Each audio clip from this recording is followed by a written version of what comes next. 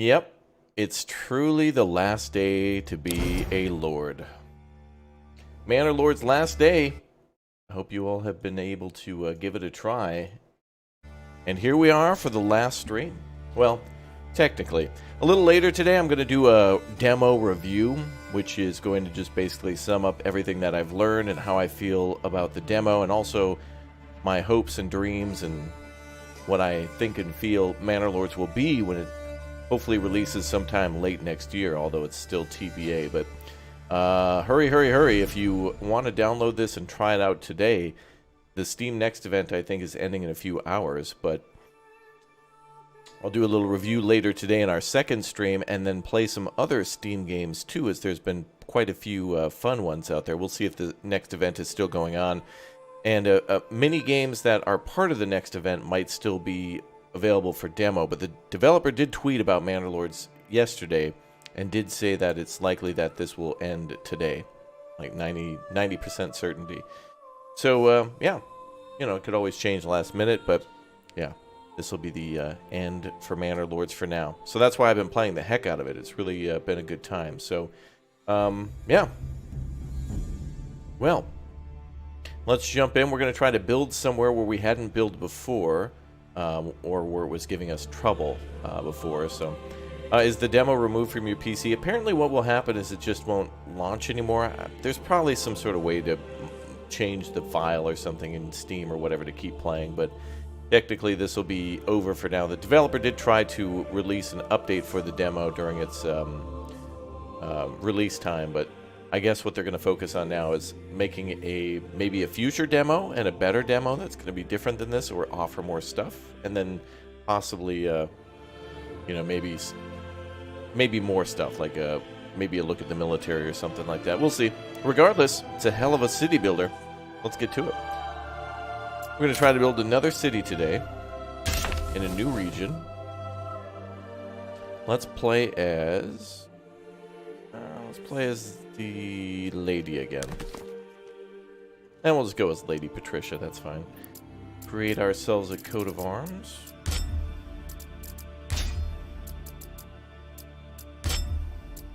Oh, that seems cool. Let's go with this. We'll do 2 primary colors here.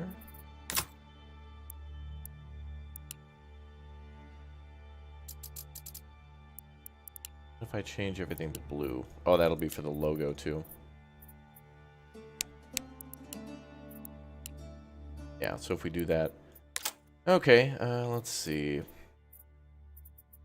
Let's do no logo here. And let's do something yellow down here. I can already use that.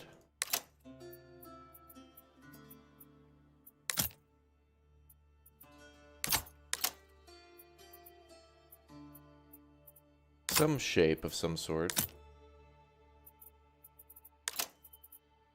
I don't think you can adjust position. And this makes the logo so small. We could just go with colors too. Is there one to do 3? Oh yeah, I've used this one before. Now let's just do 3 colors. That'll be nice. Let's do something crazy. Let's do like purple. Yeah, that looks nice. Purple. Actually, purple, blue, and yellow looks nice. Nice. Or we could go double yellow. Ooh. That seems nice.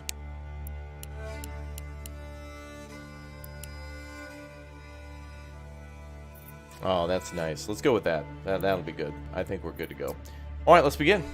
Now, if we're also going to start on the hardest difficulty too, so it basically means that we start with nothing. Approval is very demanding, and weather events are difficult. If we start somewhere where we've started in the last 2 rolls, we're going to start somewhere different. We'll just do kind of like a re-roll. Bavarian coat of arms. Oh, yeah, actually there's a lot of historically accurate icons and stuff in the game. And then there's just some fun ones too, like a shovel. If you have the demo now, you can't play it again after today. Yeah, that's what I suspect, is that Steam will send out like an update to change some of the files, and then it'll stop you from loading it again. I think we played here yesterday, didn't we? Yep, we built our Lord's Manor up here, so let's re-roll. We'll re-roll. But we already know what we're going as. Totally fine.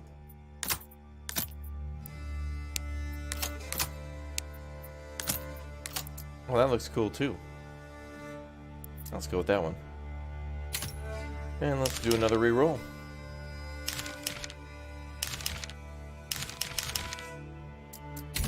Yeah. Raptor 100% owns a Wendy's. Bro, I wish.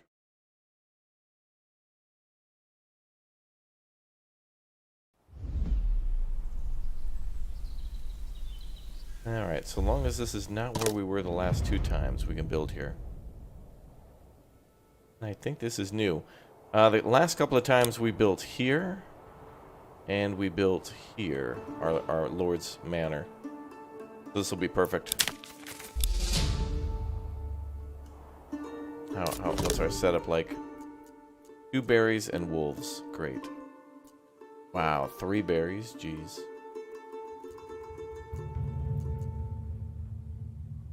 Triple animals and berries. That's nice. Would have been nice. Okay, let's begin.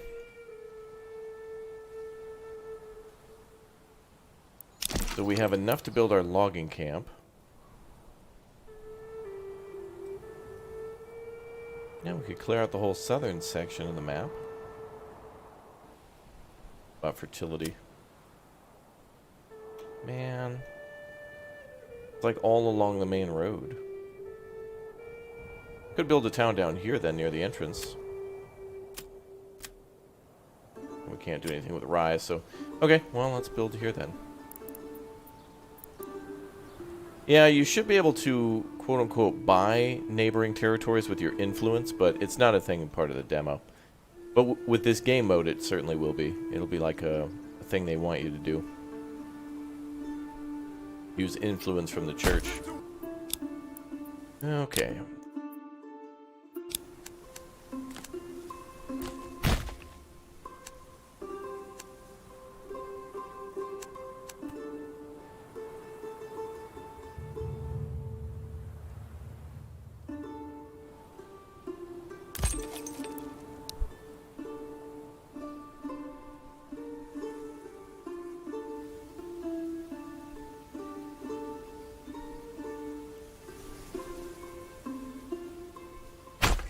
Get to work!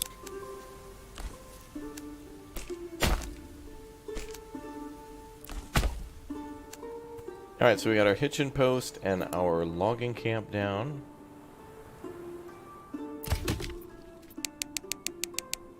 Make that the #1 thing we build. Oh yeah. We're gonna have to start hunting.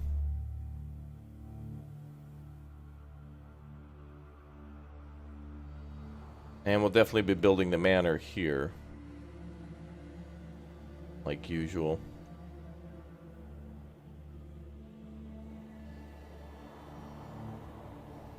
Yeah, we could also build it near the edge, I suppose. Let's see. Let's put a,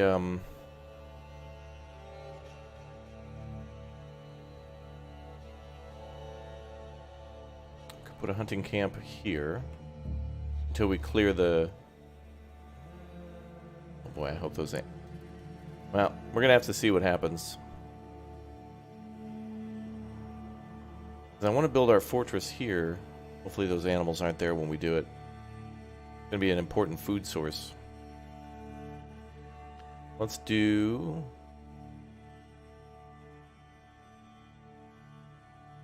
Come on, people! Get to work!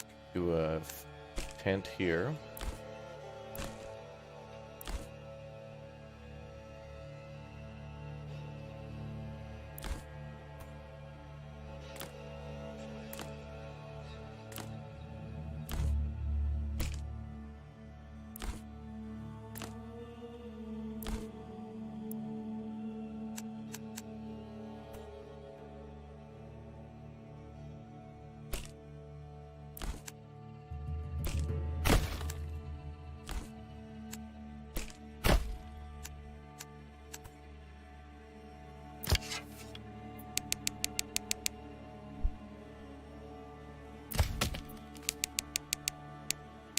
forget, like, immediately you have no food. But luckily the tent costs nothing in materials to build, so you can build 1,000,000 of them.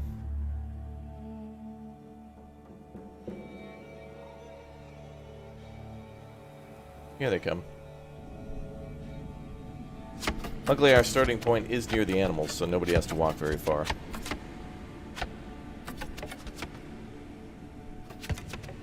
Nice.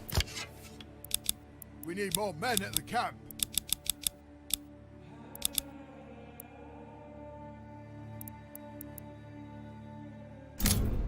Unfortunately, only having one, I will leave it unmarked, means that not going to be that great of a food source. It'll get us through the first year, no problem. Maybe the second, no problem, but... oh boy.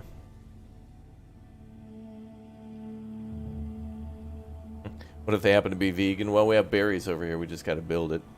They're just going to have to put up with it for a minute.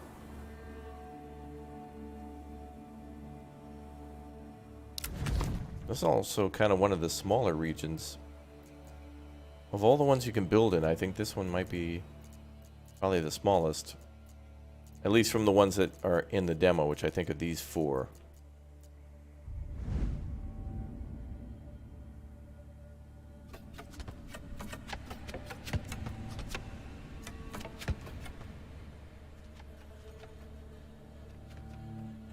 Yo, John, thanks for the 20, bro. Looking good. Bear killer and lady killer. Wow.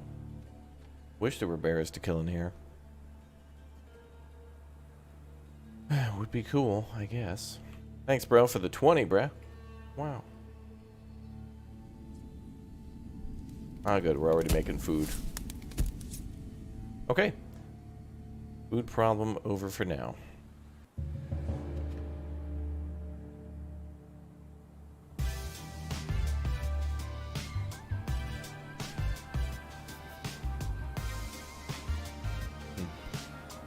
Bear ladies. Bare naked ladies, the band. Looking good, bother your bear killer and a lady killer. Smiley face. Amen, bother. Smiley. Thanks, dude. Wow. And now we're building the logging camp.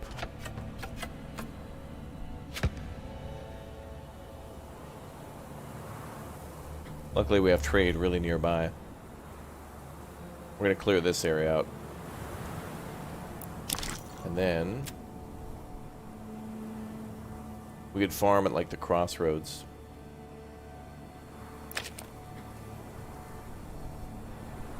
We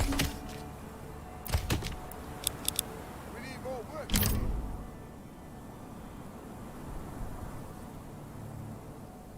What's the name of the ox? Well, it doesn't matter. No matter what it is, we're naming it to Fritz. There we go. Fritz it is. Arctic Patel, thank you very much for becoming a little raptor. Welcome to the Big O stream, bro. Green Eyes in the chat. Show him some love. All right.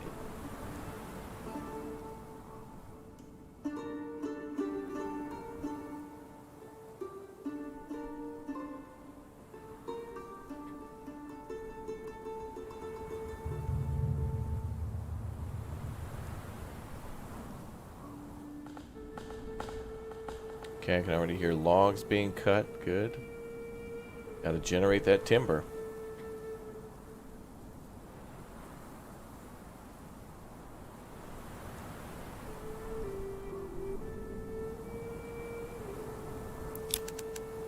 New member, welcome.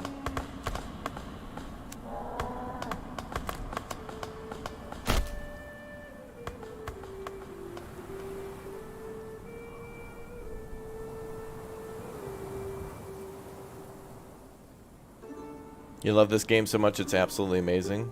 Yeah, it's certainly fun to play. Am I sad that the Manor Lords is ending today? Yes and no. I think I've gotten my fill of the demo so far. It's probably one of the most well set up demos I've seen, where it gives you... You know, city builders are kind of nice to be able to do demos with, because you can give people limited places, limited parts and pieces, but yet still be able to build something pretty phenomenal. A lot of games are usually like... you know, maybe it'll be, you complete the first mission, it'll be like, thanks for playing the demo, and it's like, you feel like you're missing out on stuff because it's a story, so it's kind of hard to, you know, get a feel for it. But in this game, I mean, by the end of today, I'll be like 75, 80 hours in, and it's like, I feel like this has been good practice to build a city no matter what you're going to do in the game. Whether you're going to be building against bandits or other lords or just building peacefully, I feel like the start in this game will always be the same, of having some resources, picking and choosing where things go, worrying about not building in areas that are fertile to save them for farming, and then making sure you're taking care of your people and giving them what they need. Like, no matter your start, that's what it'll include, so it's been good practice for the future of the game. Even if this kind of changes to where maybe the dev gives you 2 oxen and maybe the hitching post won't be a thing or something like that. Maybe the logging camp will hold 10 people rather than 3. Even if there's big changes to it, it still feels like I'm ready for it. Like I know enough about the game now.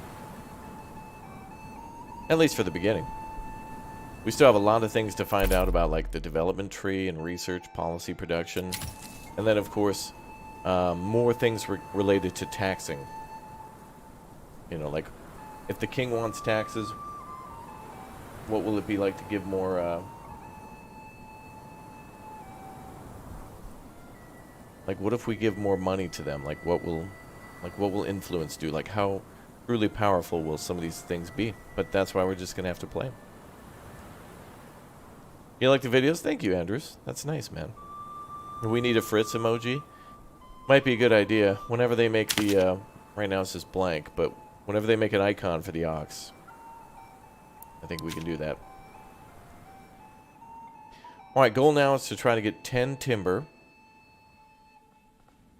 And with the 10 timber, we'll be able to build some houses. We're going to worry about getting houses up first.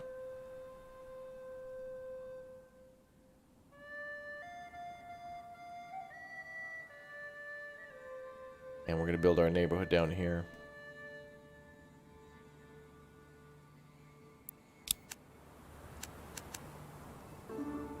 Oh, we can actually connect to the road a little bit outside our border.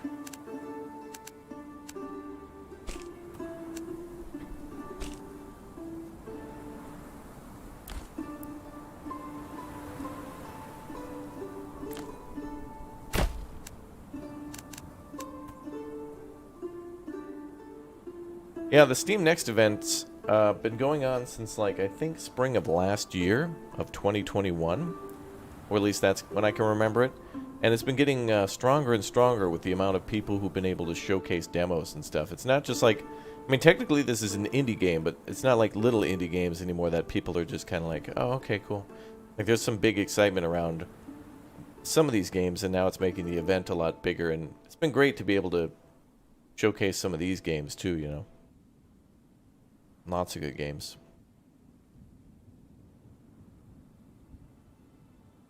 Yeah, you can build your trading post near the trade route. I like to do that. It's mostly based on where there's space. So usually I build my city like in the middle, and then I build the trade depots off to the edge. But this time I'm probably going to build everything down here. And then do farming here, and then maybe more town here.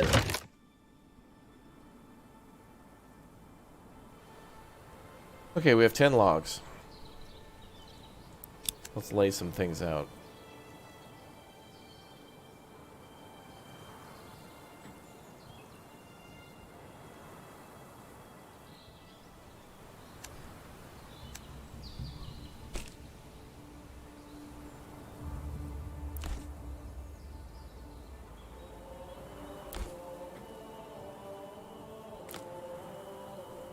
What's up, Da Vinci? How you doing, man?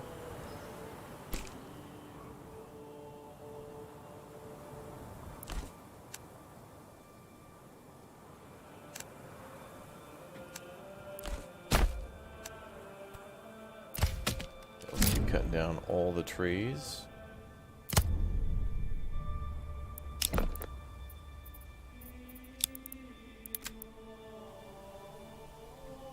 Hmm.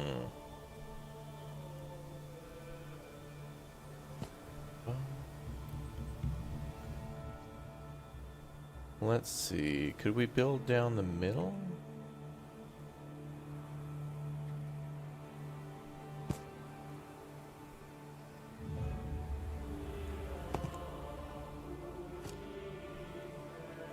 Oh, you like Detective Conan, that old anime? That's cool. The new Cyberpunk stuff was pretty cool. I was watching that again recently. Ooh.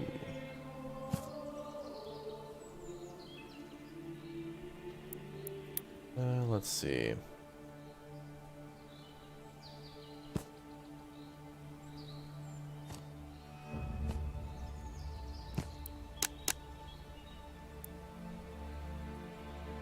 Well, we'll miss out a little bit there.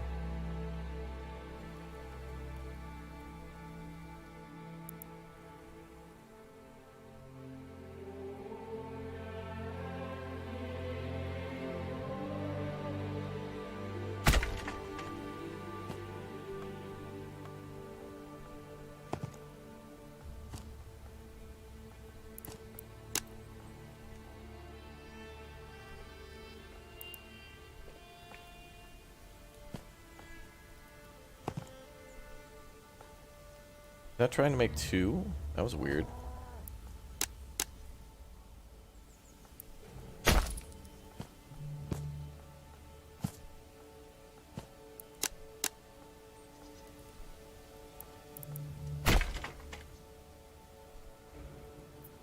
Alright, that'll start us with 5, and now we wait for more materials and construction.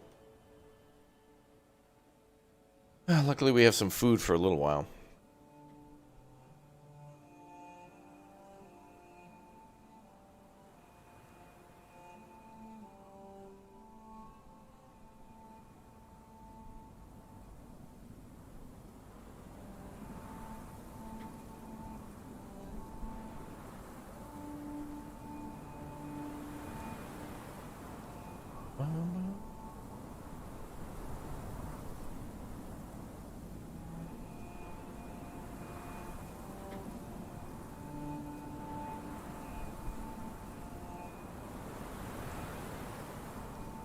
Alright, 2 logs to each house. Where's our initial... Oh yeah, we have no initial log storage. Alright, this will be quite convenient because the logging camp is right there. Yeah, we're basically going to build the town where there's like 2 gray... or like yellow-orange areas. Hey, lumberjack.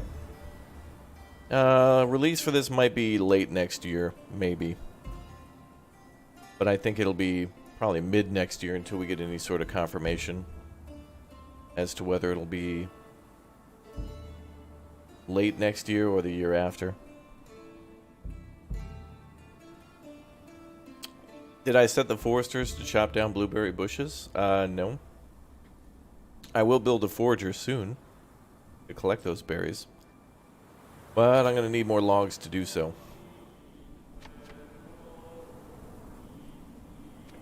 Yeah, I haven't... this map here is mostly rolling hills and rivers. So maybe there'll be a coastal map soon, or maybe there'll be rivers. I would love to see a port, like the ability to build a port would be so cool. Just to be able to build a ship would be amazing.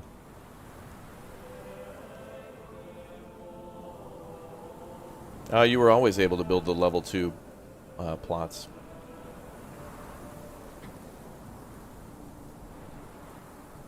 The last 2 streams we've like completed the demo. Or at least the goals that the demo gives you. Including paying taxes to the king. Which is also possible.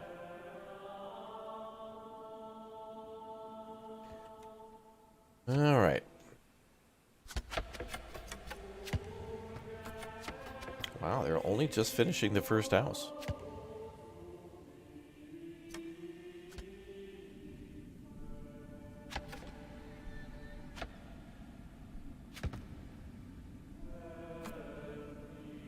No, the oxen is the most. Yeah, you can't build the city without the ox.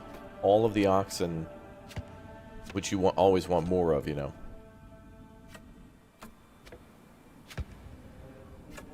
Super important.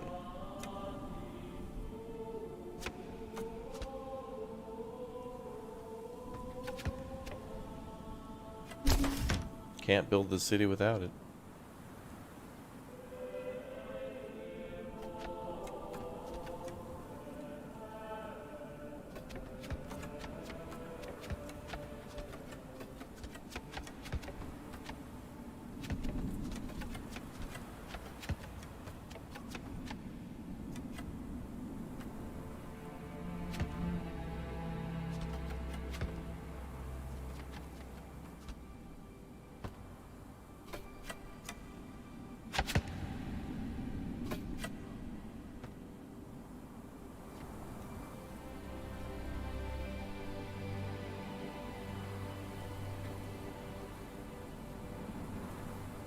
Wow, there's 38 animals left. That's pretty good.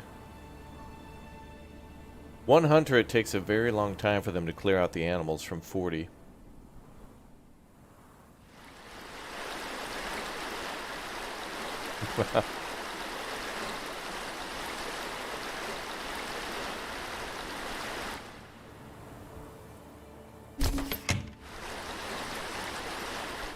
I think it's safe to say this early access demo is incomplete, unplayable.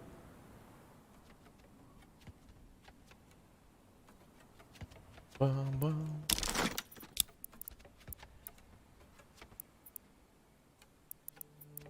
I think it's like really expensive to build a forger. Isn't it like 4? Oh, it's only 2. Okay. Only 2 logs to build that. I'll build it next to the I'll build the forger next to the camp, and then we'll build a granary over here too.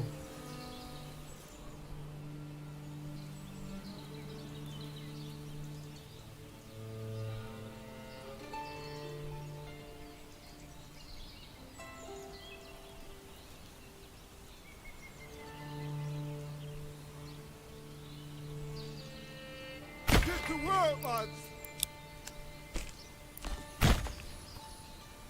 And we'll build like a granary over here too. Then we'll need to, of course, start with our tannery and start making cash.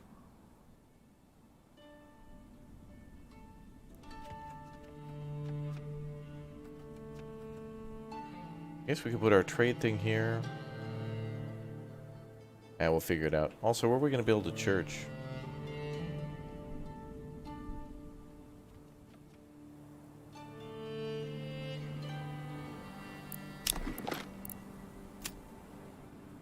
Yeah, you know, we could build the whole city back here. I don't mind building all the way up this way. The city's going to look a little weird. Oh yeah, there's a big slope there too. That's fine. We can build on the other side.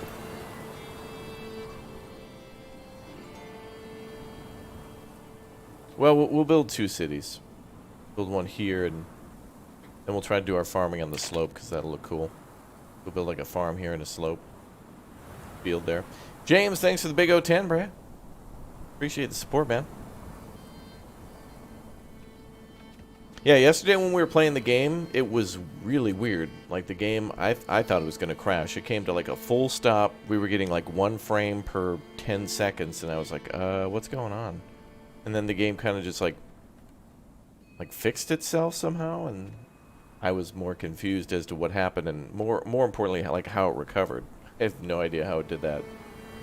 But it worked, and I was proud of it. Yeah, we'll build like a couple villages within the same region, yeah.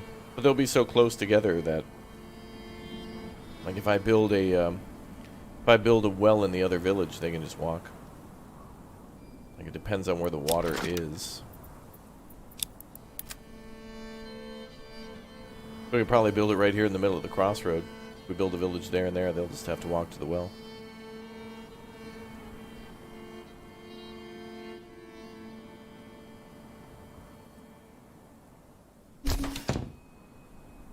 Let's build our well. Get to work, man. Alright, then.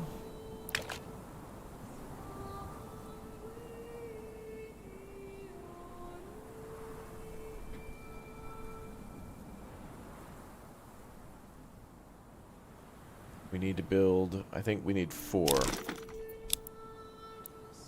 Yeah, 2 logs for the granary, 2 for the storehouse.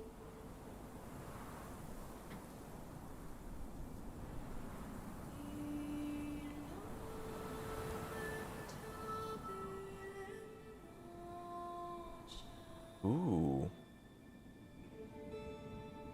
These animals here are coming back faster than the hunter can actually hunt them. That's pretty good. That's a really, like, strong group of animals there. Hmm.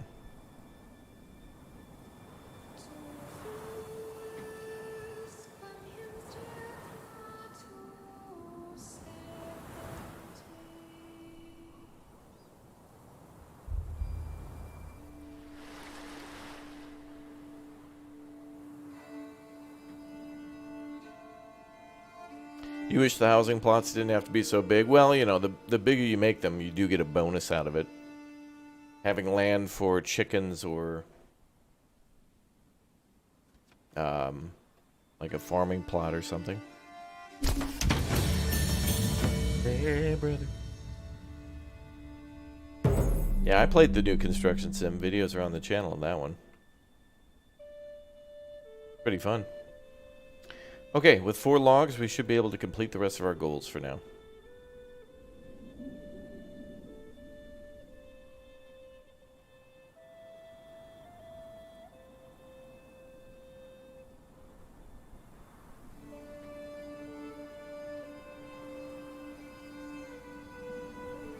Oh yeah, we'll need the woodcutter too. But with 5 homes for your first winter, you really don't need that many.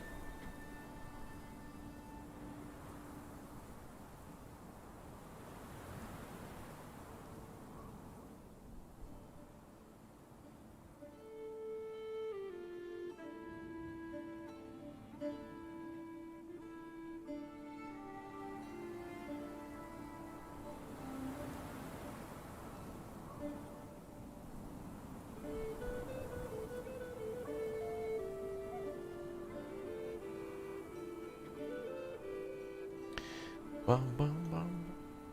This is a very interesting game. How do you win? It's technically like just a city builder, so your goals could be endless based on what you want to do and where you want to build and when you feel satisfied. There'll be other goals eventually, like conquering the map via military. And some fun wars and stuff. But the eventual goal will be to take over each of these little counties or regions.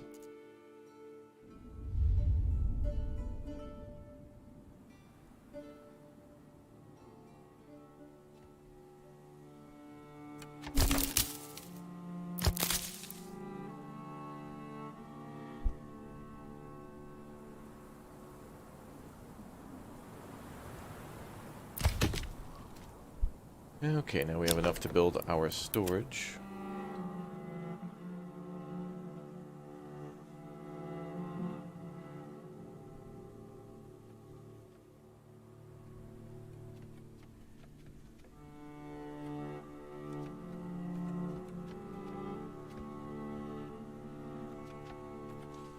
Let's go, people.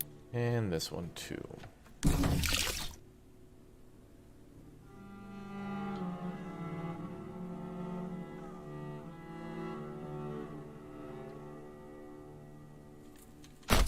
Come on, people. Get to work. James Young, welcome back as a Raptor Plus member. Thank you very much for your continued support. Good to see you in the stream. Alright, 2 storage going down next.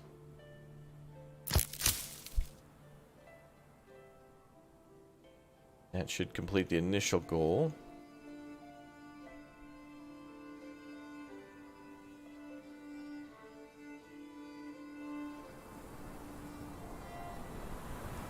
Now, I haven't seen any AI settlements, but there will be that in the future for someone to fight against, but I'm not exactly sure how that'll work. Welcome.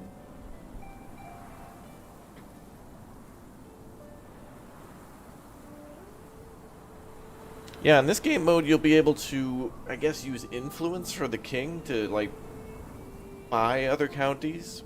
You might be able to do it via tax dollars, too, but I'm not sure how it'll work. Like, there's a thing up here, you'll gain influence by, like, giving taxes to the church, rising population, building new stuff. Building new manors. So it looks like you'll be able to take over a region, build a manor there to secure it, and then you should be able to do something from, like, this menu, but it's just an incomplete demo. Like it says here, claim with influence, so, or with favor. So you can either get influence, I think, from the church, or favor from the king by paying taxes. There are multiple ways to do things. Pretty good. It's pretty detailed.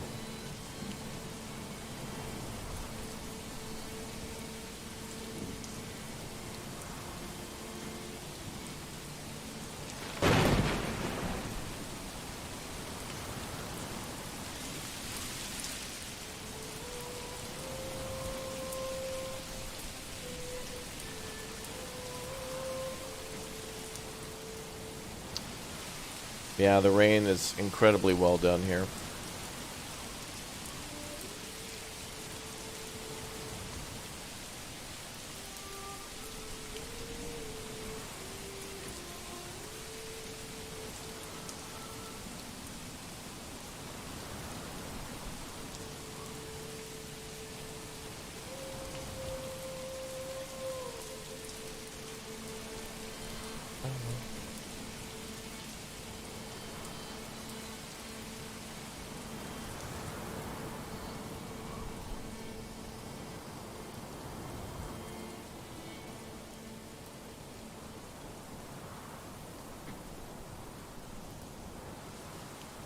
Now we just gotta wait for those other buildings to be complete.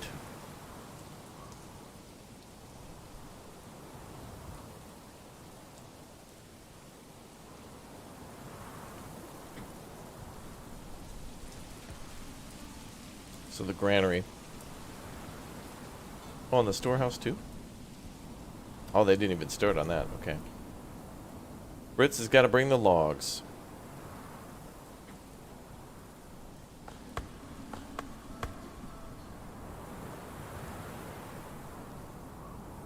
It'll be interesting in this game to see if going to war at certain times will be more challenging. Like if you do it in the spring, will mud be a factor for your troops, slowing them down, and cavalry too?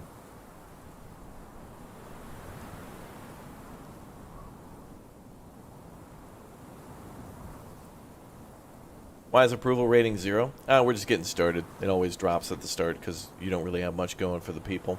Once we've got the initial goal, the initial like storage done, it makes them a little happier. The settlement will grow. So it'll stay at 0 for quite some time.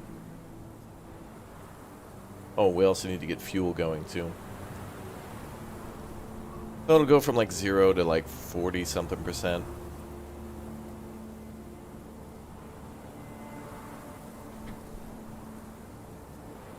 Things that'll help increase that are like variety of food, more than one type of food.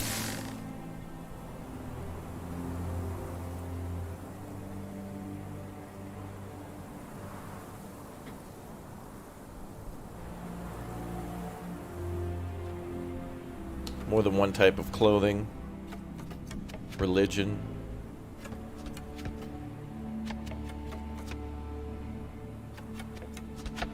We have our people set to kind of more demanding rather than tolerant, so they're going to be a little bit more mad at the start.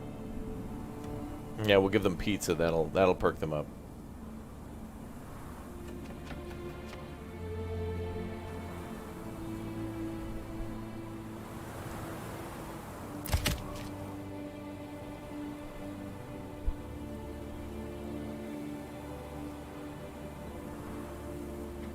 You wish you had more time to play the demo. Work's always in the way. Yeah. Well, I hope it returns again, you know, once every maybe 3 months or so before release.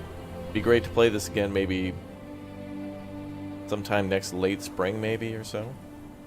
Steam, I think, will be having these next events every 6 months. But it's a great way to see games that are coming out, you know, like, with it being now in October, you got a taste of what's, and to test out games that are coming out between now and the end of the year, more than likely at the beginning of next year. And hopefully they have another one, like, just before the summer, with all the games that will release from summer till fall.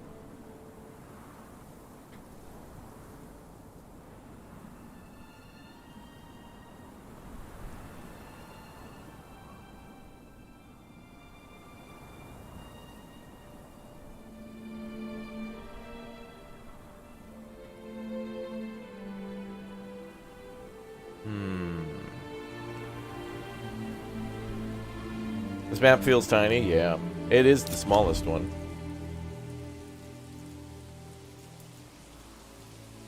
And it's kind of got some limited space to build in, too. All good, though. When you play the full game, you know, not all the counties will be the same size, or maybe you'll have big ones that are kind of barren, so you'll just use it for farming. Alright, all done. Now we work to get our population numbers up a little bit.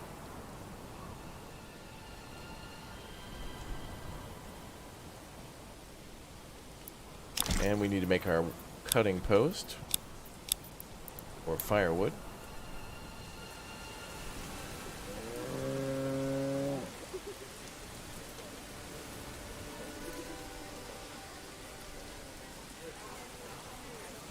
Let's go, people!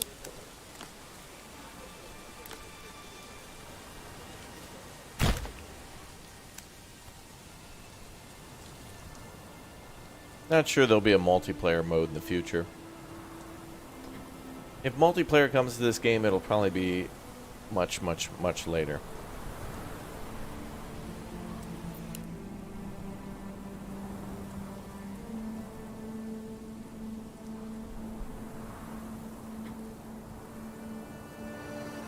Alright, so we'll build out the rest of this here, and then we'll build there. Logging camp's still going? Yep, 3 logs there. Okay. And then we'll let Fritz gather logs for the winter. So whatever needs to be built now.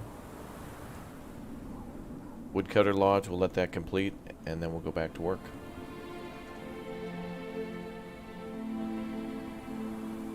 I'll have to take one person off the login to go cut firewood. What's up, Hulk? How you doing, dude?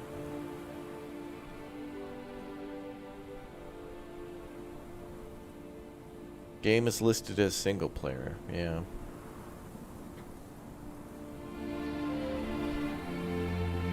Makes sense to me.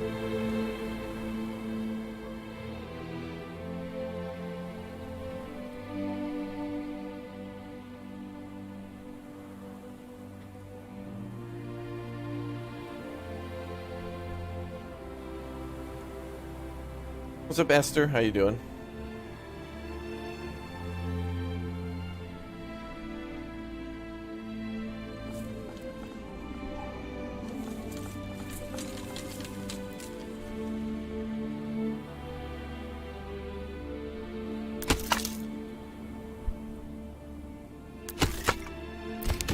Get that firewood going.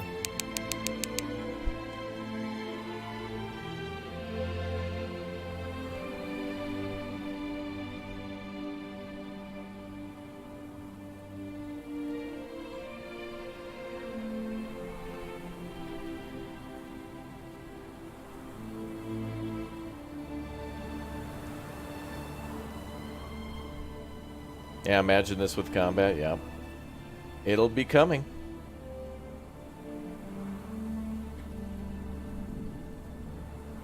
Hello from Sweden. Hey, Asfadia.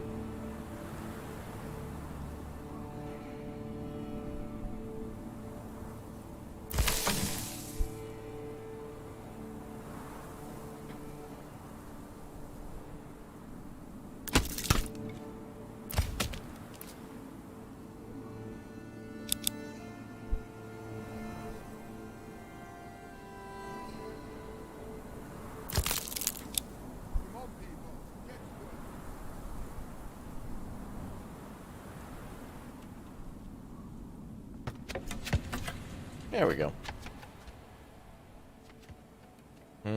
Fog will work. Yeah, I'm not sure how the combat will work. I'm not sure. You know, when you're fighting over other counties where the battles will be fought, I don't know.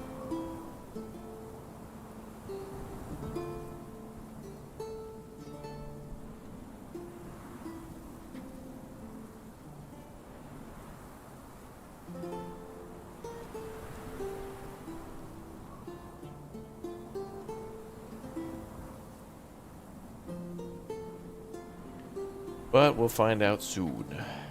Soon. Hey, Tim, thanks for the 5. Do I ever think there'll be another SimCity game ever?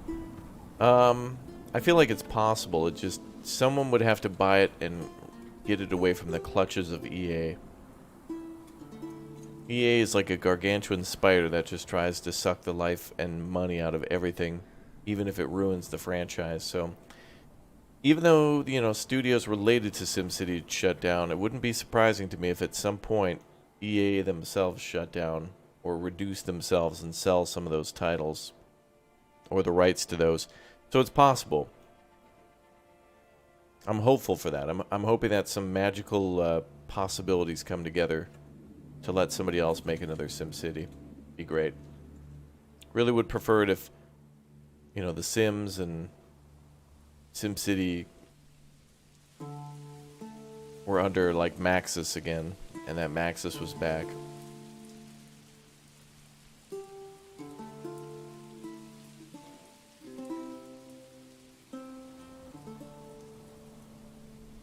Rather than putting focus on making quality games, it's been like, hey, let's just pump out games for the idiot gamers and hope they buy it. They don't worry, they won't know the difference between Battlefield 2042 and like Battlefield 2. They'll think it's the same.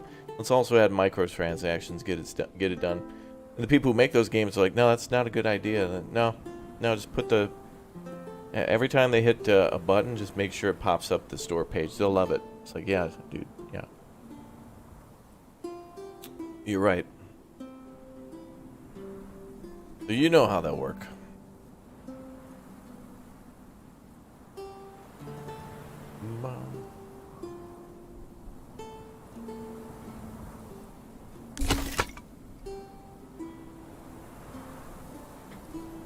Okay, now we can start cutting down trees and making firewood. Yeah, no official release date.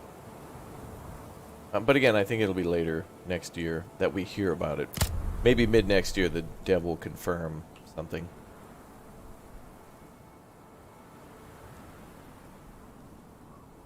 Oh, I didn't notice. This actually has 2 berry deposits. Hadn't even seen that one.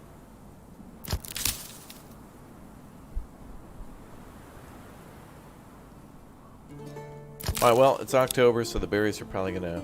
yeah, the blueberry bush emotes are probably gonna disappear soon.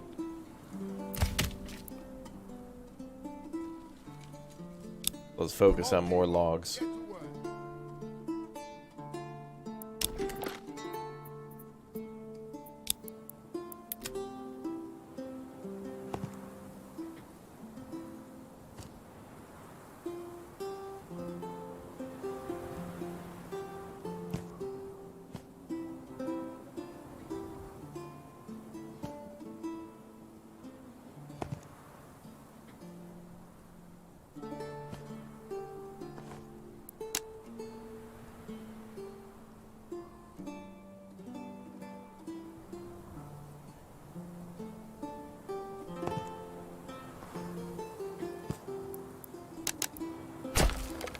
That'll do.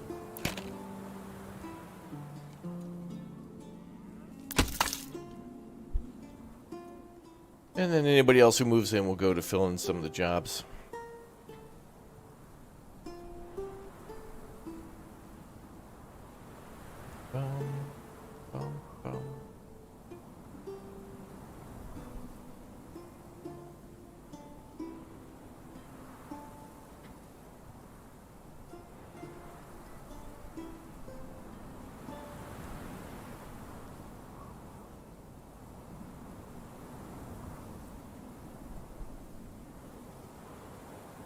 the tree. Yeah, the trees look so good.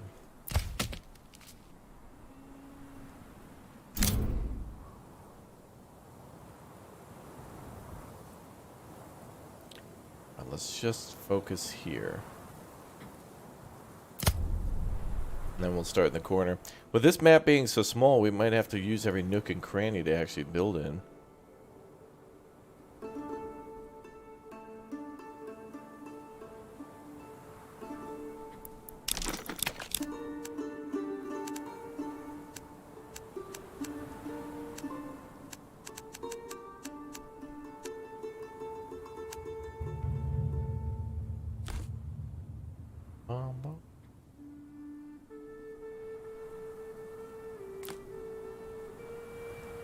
Oh, there's the slope. Okay.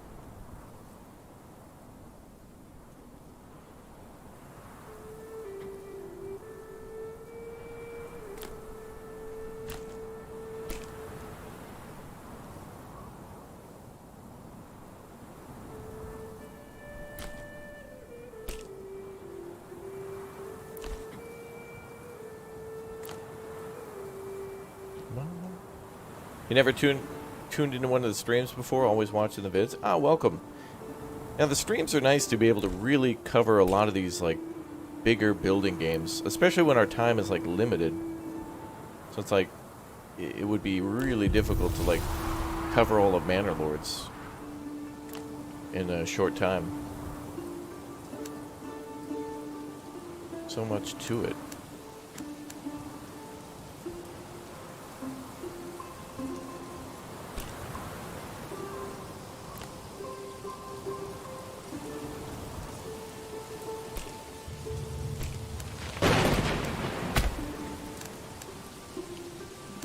There we go.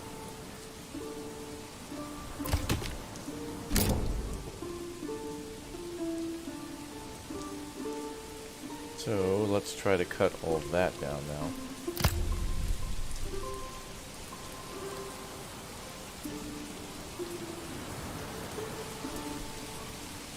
And hopefully that approval goes back up soon. We got food, we got fuel, we got shelter, we got new homes being built. Should come along soon.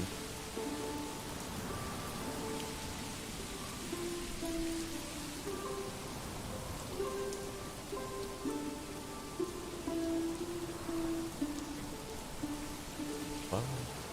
Yeah, pre-recorded, yep.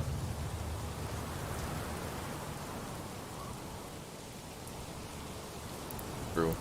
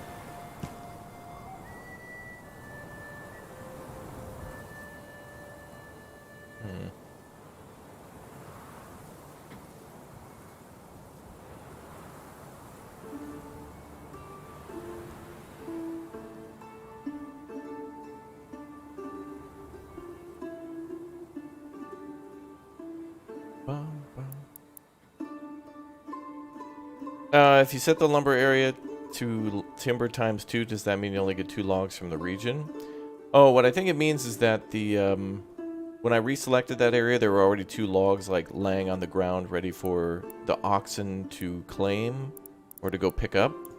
But I don't know if there's a way to see how many trees you'll get from an area before you... Like, when you give the order to start cutting down trees, I don't know if there's a way to see how many trees will generate timber from that. What's the problem?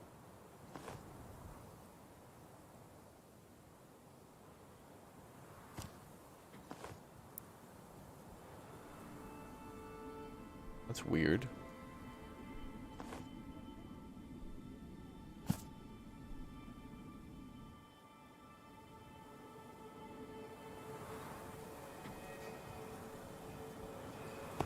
Strange.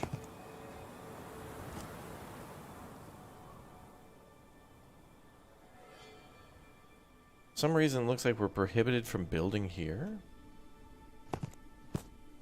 No?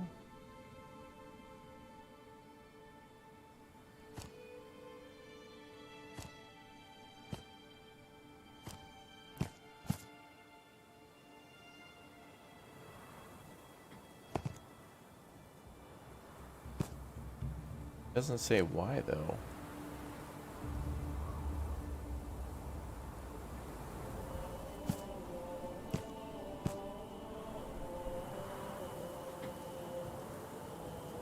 I don't... Huh.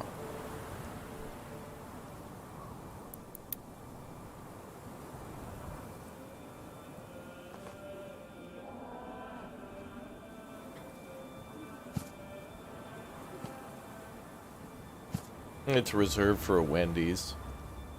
Yes.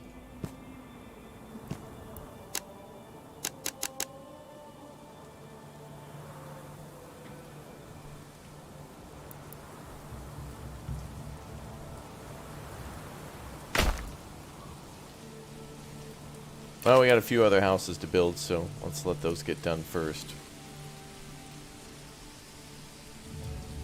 Looks like we're building 3, 4 now.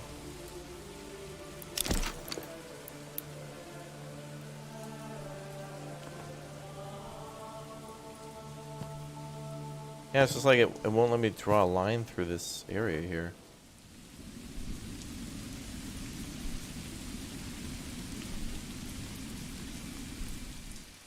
But I don't know why. It's weird.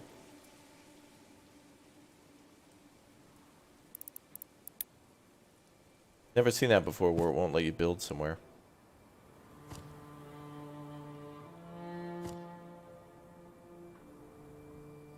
Weird.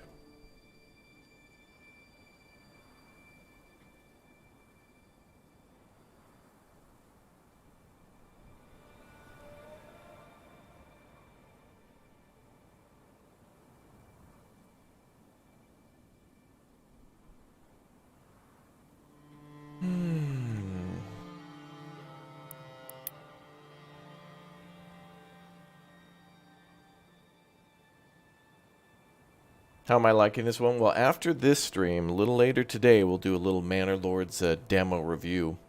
And I'll talk about the demo itself, but also the game too, and what I hope or think will happen with the full game when it's closer to release. Yeah. Yeah.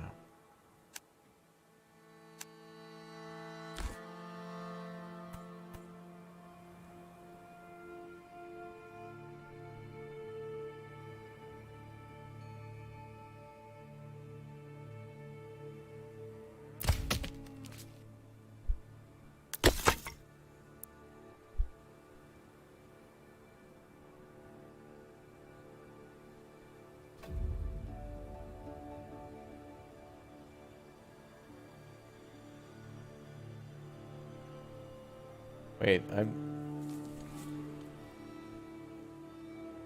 like nothing's getting built now. Let's turn off the logging camp. I need these people to go build houses.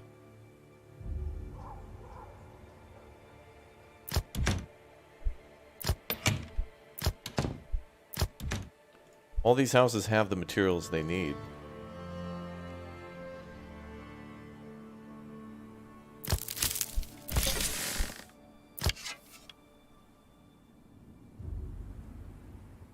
Damn, there's a lot of animals there. They're actually providing quite a bit of food. Usually those would be depleted by now.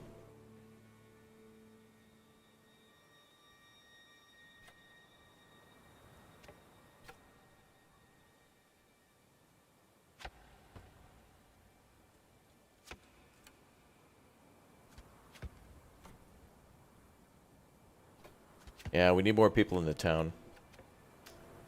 So we're just going to build houses for now.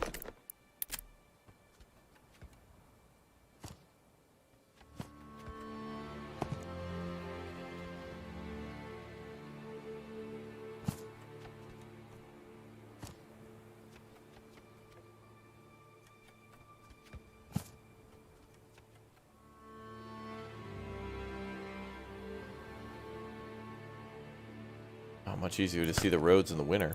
Look at that. That's helpful.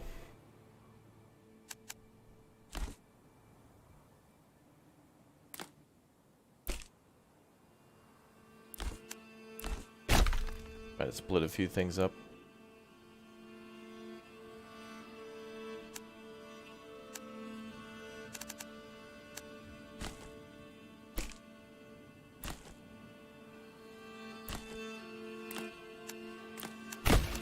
No idea where I'm going to build a church. We could put it...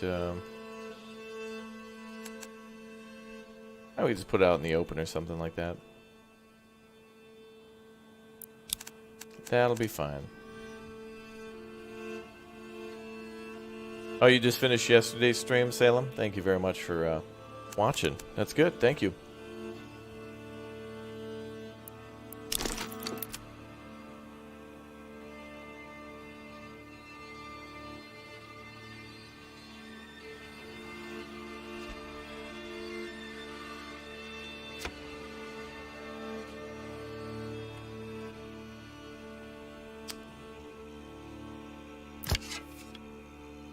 Okay, we got 2 people on food.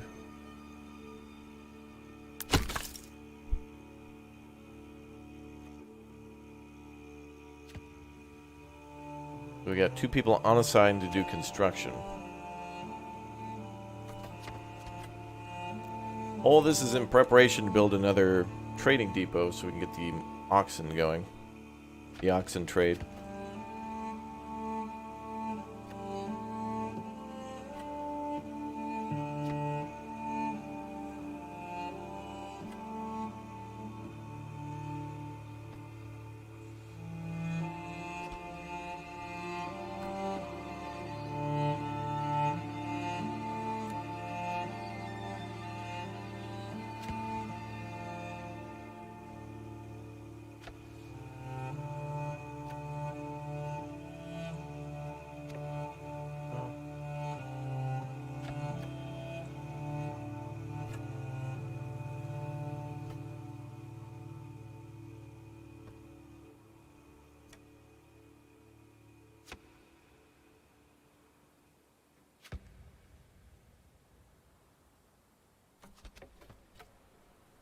Alright, more houses, more people.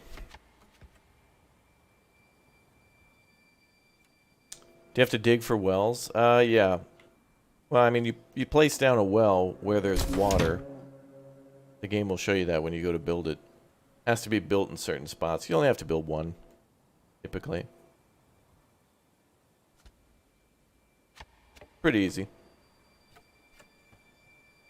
Water supply.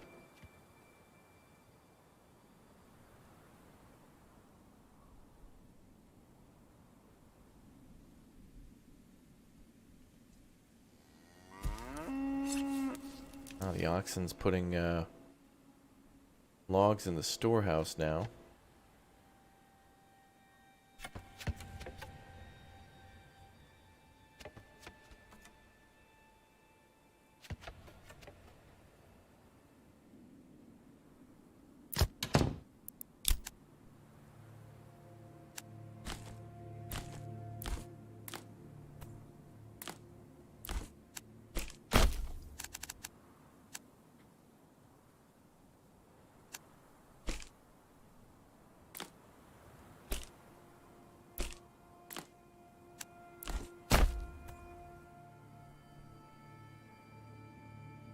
We'll see how that goes.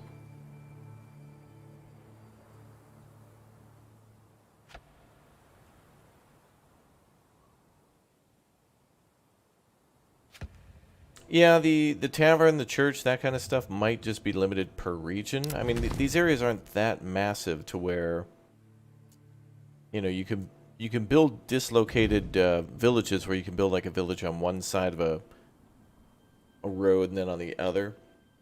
Like, for example, over here we built a village here on this hill, and then kind of more of a village over here.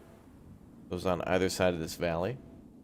But there was only one church, and it served everybody. But the church mechanics are kind of incomplete at the moment. You build a church, and boom, magically faith is provided. But I feel like in the future, you'll need to supply the church with money and with candles and things like that. That'll be one of the things you could make. So it'll be another item to export or to put towards influence.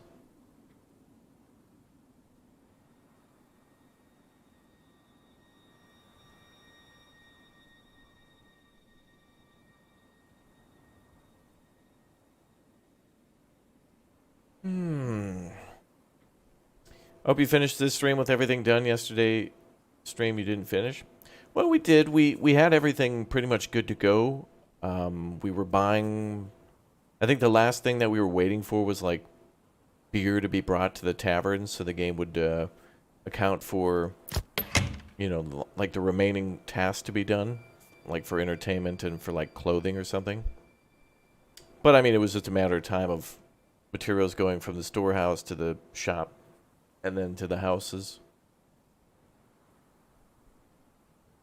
It was just kind of part of the waiting game.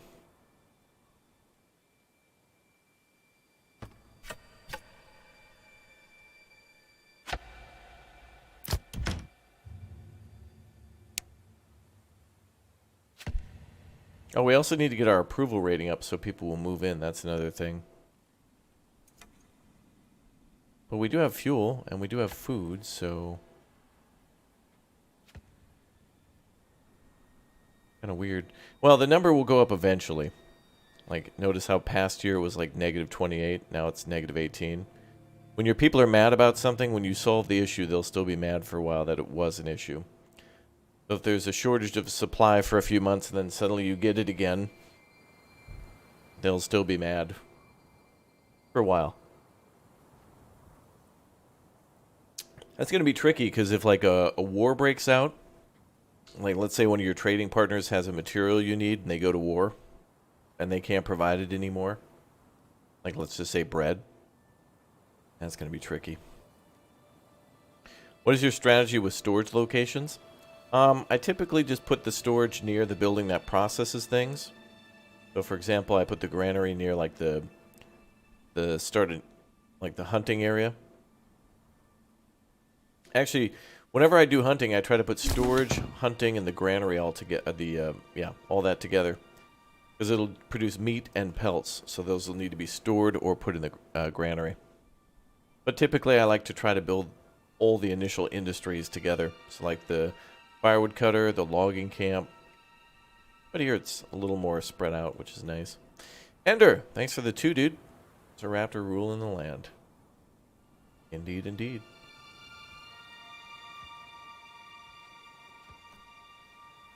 So we're building houses, but no one will move in for a little bit, but... once spring comes, we'll have 2 food types, so they'll be happy about that, meat and berries.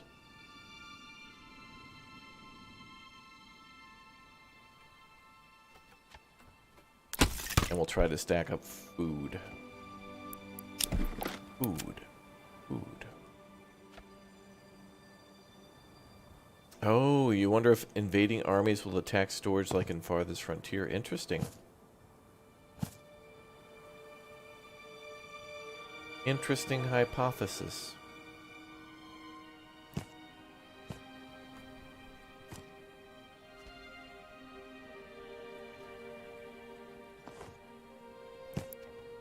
Build 2 more houses there.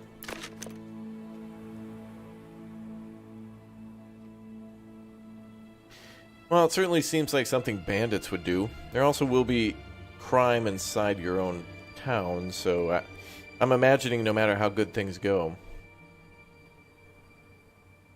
your people will still cause trouble or need security.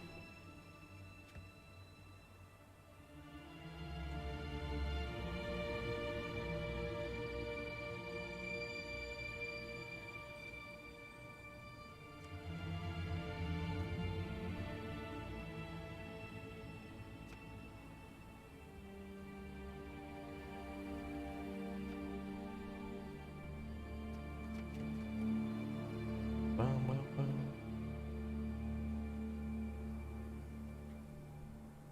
Well, yeah, that's true. You have your Bailey wall that you can build, and you can put administration buildings inside of that. So maybe there'll be a way to store more valuable things inside there. Like your tax office implies that money.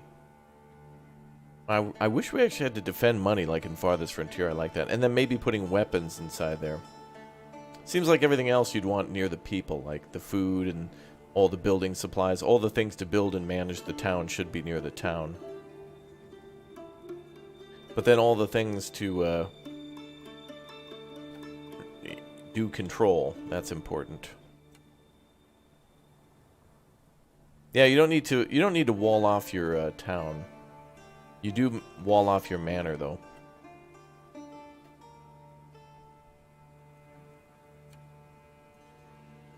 What's up, Laird? Happy Monday to you too.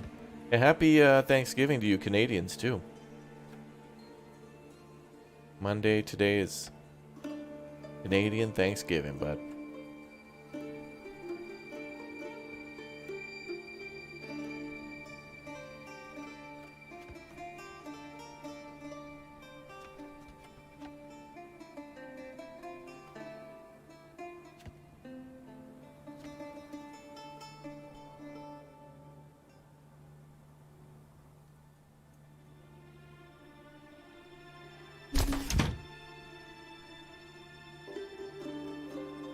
Yeah. Yeah, the manor is more protected from the town folk than it is your enemies. You're cooking your turkey while listening since you can't play yet? Oh no. Well, it ends today, so hopefully there'll be another demo soon.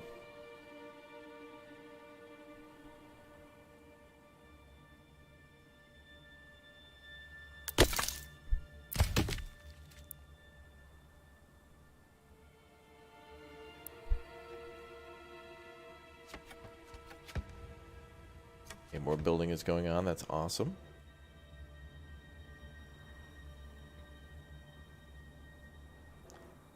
We've got forger hut, granary. Oh, lots of meat there. Right now we're playing in this region in red, but I've noticed that I've started once in each of these 4 regions here in the lower left corner.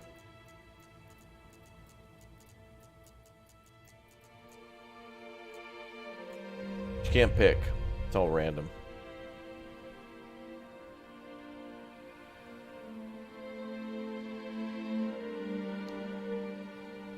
You brought the kids to school when there was no school today? So Ben and James say hi from Washington. Well, welcome. Good to see you.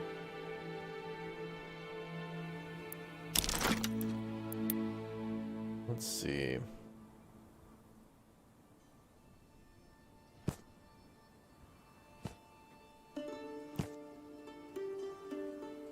Road access.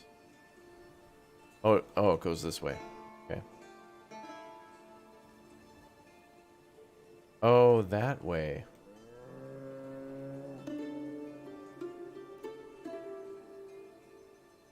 Oh, the bee? Yeah, we can't do anything with the bees yet.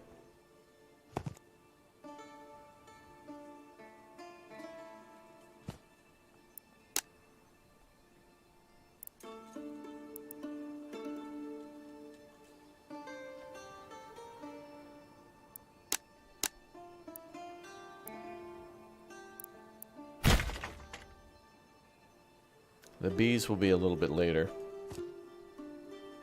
In the full version, I think. But that's how we'll get, of course, our candle wax.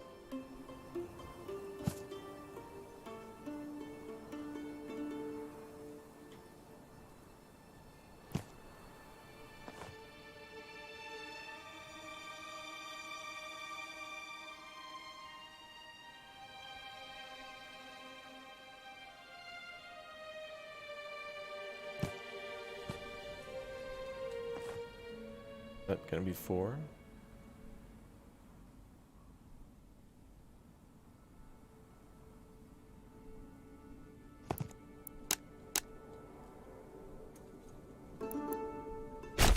Nice. And we have 1 log, so now we gotta wait. Alright, so hopefully this year happiness will go up, so let's focus on that. So let's get berries going. Let's go, people. Get that food variety going. Get some stuff stored. We're going to focus on trying to increase the approval rating now. So, berries and hunting. Get to work.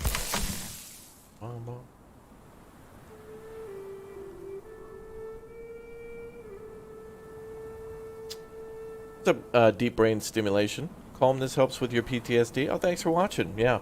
Well, we'll see how calm I get later this year if we play or month when we play some scary games, some spoopy games. Later today, we're going to do a review of this demo, and I'm going to talk all about Manor Lords as a whole. And then we're going to play some other spoopy games on Steam, / games that are part of the next event if they're still public, and then see if we can get a little taste of some scary games. Would like to start playing some of those too, but more like the puzzle games, you know? I feel like, for example, Resident Evil, though it has its scary moments, is kind of more of a cool, like, puzzle action shooter with some real creepiness to it. As we're like something like Madison or Visage is kind of more, that's way more scary. Although they still have a lot of puzzles. Yep, Terra Invicta's on the channel.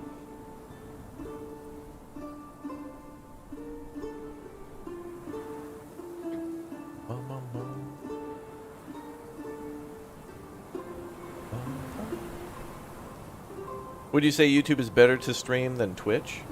Yeah, it seems like, well,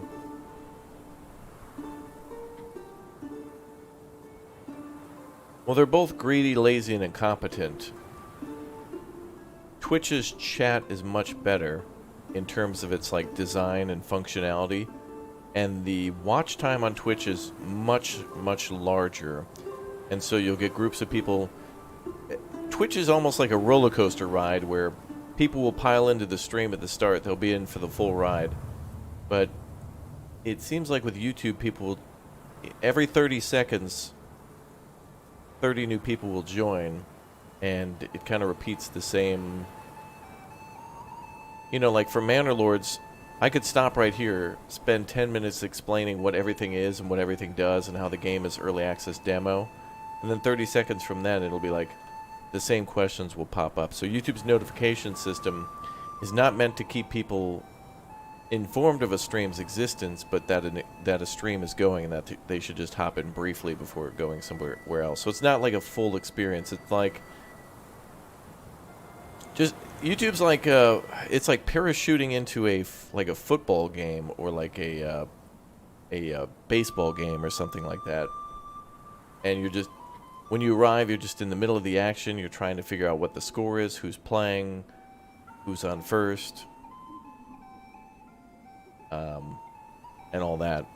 And then it's on to the next thing. Twitch is designed a little different, but both are, you know, owned by greedy megacorps that don't really care about how things go. They just want the bag.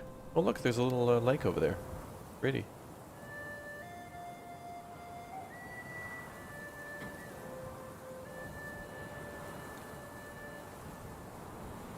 What's on second? Yeah, exactly.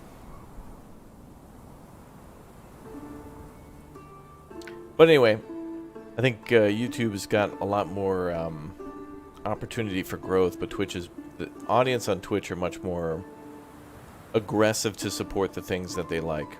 In other words, they have their 3-4 streams. They're there every day. They like to support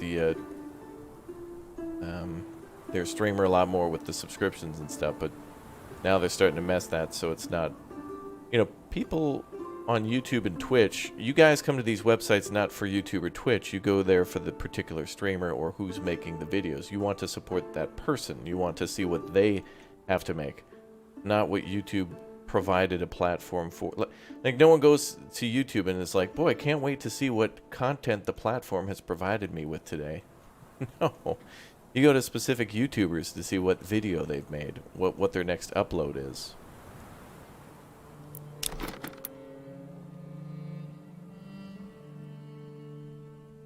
It's weird.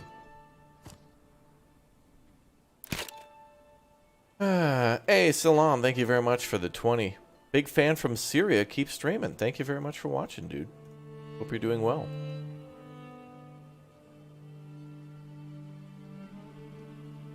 Glad to have you watching the stream. But yeah, so on YouTube, make sure that if anybody, big or small, is making a video that you like, or is covering a game you like, or made a video that made you laugh or something, just smash like to support them so more people can find them. So there's... It's kind of hard sometimes, especially on Twitch, to find new stuff to watch. But I think YouTube's discovery is even more difficult. Like, for example, when I go to end these streams, I've stopped rating other channels because I can't... There's a rating system on YouTube where you can, like, send your... Everybody who's watching me at the end of my stream, I can go send them to somebody smaller than me, I should say. And that could make their day. That blows people's minds that I'm willing to give that support. But YouTube makes it so difficult because it's like a... You have to opt in to being rated. So when I go to YouTube, I'll see like 100 people streaming Manor Lords, and like one of them, I can only raid one of them because they've opted into it. They've given permission to be rated, except it's like an upcoming stream. So they're not actually live, it's just scheduled for some time in the future, and I can't see what the future is. Like, I can't see what date or time they have it scheduled, so it's like, well, there goes that. YouTube hates growth and their creators. That's what I'm saying. They hate it. They want AI algorithms to make YouTube shorts. So that way it's just, you know, it's just like why all the superhero movies suck now. Is that it's not about creating an interesting character. It's about appealing to the most amount of people to generate the most amount of money. Oh, it's everything person. They're everything all at once. Oh, they're the best. I love everything person. There's nothing interesting about that character at all. It's just as frustrating like when you're playing with your, you know, your younger brother or sister, and maybe you're pretending to be superheroes, and you're like, oh, I shoot an ice beam at you. No, I'm immune. No, that doesn't hurt me. And it's like, it's always that, you know. It's like, no, oh no, that actually didn't do that. No.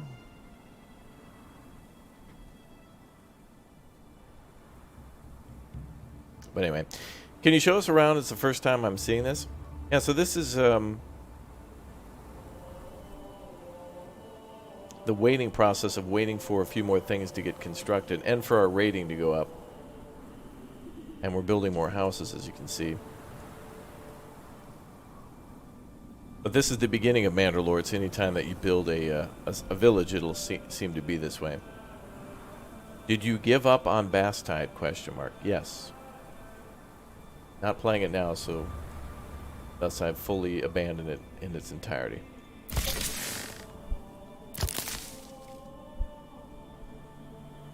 Okay, well, we got meat and berries coming in. We've got firewood coming in.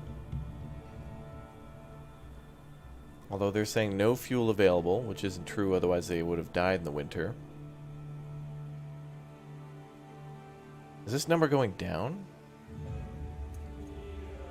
It would be nice if we clicked on the approval thing, if we were able to see a graph of it going down or up.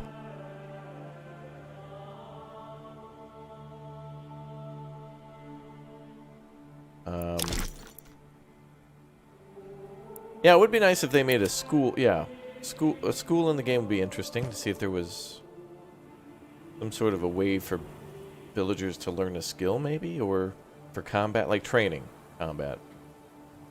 Yeah, we might need the stalls. I'm thinking about where to put those. We could actually put the marker right here. Be a good centralized spot.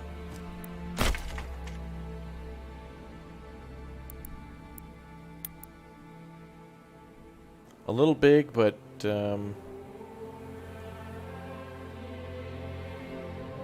that's a good spot.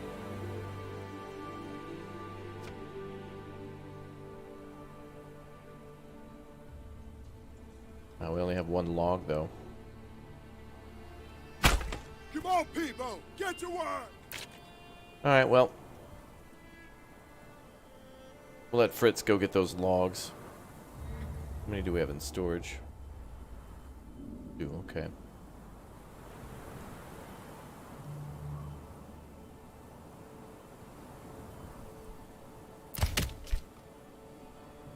Well, let's go with 1, 0, 0, 2. Come on, people. Get to work. Okay, so let's go with 3. Let's go, people. Let's make sure we're clearing out everything here now.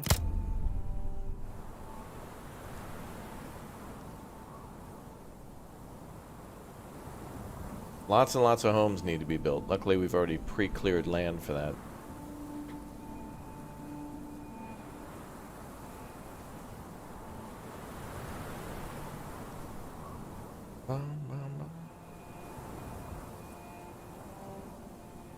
Do you need to create an area to build on? Is that how the system's working?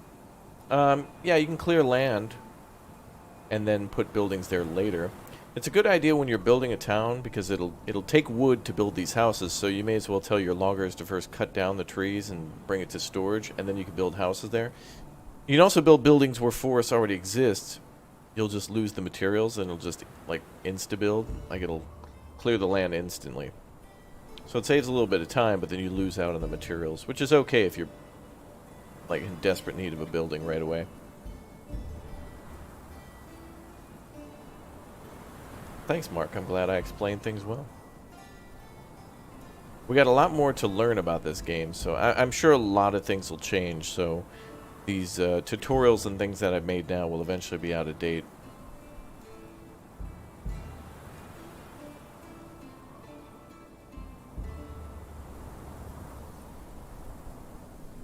Yeah, I'm not sure when we'll get another demo, not sure what the release date will be, not sure when it'll be announced. My imagination would lead me to think that it might be mid to late next year that they'll get a confirmation for the release, meaning it'll be announced middle of next year, maybe. That's my prediction. And then maybe it'll be spring of 2024 that we get the game, maybe end of 2023. I'm not really sure what the development is like. This is just a demo build, so this could have been made just for the Steam Next event, as where there's a more advanced version maybe being worked on. But if you're watching this now live, you've probably got like a few hours yet left to play. Are they ending all the Steam Next demos today? The developer did confirm that it's extremely likely that this one will end today, but there is a few demos on Steam that might continue to stay up. It all depends on, I think, how close those games are to release. In other words, if a game is coming out like later this month, like a horror game, it's probably likely that they'll leave the demo up until and after a game is released. That's what I've seen before. It seems like typically Steam Next Event games do eventually get taken off of Steam, like the demos, unless it's got a release date closing in, because then they don't want people to not be able to play it before they, before they buy it. Which is why it's more likely we'll play some scary games later today, because it's Hauntoween, Haunttober. That's a good one.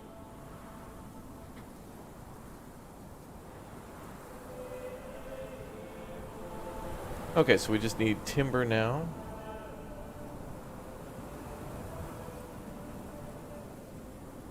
Oh, this number is going up, actually. It was at 31, now it's at 27.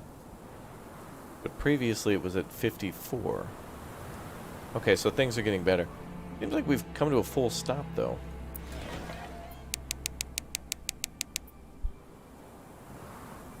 And it's all coming down to that approval. Just takes time to bounce back on the hard mode. What's been my favorite game I played this year? That's certainly been the City Builders, Manor Lords, Farthest Frontier. I enjoyed Grounded with Booster. Hope to finish that soon. Been exciting to play a couple of random simulators and updates for games that I like the SnowRunner. SnowRunner gets its seasons and updates, and always fun to jump back into that a little bit. I enjoyed Marauders when we played that last night. And I enjoyed,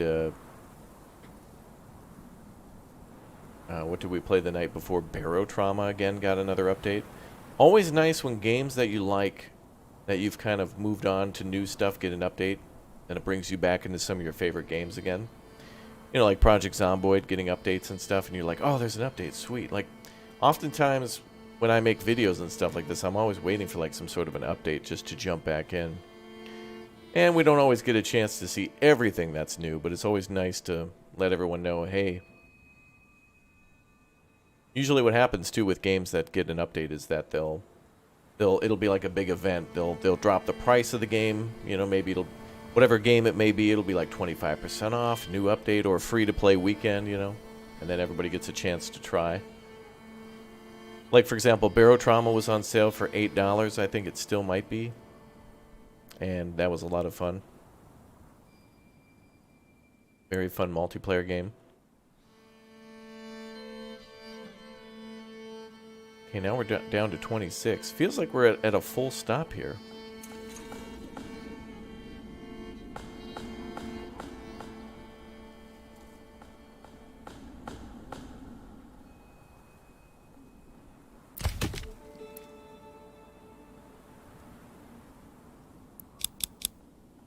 Well, let's bring these guys back to being able to just construct. Good amount of food. Keep logs going. Yeah, anybody can be a builder. It's just, if you leave them on a sign, they'll build full-time. If you give them a job, they'll build part-time. Let's just check and see. Yeah, most things have been delivered. I was also waiting for them to build the stalls to see if that'll help. One thing I've noticed with the stalls is that you don't have to have anybody hired to work at the stall, but it will be like a rally point for them to drop off stuff. So if you have a granary far out of town and you build a food stall, they'll bring things to the food stall as a storage spot. So that's good.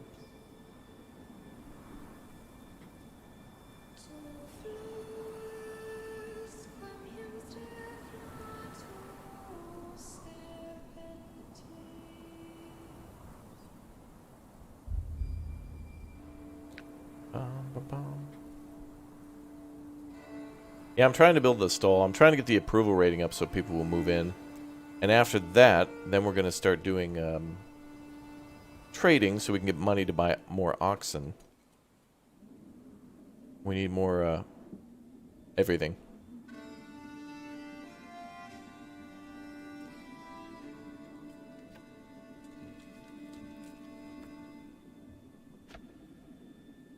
Yeah, Barotrauma had a free weekend, so it'll be free until, like, maybe midday today.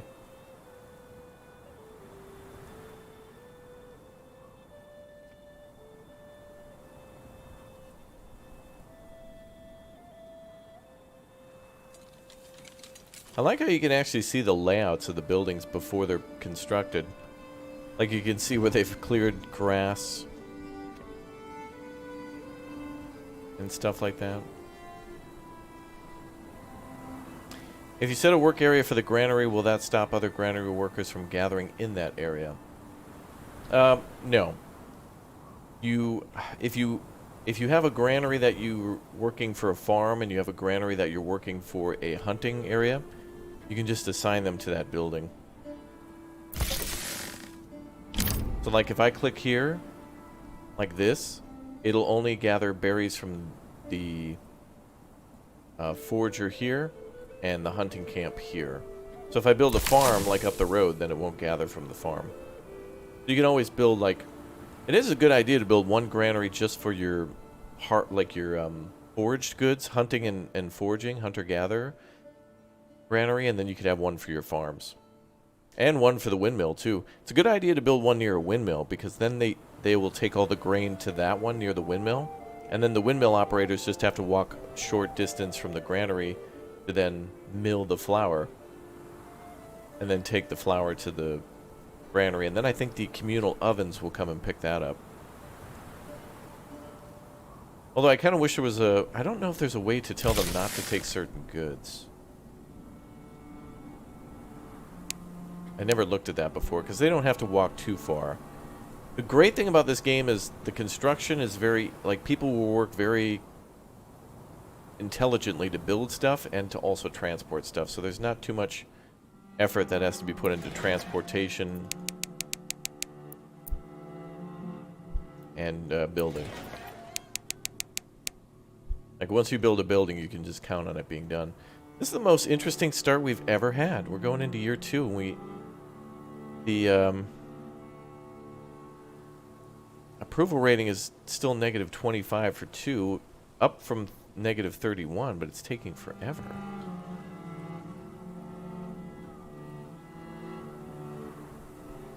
We have food and we have fuel, but they're mad. They're still mad about those things. Should be fine the first year, you know.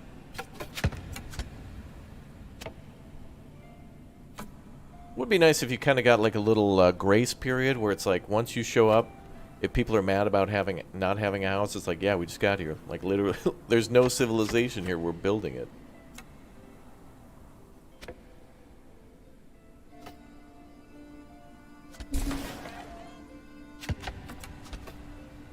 Too many Karens in our settlement? Yeah.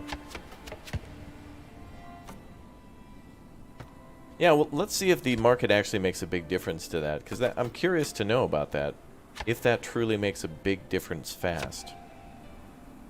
Because I know if nobody's working at these buildings, it'll still be a rally point. Like, your people will still bring stuff here, that there just won't be somebody to bring it to their houses. Because sometimes the marketplace will work to where they go door to door bringing materials to the houses, which is good. Because the workers sometimes are so busy. It's great, like, the logger will be out logging all day, and when they get home, the market would have dropped off food for them, so they don't really have to do anything.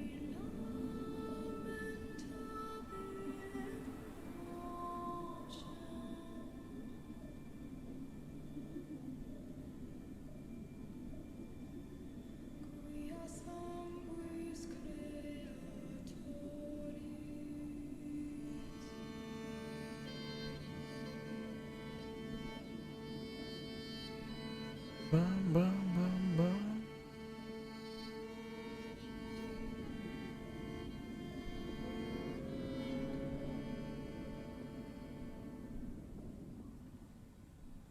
Okay, so where are we at?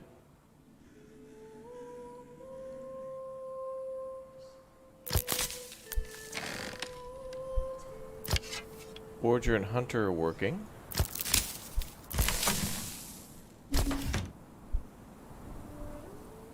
Houses are starting to be built again.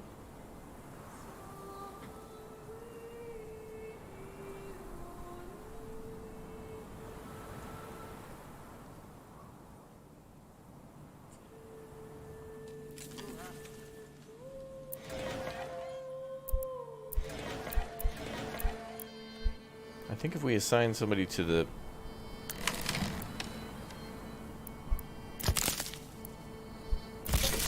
granary and storage, they might transport things to the markets. Maybe that'll make it easier, much more easily accessible.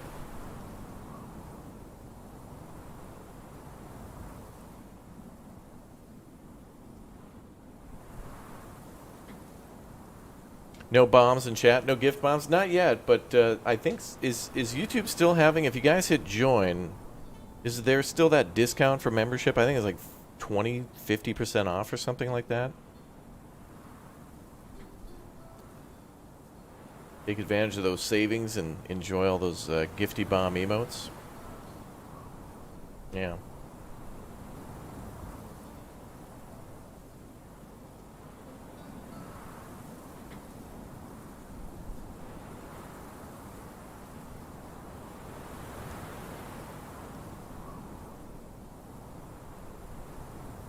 Bum, bum, bum.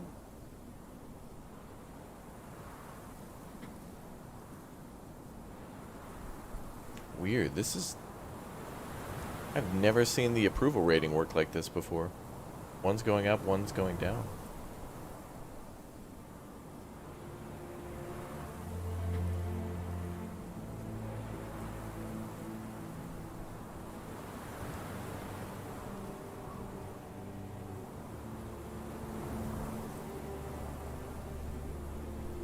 So fuel is going down, meaning returning to 0.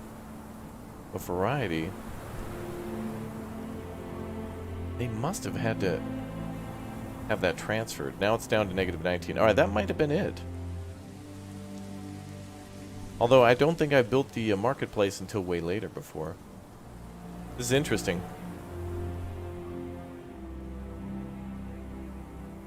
I've never seen the approval rating so low for so long. Oh well. Gives us time to stock up for when the people start arriving.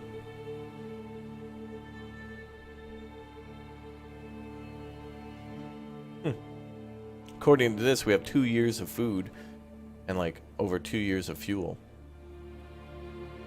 That's pretty crazy.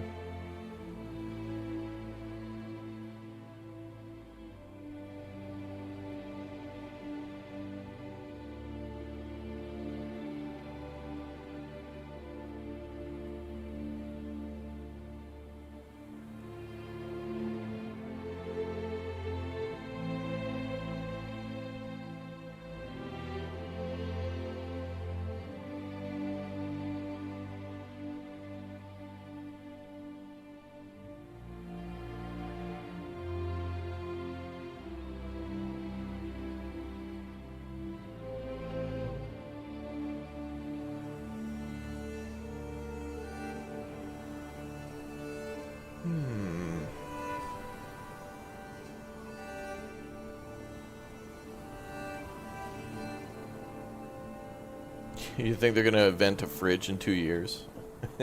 In this game? I don't think so. Alright, the number's improving though, so that's good. Must have something to do with that. I'm glad this is happening though, because it's kind of making me realize exactly how that delivery system's working.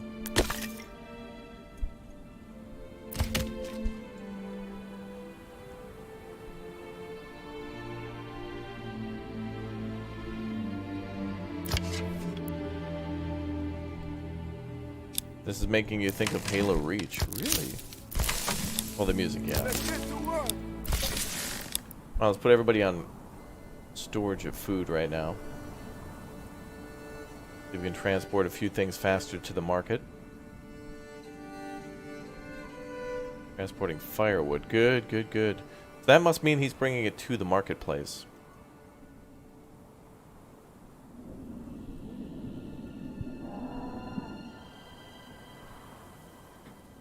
Yep. So that should increase the firewood value. Oh yeah, there it is, yep. We just need the granary workers to come over. We're just waiting for them. Somebody just needs to bring over food. There it is. So that's what it is. The granary brings it to the... You know, it might be just because I built the food storage further than from the village than usual. So the rating just stayed low for longer. Which is okay. Usually it takes about 2 years to get the village up and running anyway. So that'll go up.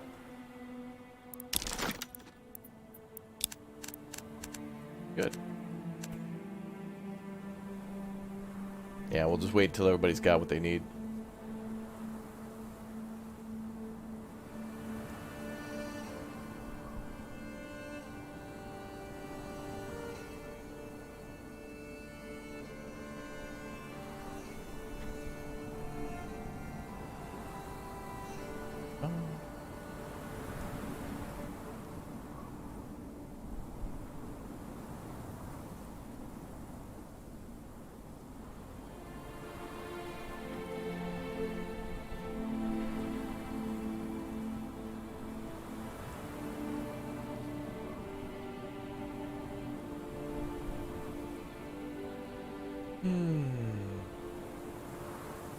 Ah, there we go, boys. +2 in the marketplace. And the number of food is going back up. Good.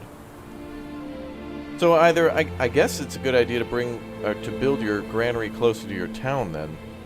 I've never really built this far apart before. Not that far, anyway. Well, that's why it's a harder difficulty. And now we know.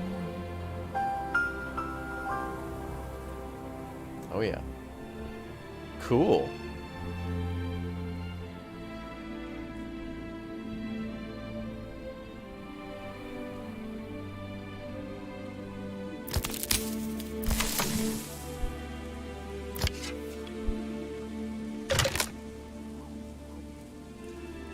Alright, it's saying the food stall is full. That's good.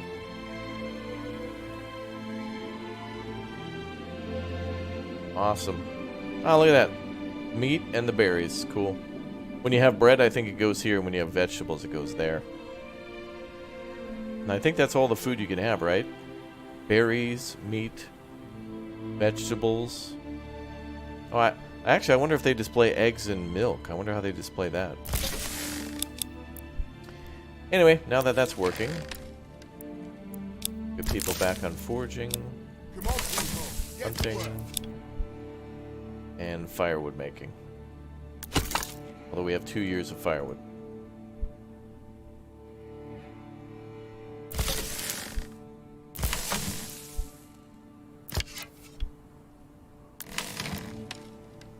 Hey, give us a hot dog. Cool.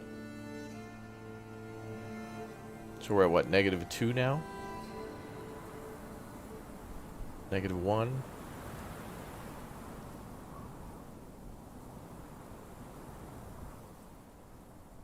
And then 0. No, +1 now. Yeah. Alright, so the approval will finally go up.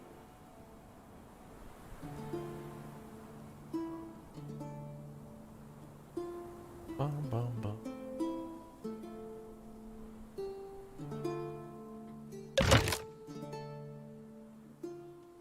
There we go. Alright, cool. Those are rookie numbers. We'll get those rookie numbers up now. Cool.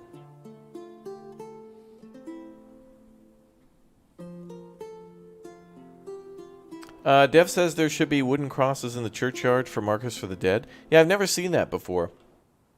I have had people die with a church around, and I've taken a peek, but I've never actually seen it. Alright, so from here on out, we'll build more houses. Luckily, we've got room for... See, there's 5 there, 6, 7, 8, 9. We have room for 9. That's, I hope that's 4 more working families, if they fill up. We'll see. Alright, so it's October, year 2. Approval should start skyrocketing.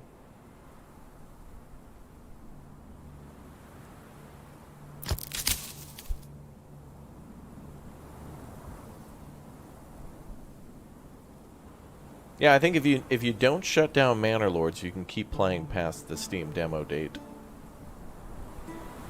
You'll just have to keep it open.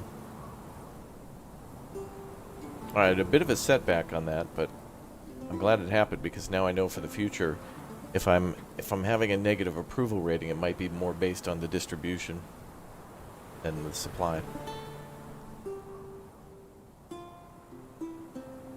Oh, we got plenty of houses ready to go. You always start with 5 people. Yep. No matter the difficulty, you start with 5.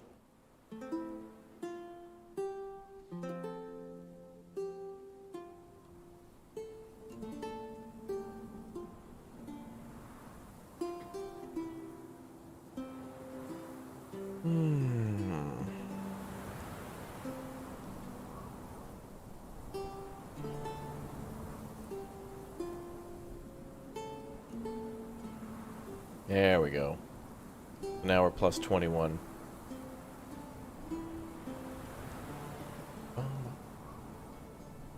Yeah, that is a good tip. Yep, always look at your starting zones first for fertility. And by the way, you don't in this game you don't really need that much fertility in terms of like area. Like if you were to build a farm field just here around this curvy road, that's all you need for like 1,000 people, seriously. Like this is all the farmland you need right here for like emmer. You can make so much wheat in high fertility areas, it's ridiculous. So if you have like a massive area of fertility, you only need to use like a small percentage of it. It'll be more beneficial probably in the future of the game. If you're starting out, you probably want your first village to be farming so you can help other villages too. You can deliver food.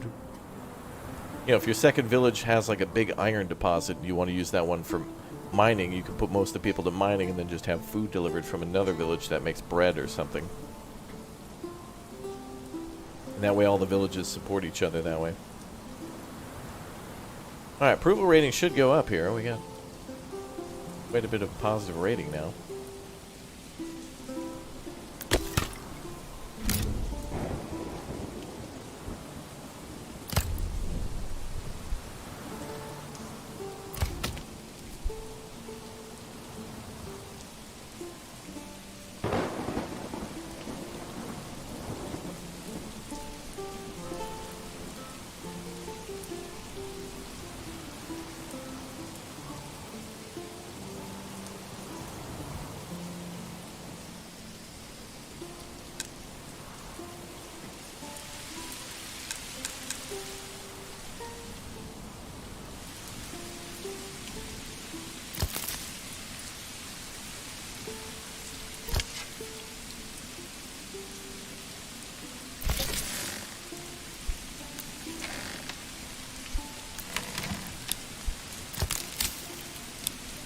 We need more workers here.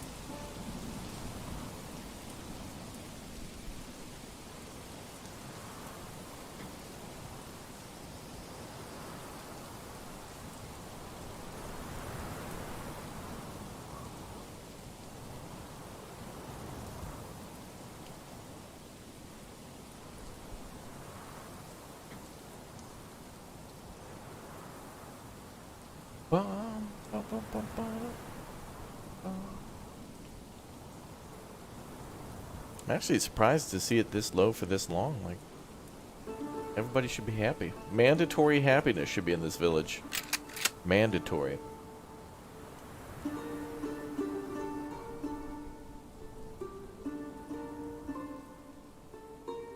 ASMR gameplay. I mean, true, you could definitely do that. Like, you could go into that third-person mode and stand near the market and just listen to the rain and the seasons change as people walk by. Little carts coming by, wagons, people walking, oxen coming by.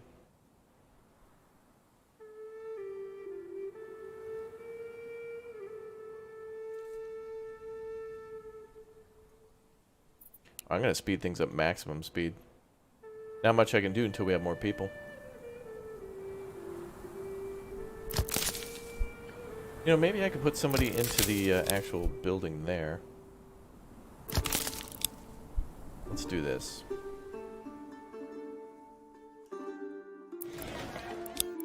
We need more workers here. We'll get people at the stalls. Maybe that'll help out.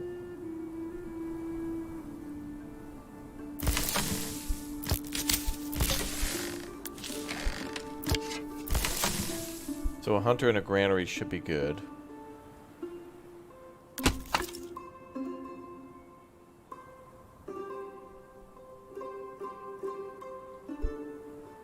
Oh, I guess that's what log pieces are. I'd seen log piece before and didn't know what it was. It must be the woodcutter cuts down a tree, then cuts it into pieces so that way it can be cut into firewood. As for construction, they don't want to do that. They don't want to cut it into pieces. They want the whole log, which is why the oxen are important. Wow, Stunlock Village here. I've never seen this before.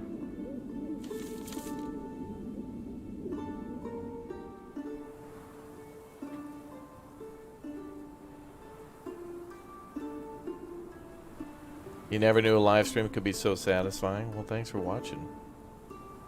Get some clothes going? We'd need more people for that. We would need to get a few more people to help make, we'd need a tannery. Well, yeah, we'd need a tannery, and then we'd need somebody to work the shop.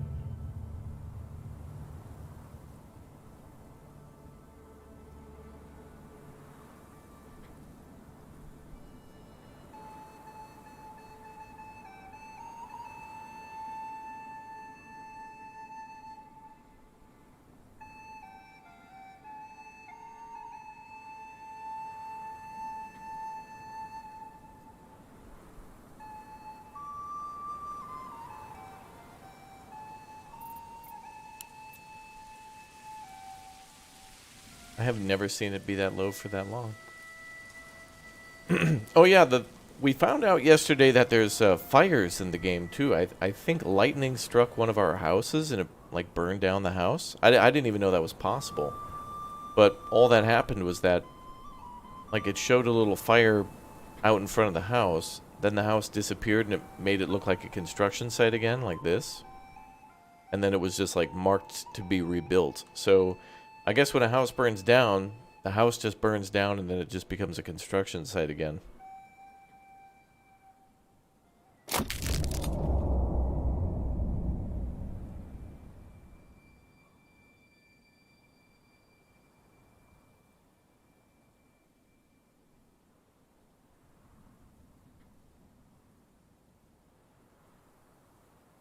I can't believe this.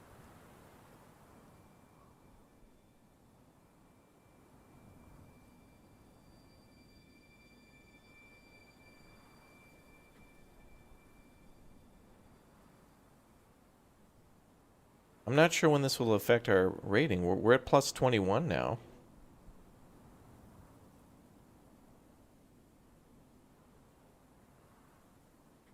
Maybe you need to overtake the past year's approval rating to be growing into positive numbers. I think it's just relative for the current month. I mean, if you're at like -1 and then it changes to +1, it should take effect immediately. I've never seen this before, though. Of all the times that we've played, we've had the approval rating down to 0 a few times, but you can always easily snap back. I don't know.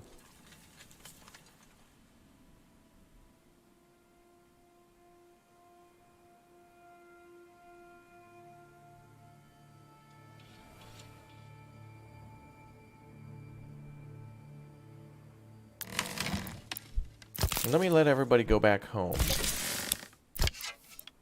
What if they go back to their houses?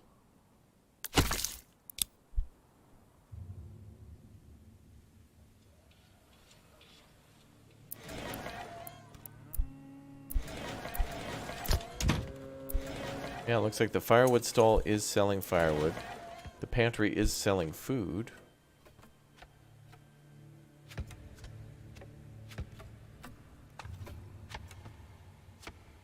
It's also funny that, like, fuel is only a negative. If they have fuel, it's a +0. If they don't have fuel, it's like a -10, 20, 30.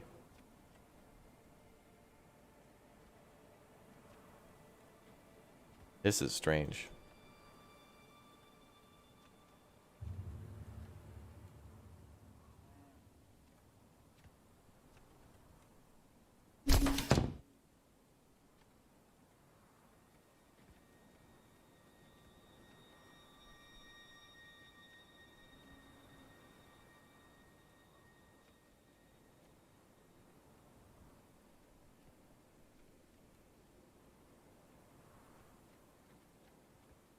Yeah, we've had people shipping food to the marketplace.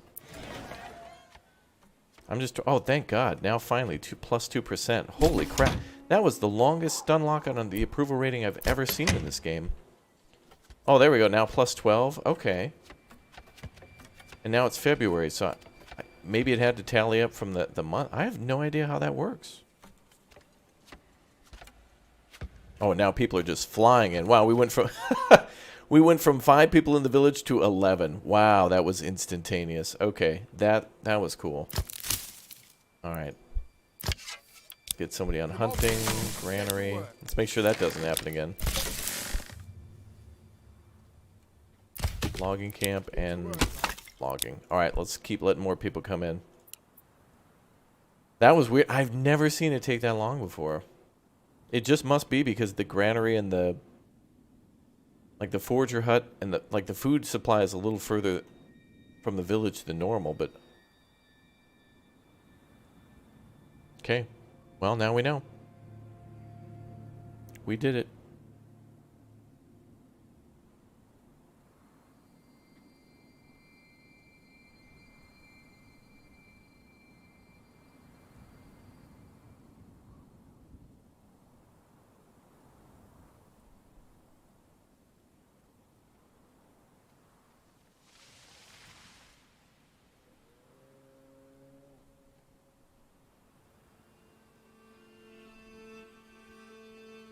Alright, well, there we go. Alright, so now all these extra people should help to build more homes. Alright, we're going to go ×3 speed, because we really need to catch up on getting people here. We'll leave people on a sign so they can build the houses faster. But I do need more logs, so let's actually put them in there first. Wow, that was crazy. Never seen that before.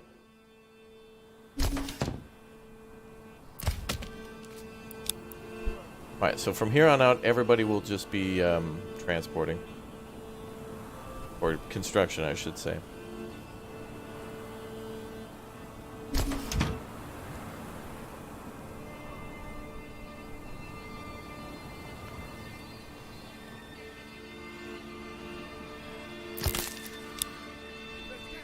Actually, let's keep that food variety up. Alright.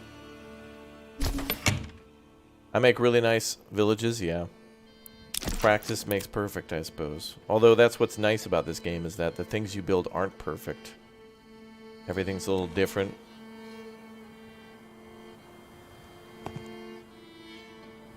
More of it being built to like try to blend in with the land.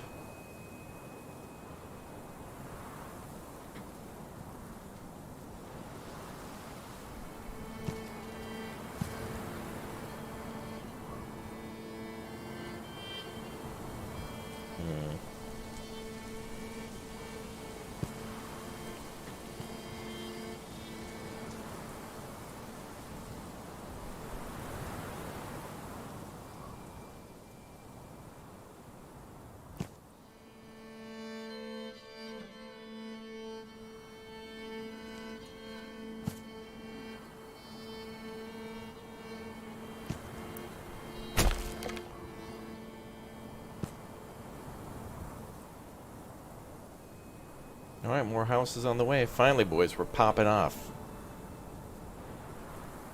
Now we get this money going.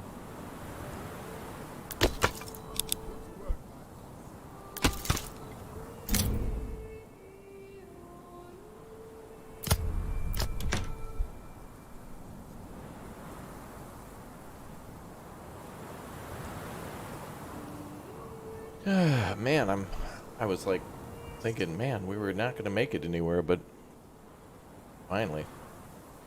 Happy about that.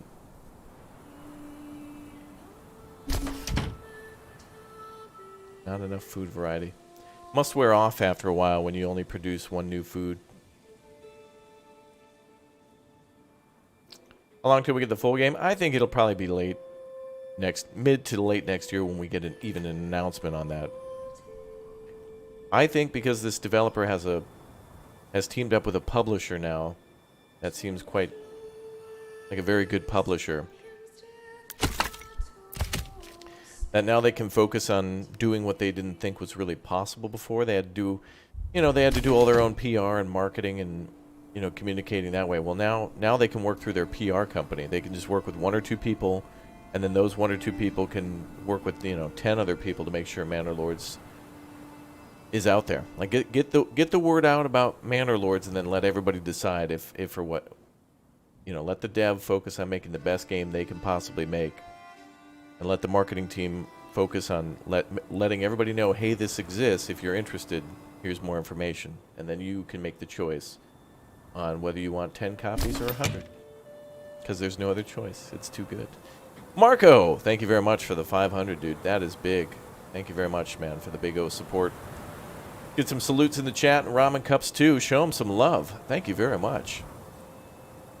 Isn't that funny? We went from like 5 population to like 54 in a matter of just like 10 seconds like that. Crazy. Like it was there. We were just waiting on one thing. Alright, so now we just need 2 more logs to be delivered. Fritz is taking those logs to the construction site of the new houses first, though. And so now we'll make sure we've got everybody on gathering berries. Max out that food.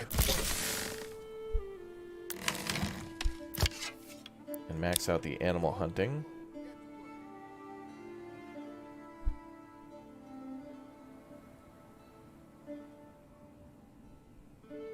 You can pay the royal taxes by building the you have to build the tax office. I have instructions and tutorials on the channel, by the way, if you want to see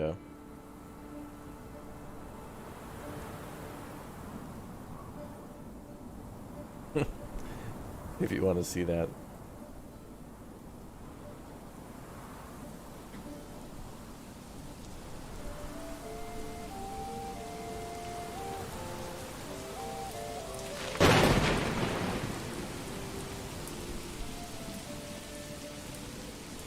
Bum, bum.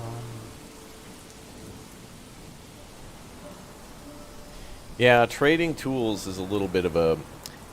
It's really best to do leather. Leather just trades for 6 and it's so much easier. Yeah, I think I've had lightning strike a house before. It happened during the spring, during a lightning storm. So that was pretty cool.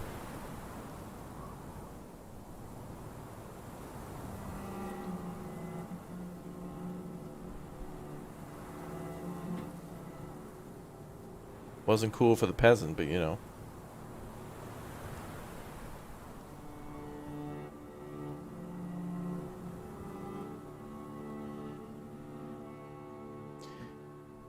Okay, so, oh good, now we got the logs. Let's build our trade depot finally. That's what we've been waiting for.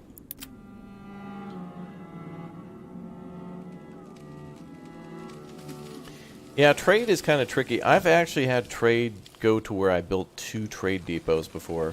Let's go, Because people. otherwise it's just so slow. So if you have to build like 2 trade depots, just go for it.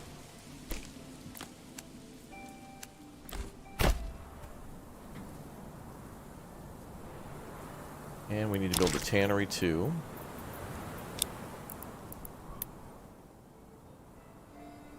We had to trade because we need money for more food. We kind of jumped up quickly.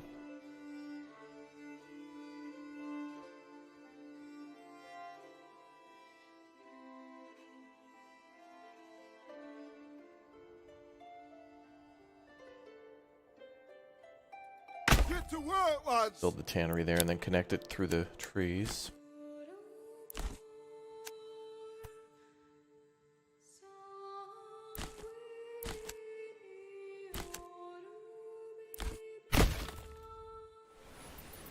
There we go.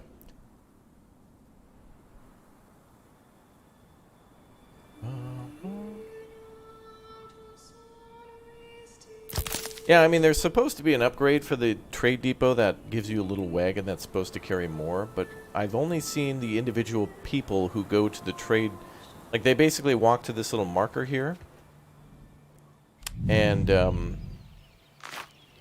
they only trade 1 item at a time. So if you have like 100 leather and you want them to go trade, they have to walk to the little pole, wherever it is. I think it's over here.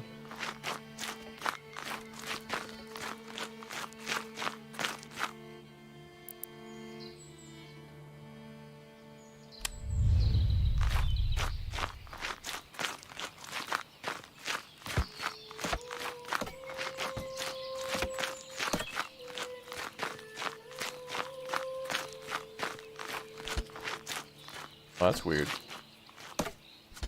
The road, like, disappears. It's not visible in third person, but it was visible from the top down.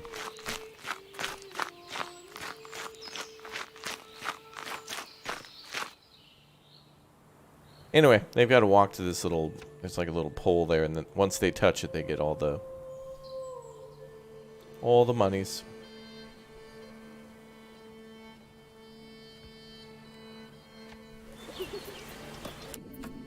Okay, so we'll build the trade depot, assign 4 people to work there, then get some money, and then we'll be able to get more food.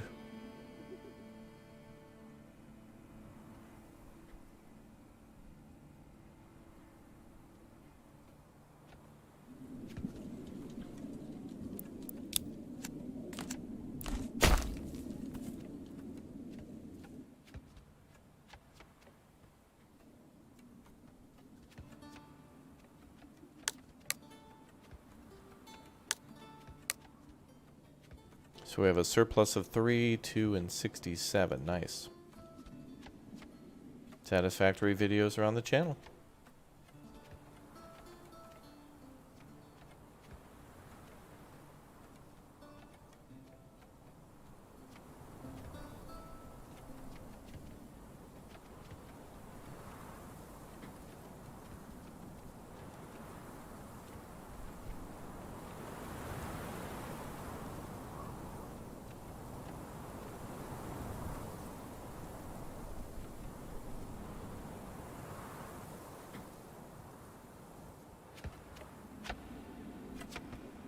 Then we need to have the tannery up. The good thing about the tannery is, like, literally you can have one person work at the tannery. You could have them work there for like 2 years, then shut it off and have like so much leather to trade that you won't need to trade for like the next 5 years. Like you can have somebody work there like once every 5 years. It's crazy.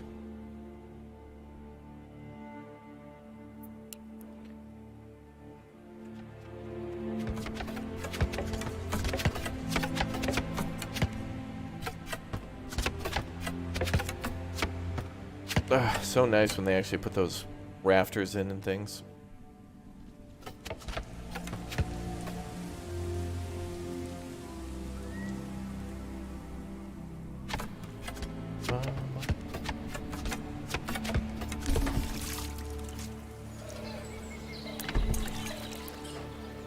Get to work, lads. We'll start with 3 just to get a little bit going. Once we've got like 10, that's probably a good number.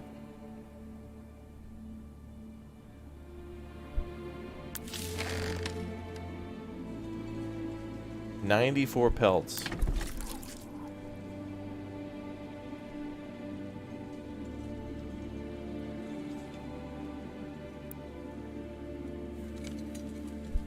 Crazy. Alright, let's set up trade.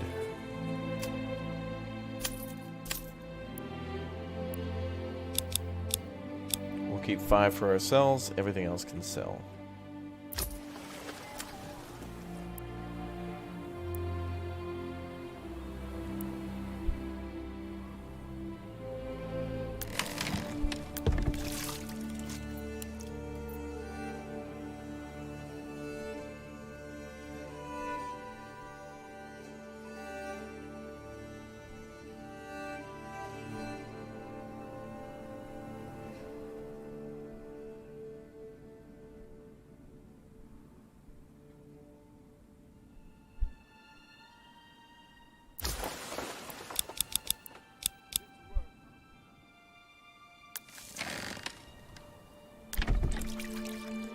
And we've already produced 15, wow.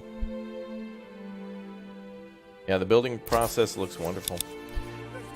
Alright, trade is ready. We're now making money. We should be.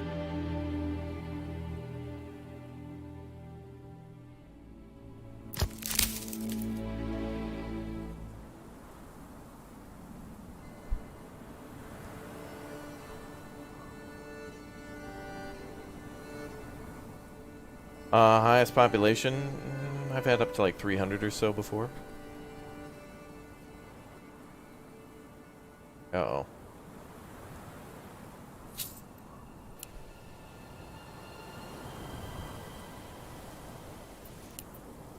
Yeah, somewhere between like 200 and 300.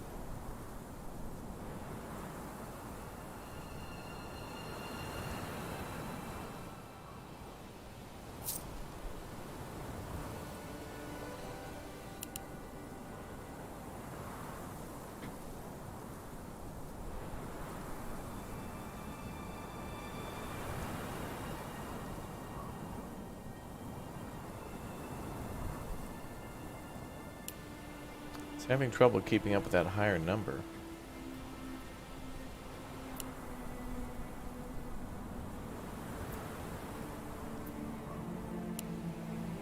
Range.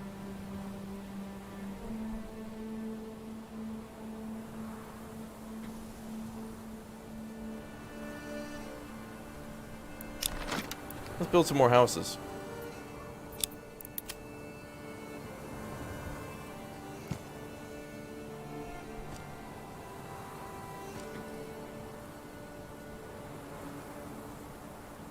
That's kind of inefficient.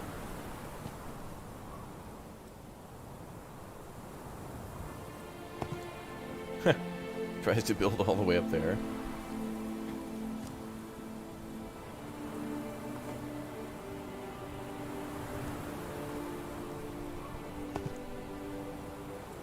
That's better.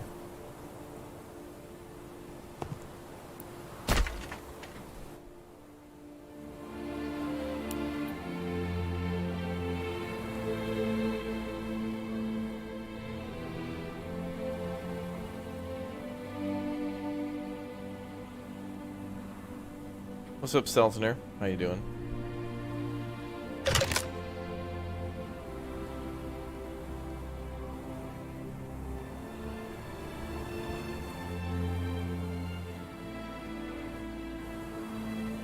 Having like a big leg spike in the game for some reason. We'll let it keep trucking for a bit and see how it goes. Try to fight through it. Yeah, there's a lot of promise and potential with this game for sure.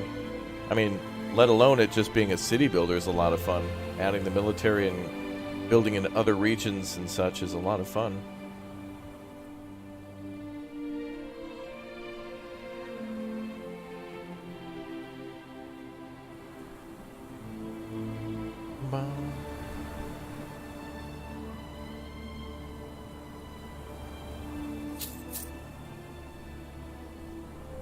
Almost enough coin.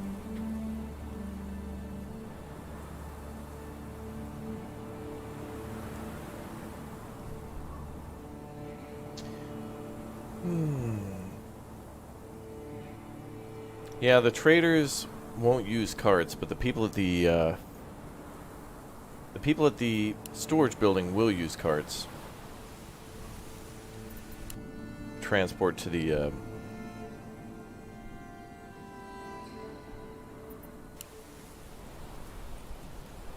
market. I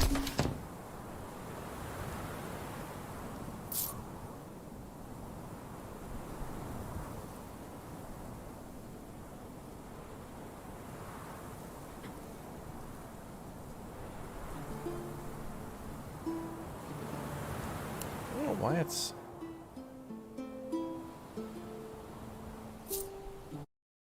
Well, I'm going to try to fix something here.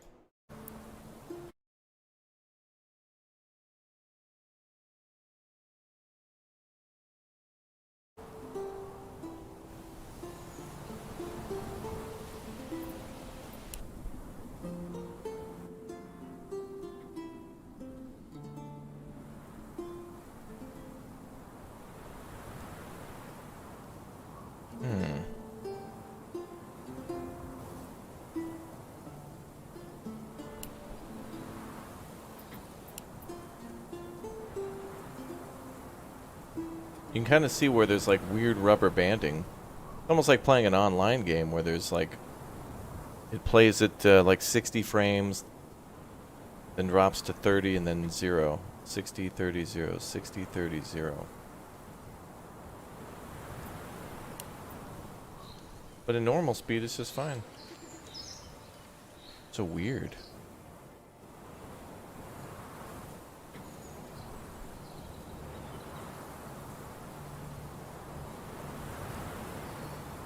Oh, there goes a little hang up there. Not sure why it's doing that.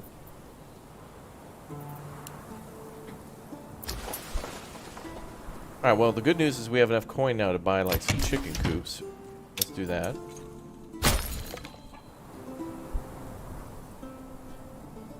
That's going to be the only way we're going to stave off starvation for a while.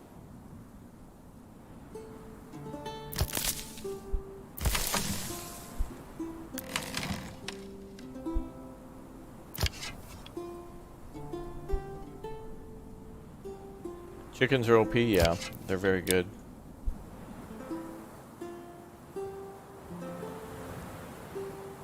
Honestly, okay, if this frame rate does not improve, I'm going to have to restart because this will be... It will only get worse as the city gets bigger. Can you build a castle in this game? Yeah, you can build kind of like a castle. You can build a manor and build defenses for it. Yeah, it's just... You had this constantly when you played? Not sure. Alright, we'll give it a few minutes, and if it doesn't change for everyone's sanity, we'll just restart.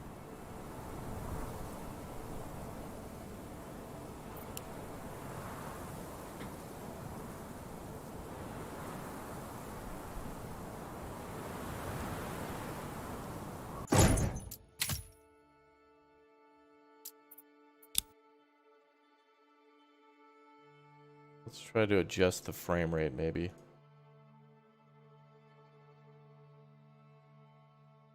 Yeah, let's lower a few things just to see if that helps.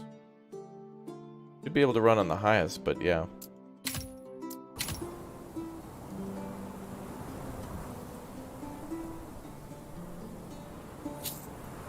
It seems to run smoother actually, but there's still the hiccup in there. That's interesting.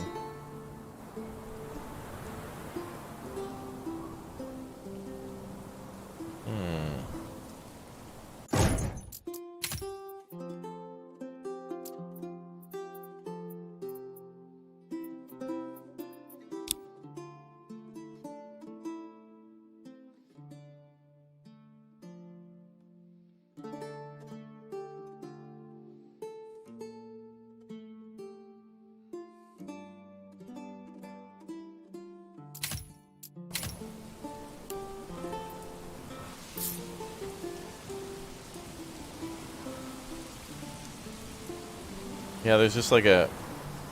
It's like a 1-2 lag, 1-2 lag, 1-2 lag. And I hate to do it, but it's unplayable otherwise.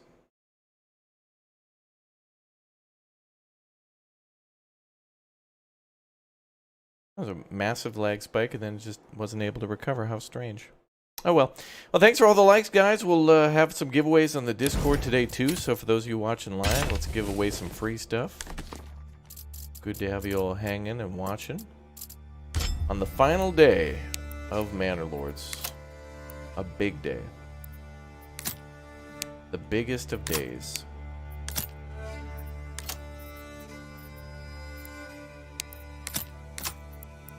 Alright, let's go with a purple. Go with a purpley. Purple, white, yellow? Maybe a blue. Let's do blue at the other end. Yeah, that looks cool. Okay, let's try that. And we're going to try to build... Alright, so now that we've had a hang-up, now we're going to give ourselves double starting materials. But we'll still make the people challenging and weather events difficult. I still want to play on the harder settings, but because of the frame rate issue and the inability to save, we can't pick up where we left off. We're going to have to start over. Which is fine. Fresh start. And probably not here because we've already built here before. So let's do it again.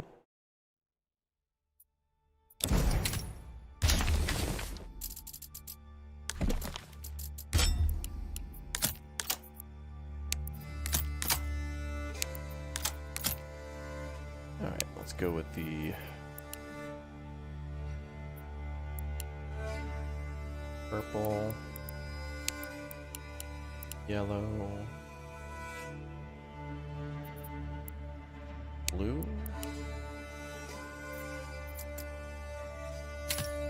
double, demanding, difficult. Tan, can you kill that thing? And then give me that name so that way we can ban the starting profile too. Not only can you not do spam bots like that, but the main account will need to be banned as well. Now that's just a bot. Yeah, ban that bot and then give me the... find me the URL of the main page so we can eliminate that as well.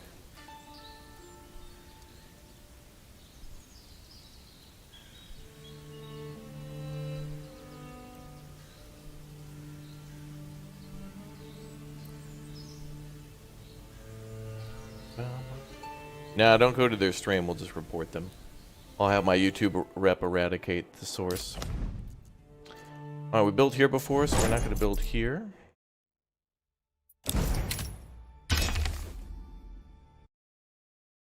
Oh, does he have multiple spam bot accounts? Alright, just keep banning the ones that are the... ban the main accounts. Boys, we're going into lockdown then. We're going to go to subscriber only 5-minute. There we go. That'll get rid of the bot. And then we'll find all those bots and then we'll eliminate the main channel too. We've done it before. That'll be his last day on YouTube.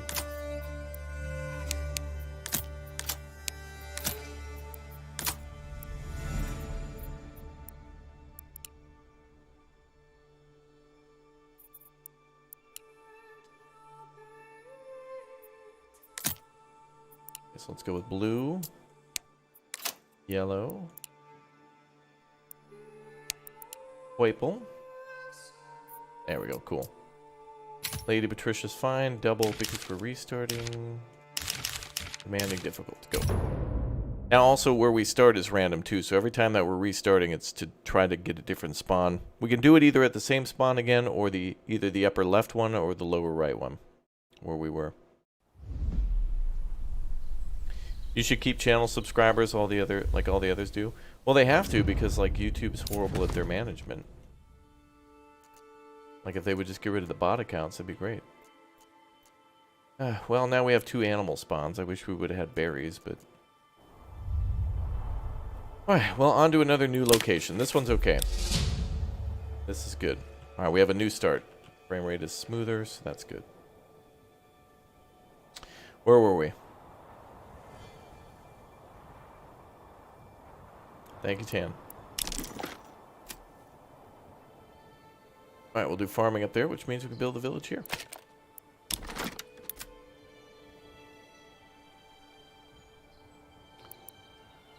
Turn off snap to roads.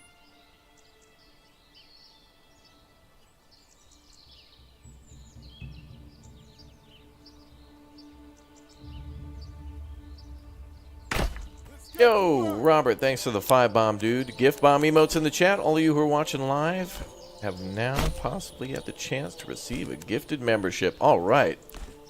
Congrats to all you guys.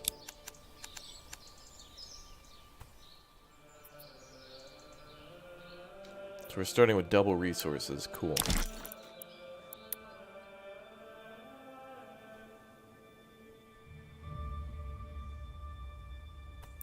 Do a storehouse here.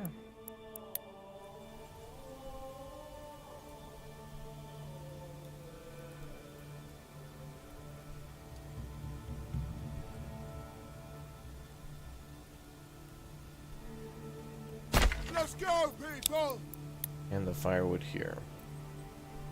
Yeah, welcome to all you new members. Don't forget to say thank you to Robert for your gifted memberships. Let's go, people! Thank you, Brad.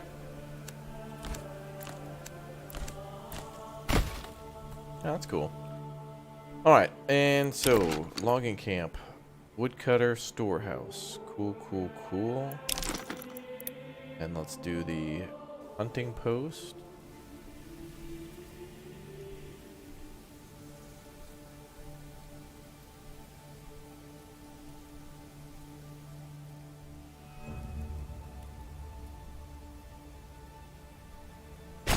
Come Cool. on, people! Get to work!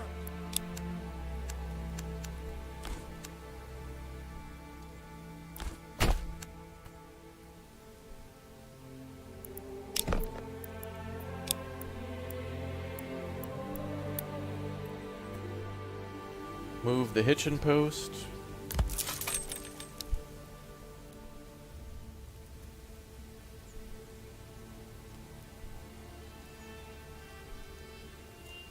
Damn, Tan, there were 4 of those accounts? Wow. Bro, imagine spending your time on YouTube making bot accounts rather than just, like, making videos. Like, Get to work, lads! dude, just make a YouTube short.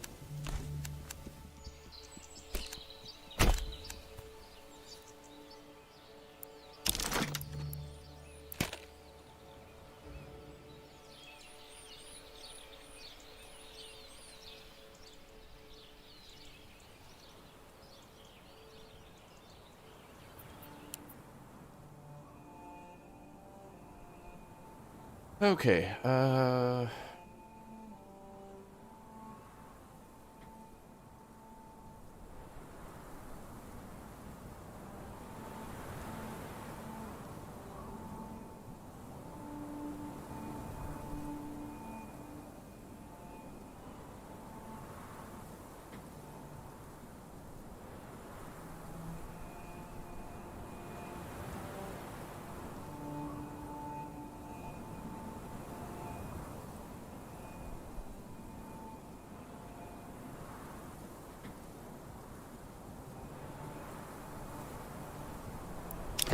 Well, everybody should be able to talk in the YouTube chat regardless of whether they're a subscriber or not, but then all the bot accounts and all the scams and spams make it so that way everybody's got to be on like ultra high security, and it's like, no, shouldn't have to do that.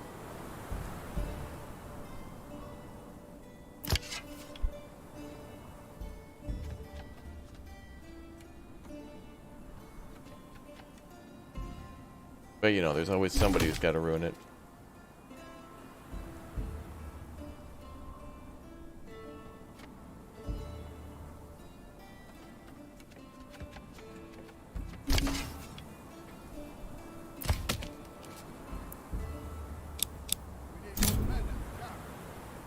Alright.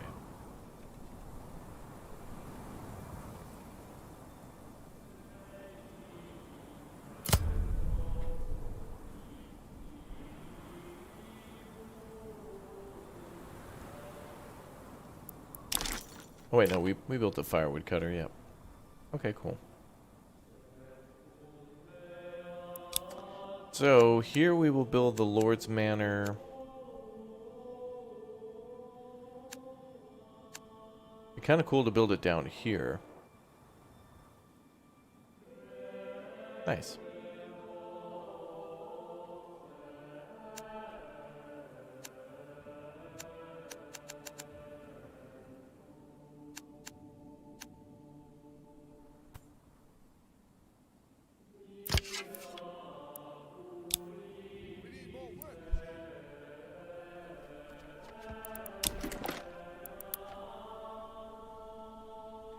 And I didn't think we had any berries here, so...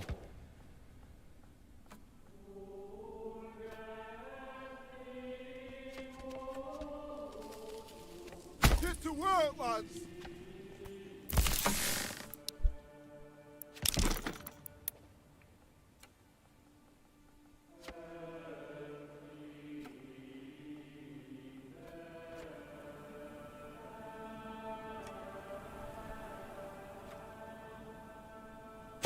Let's get to work!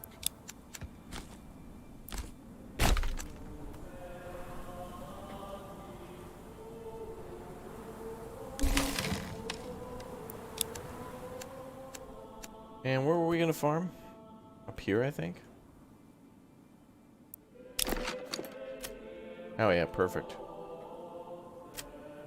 Perfect.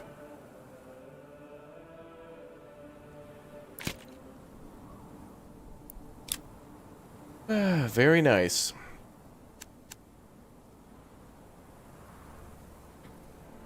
Are we sad that it's the last day? Yeah. Oh well, the demo will be back again sometime soon.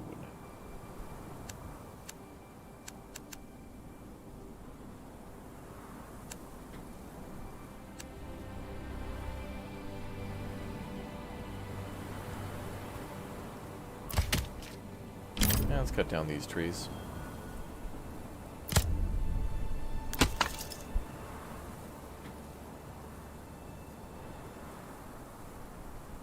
You're gonna miss Tavern Banger? Me too.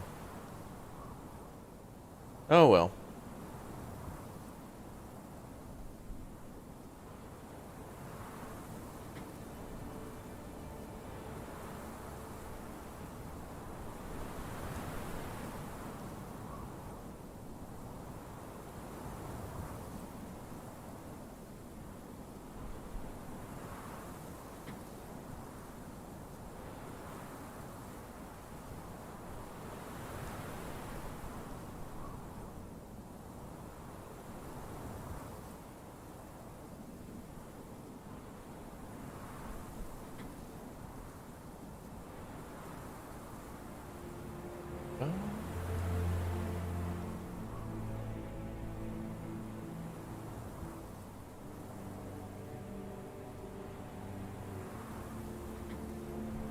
Yeah, we're gonna cut down all the trees in here so that way we can just build a town right into this corner. We're gonna just cut that out and like build in here. And then eventually we'll do farming down the road.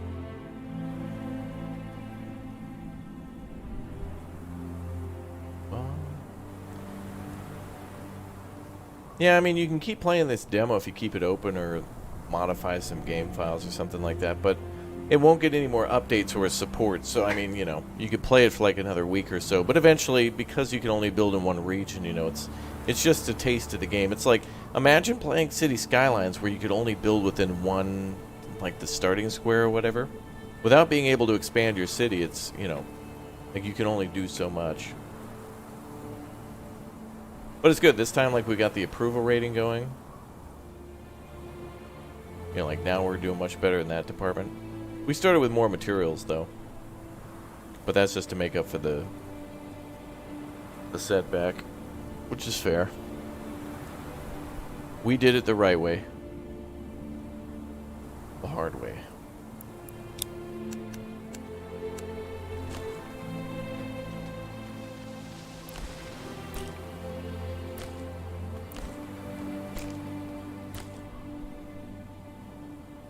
Oh, a little bit of a hill there. We could build, ooh, windmill there, or a church, maybe?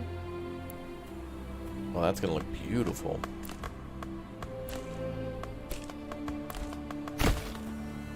Yeah, we didn't, there we go.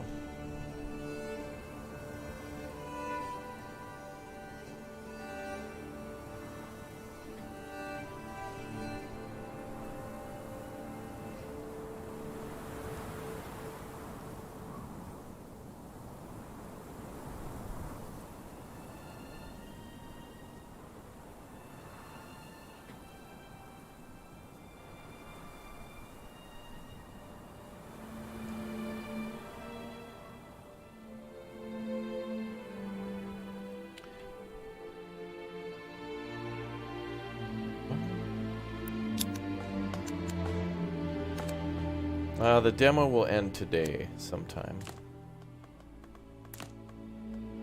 I think we're going to build our church up on the hill if we can. Now that we've had to kind of restart, I don't know if we'll be able to build the Lord's Manor and complete all the goals, but we can at least kind of try to clear the areas.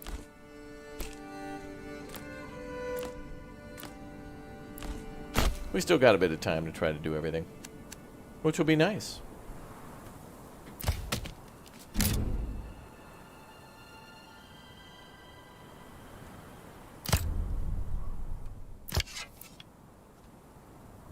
Hey, give us a hot dog, man.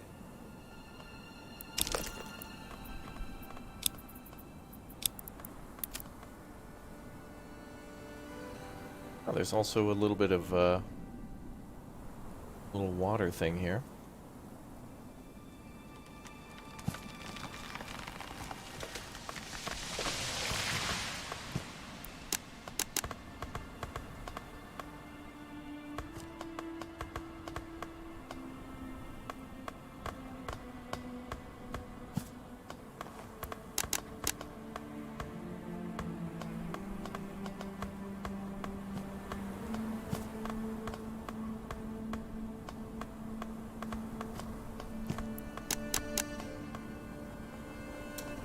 Darn. Darn.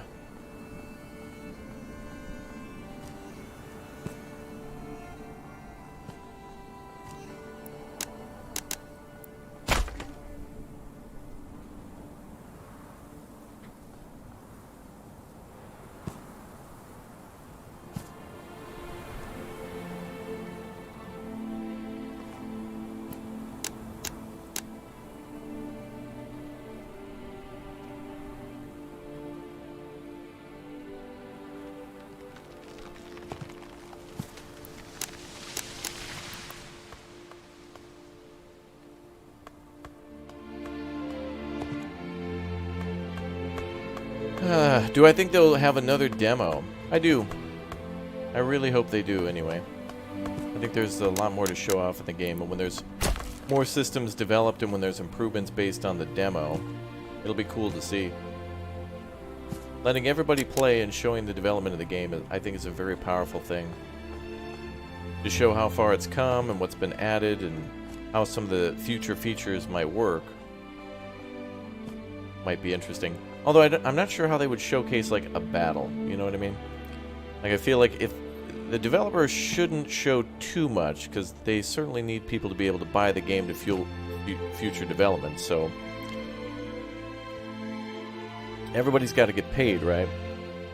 So I'm not sure how much they could showcase in the next demo to where it won't... Just enough to make you want to play more, but not enough to where you could just get by playing a demo.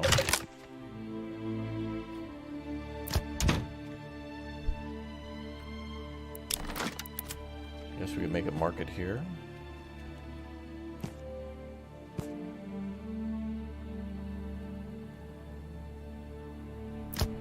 Awfully large area for a demo.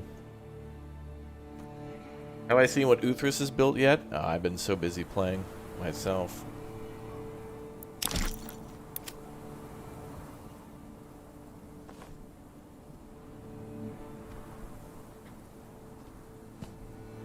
I'm sure it's beautiful. Apparently Uthris was very much into the re-release of Foxhole, or not the re-release, but the full release, but now he's back into World of Warcraft. We've lost another friend.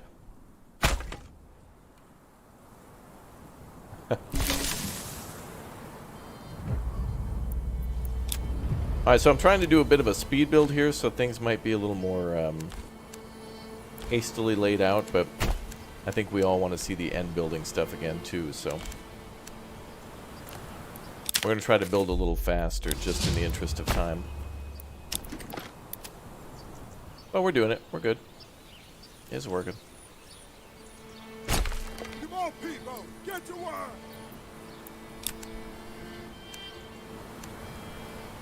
So I think we'll build the church up there. The game's so beautiful you'd pay for it even if it were free. Well, the demo's free. So I guess add it to your wish list at least. That is another cool thing too, is that on Steam, if you add a game to your wish list, whenever it's released, more and more people will be notified of it, or it'll take like the front page on Steam when it fully releases. So if you really want to help out development of games and don't, you know, like you don't have a lot of money to spend, or if it's not currently available to buy, you know, not only can you vote with your dollar, but you can also vote by adding to your wish list, and so thus the most wish listed games on Steam will always appear on like the front page for people. Which is cool. It's like another way of voting for the most anticipated games.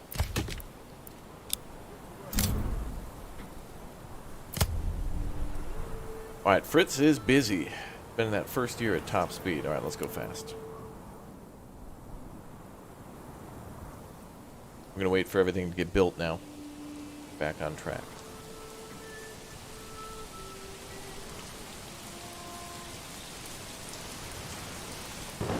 Yeah, I think the Steam Next event might be over in like maybe 10 minutes, maybe...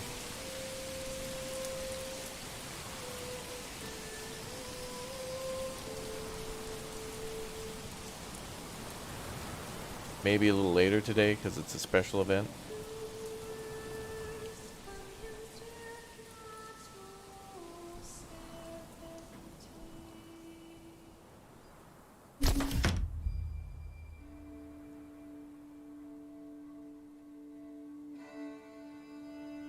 Yep, the music is stellar. Absolutely stellar.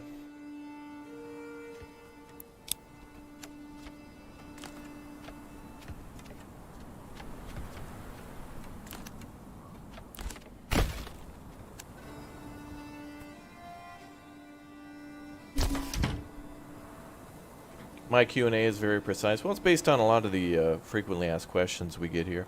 I'm looking to change it and kind of set up some different stuff. I hope to...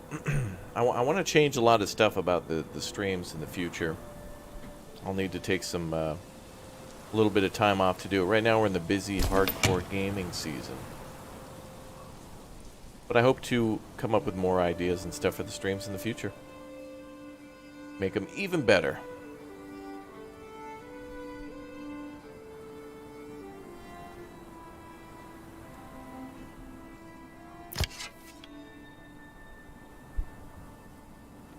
Alright, so we'll be building 5, 6, 7 homes.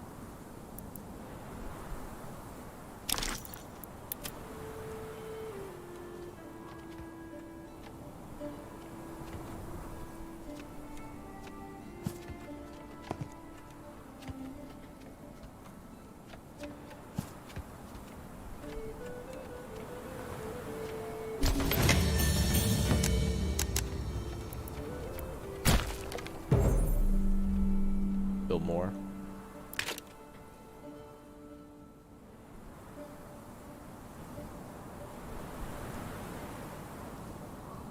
So the approval rating needs to go up, so we gotta worry about that. So water access will be solved, food variety. Not gonna be able to do much for variety, but we can at least supply them with one.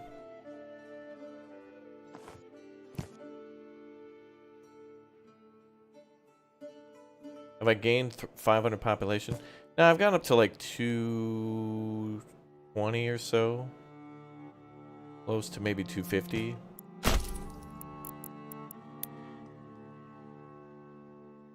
Alright, let's do our stalls now.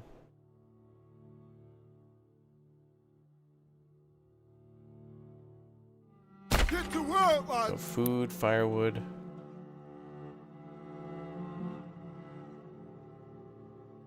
Let's go, people. Clothing. Let's get to work. I will let them build everything now.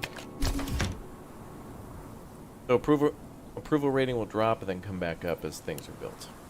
Since we're playing on the harder difficulty, it'll take a little bit.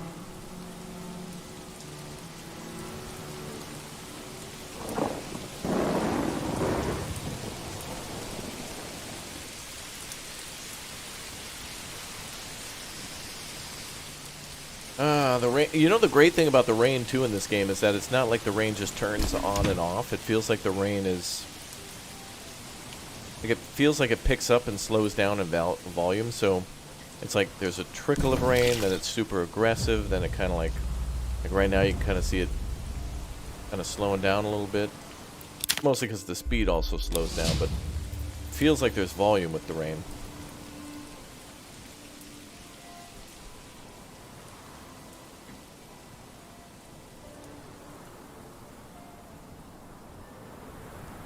Alright, how are we doing with food and fuel?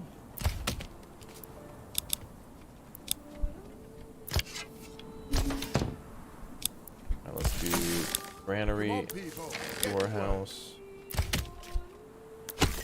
woodcutter, and then we'll leave somebody free for labor, and then we'll put somebody on the food stand so that way it can get distributed. Seems like that's the only thing they really care about at the beginning. Like, water access, the well will be built. Once we're making firewood, that'll be fine. Yeah. New to the channel, of how natural looking to build, how I build my town. Yeah. Well, the first time I built, I was just doing gridiron just to see how it would look and function and how big the population could be. Just getting a feel for things. So, every time you build, you should definitely experiment.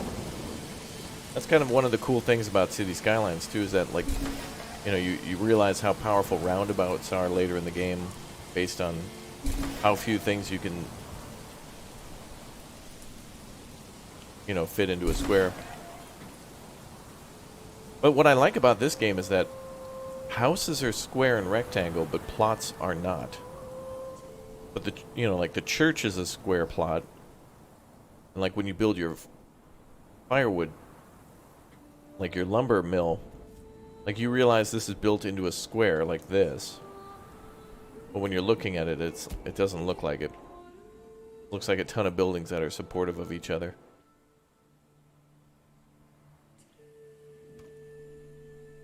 And let's put somebody on fuel. Food, I mean. Hey, give us a hand over here. Cool.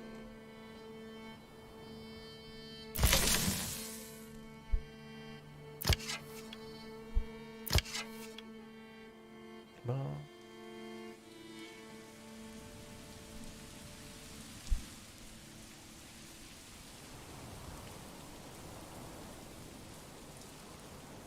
Hi, Nicole. Good to see you.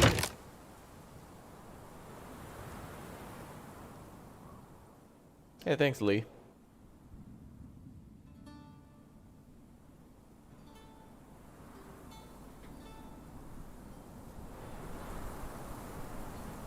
Yeah, we just need to get that approval rating up now.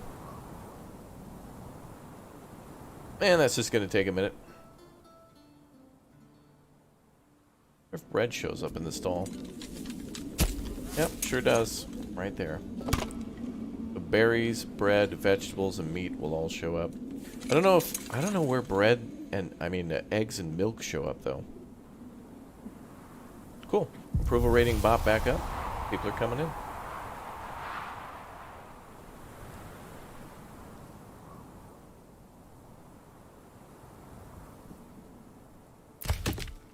Get to work, lads. Now let's get people back at the logging camp. So we're trying to make a beeline to trade so we can then get more food. And then more oxen, then we can clear more land faster.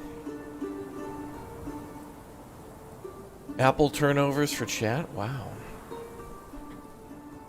Yeah, I hope Sengoku Dynasty gets a demo, yeah.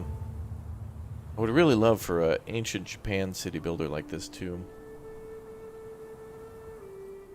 More rugged landscapes to build in would be amazing.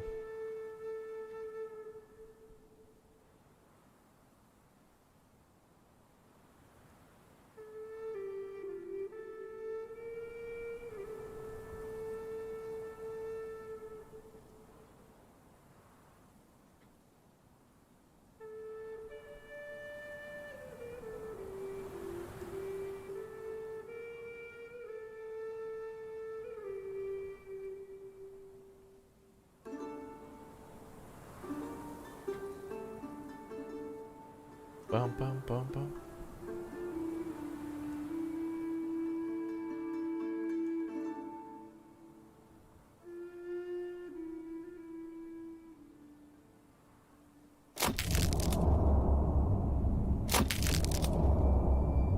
Kind of weird how stocks get damaged at the food stalls. On one hand, yes, but on the other hand, it's like, well, it would be hard to distribute food otherwise. We need more workers. But it's all good. Come on, people. Get to Alright, work. so we're making more firewood, we're making more logs. We should be making more homes now, too. Big final day? Yep, today's the last day for the Steam demo for Manor Lords. Big day.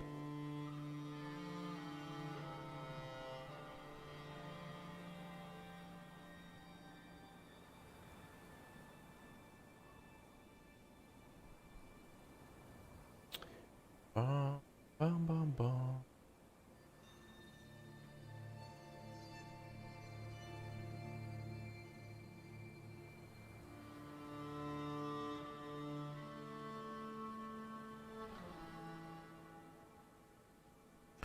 You wonder if different areas will have different benefits and raw materials? Yep, I think that'll be the overall reason to expand. Like, for example, some areas will have bees. So then you could build an apiary and be able to harvest the wax. And that would actually help you to gain influence, because then you could build, trade or bring candles to the church, and that might help increase their influence. Or your influence. Yeah, more things to manufacture. That's a great thing.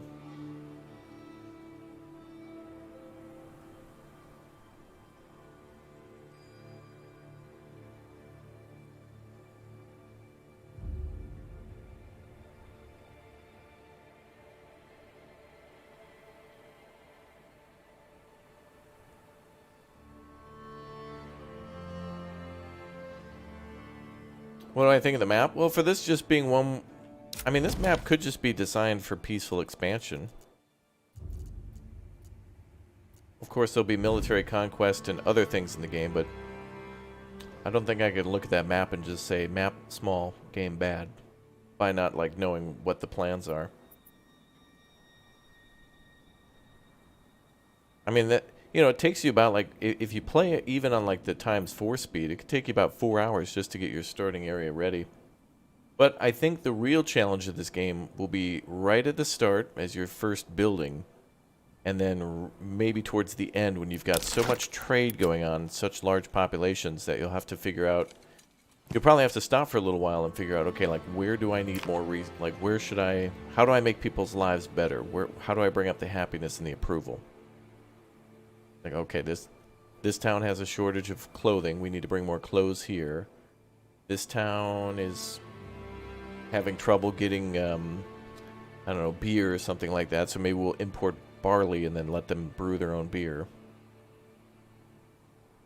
It's going to be cool to solve problems like that. Very cool.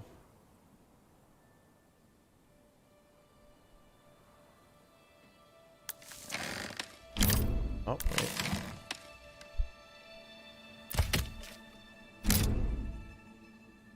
Alright, let's cut down trees up here.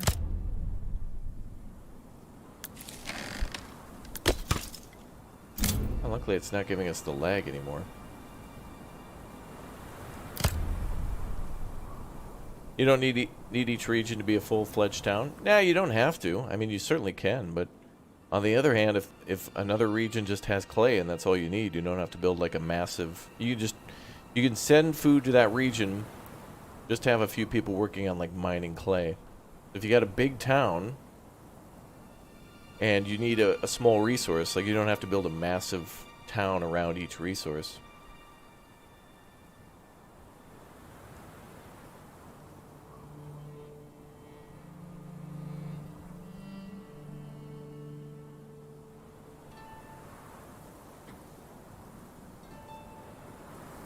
But I think that will be the point of the game, is that there will be certain limited resources. Like right in the middle, there's a clay deposit. So it's like, okay, we'd have to go here then and start a clay mine.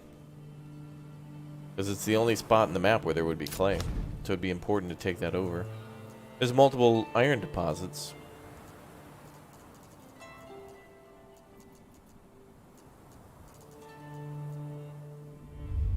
But I've never been able to mine clay in this game. But obviously it'll be something where you'll be able to make a ceramics building or something and be able to make pots and export them that way.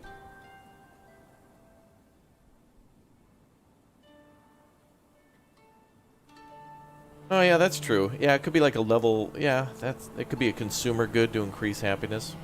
Give the peasants clay pots and stuff to preserve food longer. Be a cool preservation thing too. If it actually went for food preservation. Or maybe it'll be needed for honey. Like maybe you'll have to put it in little clay jars. Be cool.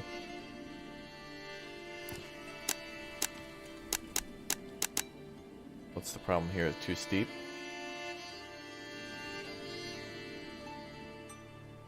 Yeah, I don't think I've ever seen a game that allows you to build as freely as this one too. Usually there's just... A lot of games' mechanics are that they give you so many rules. And I want more games to be free, where it's like...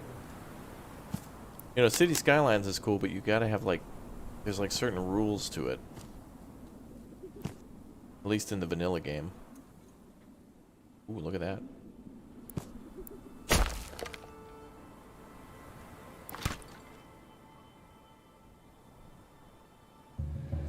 It's like the HOA is all over your city in City Skylines.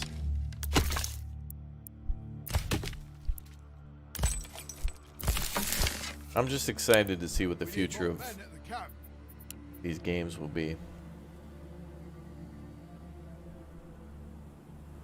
Then we'll start working on money so we can import stuff.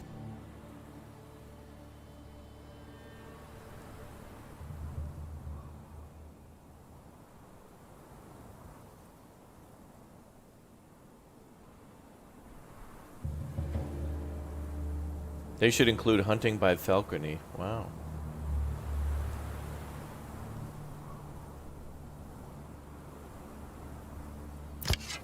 That'd be cool.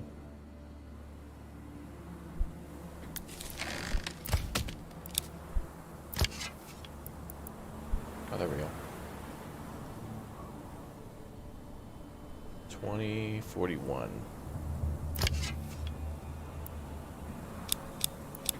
Down to 8. Game makes AoE 4 look childish. Well, it's certainly, you know, Age of Empires is kind of more of an arcadey RTS where they want the battles to take place rather quickly. You know, it's supposed to be about fighting. And this is like that, but slowed way down.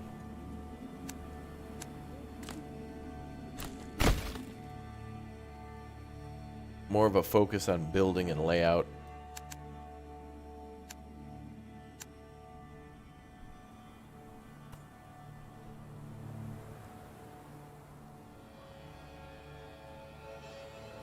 But both are great. Like, this has got a little Age of Empires in it. Yep. Feels like Foundation 2 with how you can expand to different little regions and have to either use influence to acquire the land or money.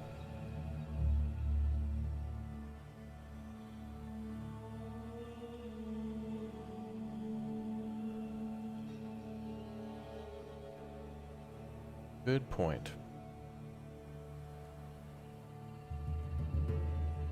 Oh, maybe the hunting camp will be able to be upgraded. That'd be cool. Be able to do something like trapping or something more with birds, yeah.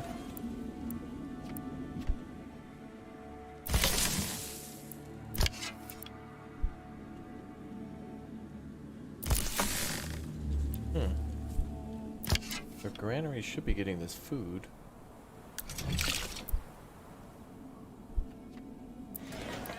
Ah, they must have already distributed it. Okay, we're good. Yeah, it's like medieval dynasty, but city build, like top-down city builder, Kingdom Come Deliverance, top-down city builder. You know, there's actually another cool game coming too called. We played it a while ago too. I forget exactly the name of it. Do you guys remember that Robin Hood city builder? Where like you could play as Robin Hood. It was like a third-person shooter game, like where you could, you know, do archery in third person, but also you had to build like a city out in the forest, like in Sherwood Forest. But like you had to bring materials back to camp to build the buildings. It kind of worked like how it does in Assassin's Creed Valhalla, where it's like you come back to camp with like 8 wood, 2 rope, 10 stones or something, and you can build like a house or like a, I don't know, like a forger hut or something. Can't remember the name of that one. I think it was called Robin Hood Sherwood Builders, I think. Anyway, that was pretty cool. Had a demo like a year ago. That was the game that brought me to your channel? Oh, yeah.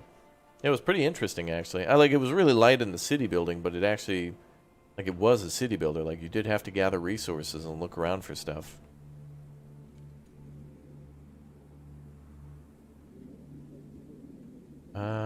What are we doing now? Food, timber, maybe another person in the logging camp? Need more men at the camp. Yeah. Did I get a chance to test this game's alpha? No.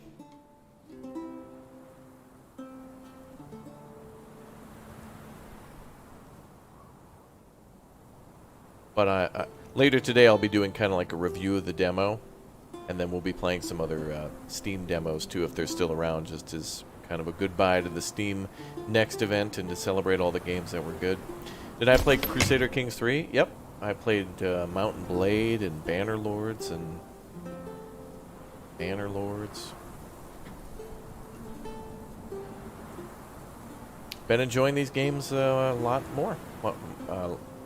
Much more to enjoy with these games.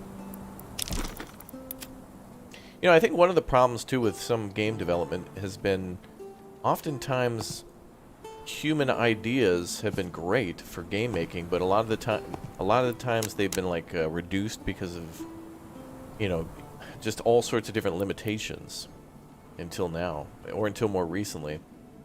You know, now there's more ways for a singular person to get funded by a group and then make something amazing like this. Or for smaller development teams to come up with really unique ideas. Like, you know, there's another game we covered on the channel too called Rotten Reich, which is like, it's like Men of War Assault Squad, but with like mice and rats and things like that. And it's a really interesting, dark, gritty fantasy world, but based on like it's like post-World War I, pre-World War II, but in its own world of fantasy. And it's kind of cool because it's like you base a lot of things on realistic history and stuff. Like this game, and you know, Manor Lords and Farthest Frontier are certainly based on like medieval times and human history and pre-industrial revolution times, but it's all kind of its own thing too, so that way you can do whatever you want. Yeah, diesel punk. It's like why a lot of people enjoyed Iron Harvest, because that's diesel punk but also feels like World War I/more 2, but still. Have I played DayZ? Yeah, but not on the channel. I think I'd be more interested in playing like Project Zomboid again, though. Even that game has like crafting, hunting, or, well, like farming. Got a problem with food here. Alright, boys, you have to go over here.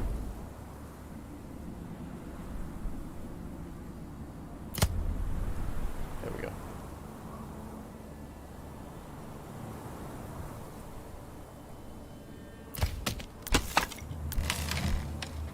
Firewood we're good on. Food's okay. Yeah, Frostpunk 2 will be good. So, as an FYI, too, there's a lot of games that are getting sequels, like Plague Tale Innocence is getting a sequel called Plague Tale Requiem, and The Forest is getting a sequel, and Frostpunk's getting a sequel. So we'll go back and play the originals to those close to the release of the sequel. So that way it'll kind of be on people's minds again. Like, Frostpunk is good to play anytime, but for the channel we'll definitely do that randomly. Yeah, the hunting camps are free to build, yeah.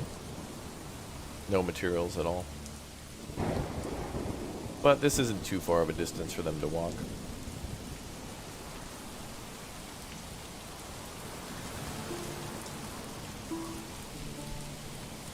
Yeah, Medieval Dynasty is about to get multiplayer.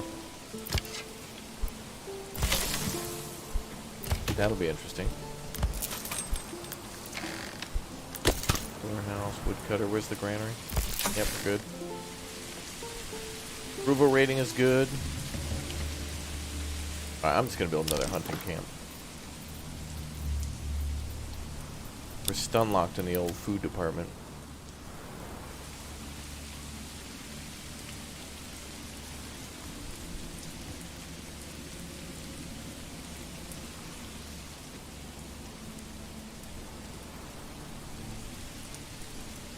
Let's go, people!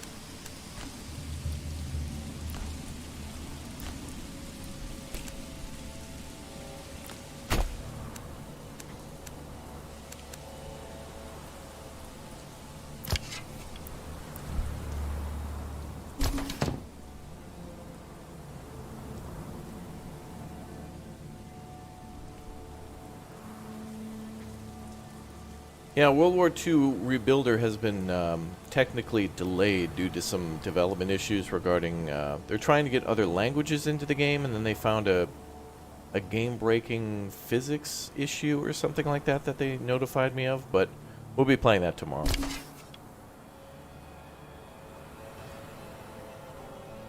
They gave us early access to what they're going to call a preview version, but they don't want us... They don't... The game is complete, and they'll let content creators look at it, but since there's an issue, they're not going to sell it yet. They want to make sure that's resolved before they ask money for a game that has an issue. Which, that's okay, we can work around that.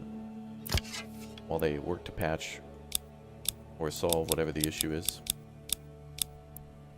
Hey, give us a hand over here. And let's do this.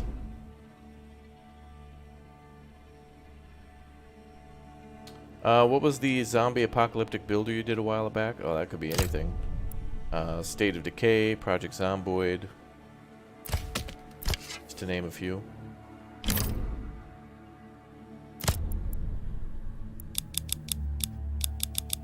Go back up to 20 on that one with 1.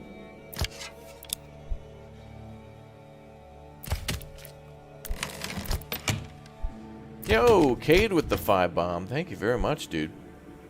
Gonna try to get a very long Manor Lords game in today. Yeah, see how far you can push it. Also, you really enjoy the game.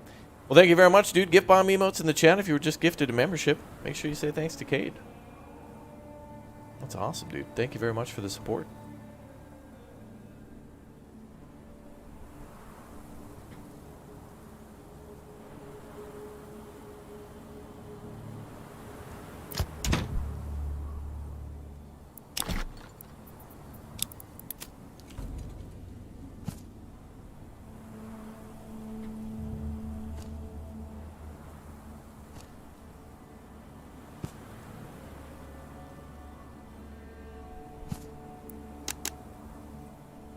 what a weird plot that will be.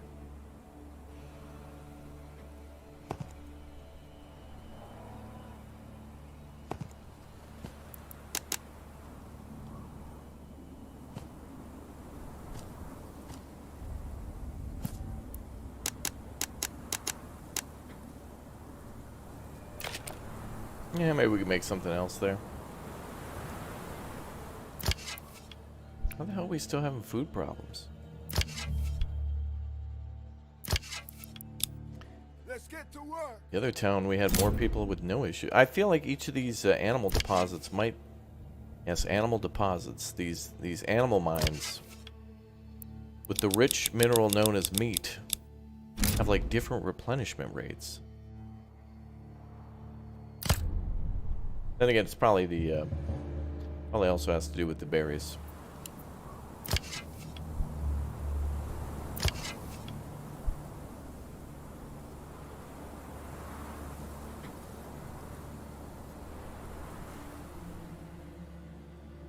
And where are we?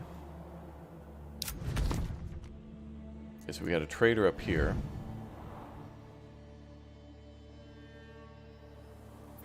Alright, one more log, we'll build a trade depot.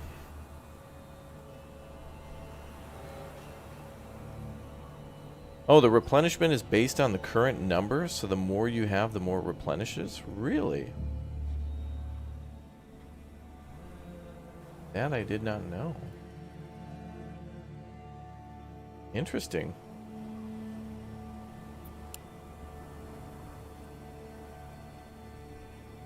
Makes sense, too.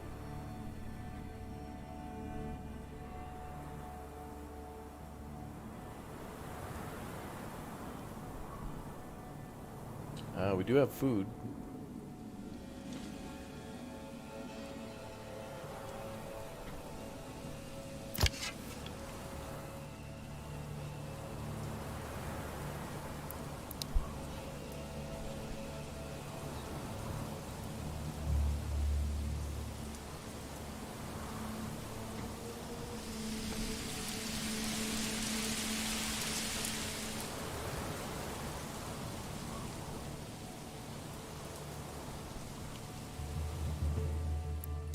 Now we have enough for trade.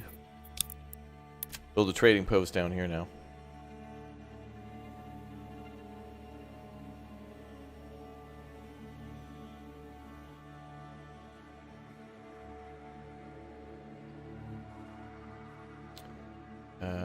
That's a good spot. Get to work, lads.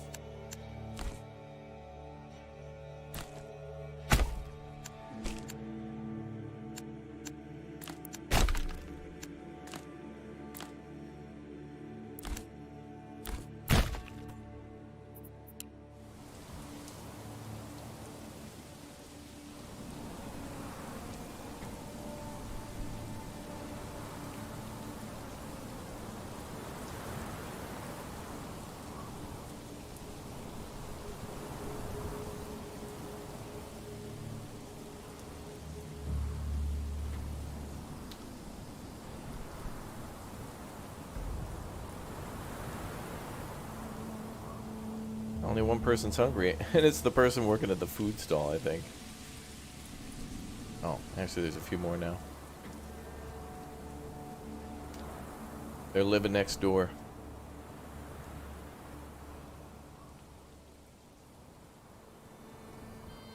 Alright, problem solved. Thankfully. That was not that bad. Could have been way worse. Do the tools make the workers work faster? Is that not implemented yet? The tools are required for building certain things like the farm and for the plots at the houses for vegetables, but haven't seen that actually work just yet.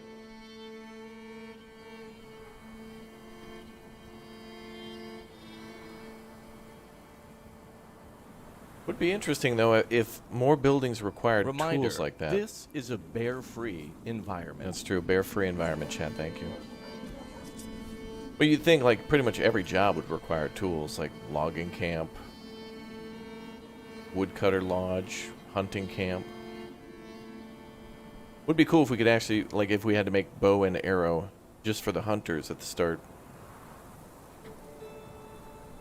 Yeah, I agree, David. Very, very good taste of the game. The demos are really good, and was like the only way to experience a game back in the day via demo discs. Games like, or magazines like PC Gamer and even Pizza Hut, dude, would be handing out like PlayStation demo discs and stuff. Oh my god. I cannot tell you guys. I cannot tell you how many times I've been around that track in Gran Turismo 2 for one of the demo discs that I must have gotten from like a Pizza Hut or from some PC magazine or something like that, but damn. Demo discs were a game within themselves, you know? You could go play, what was that one game? IntelliCube or whatever, where you had to, like, I don't know, you had to, like, do something about, like, moves and then play, go play Parappa the Rapper and then Twisted Metal. Or the Metal Gear demo disc, damn. Those have got to be collector's items, those Pizza Hut demo discs, damn. Pizza Hut should do, like, a re-release of those. Via PlayStation, do something where, like, I know there's like little maybe you can get like a little box with like an SSD drive on it with all those original games, and then like a PlayStation controller. Oh my god, yep. Tony Hawk from Pepsi Hut, from Pizza Hut, yeah, or Pepsi Man. I don't know if Pepsi Man had a demo, did it?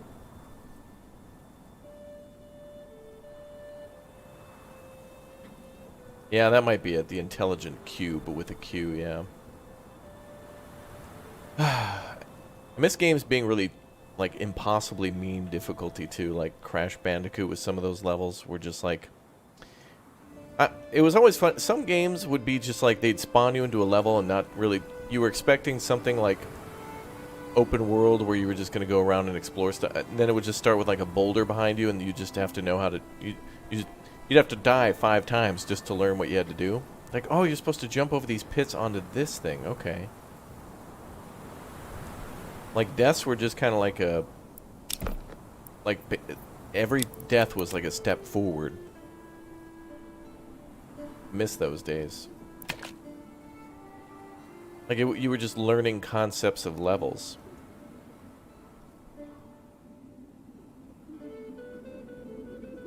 You know, like some levels were linear, non-linear. Then there was like, oh, like in Halo, like there'd be the certain sections of Halo would just be like an on-rail shooter where you'd be in the back of the Warthog just working the gun and someone else would be driving, you know. Even Call of Duty had a few sections like that, like Modern Warfare 2, I think, that first mission where you're like defending the bridge, and then like you're in the top of the Humvee with the minigun, then like you get hit by an RPG, then it becomes what you would expect for the whole, you know, linear shooter. Kind of like on Run, yeah. Jerry's very good with those puzzle games. We should have played more of,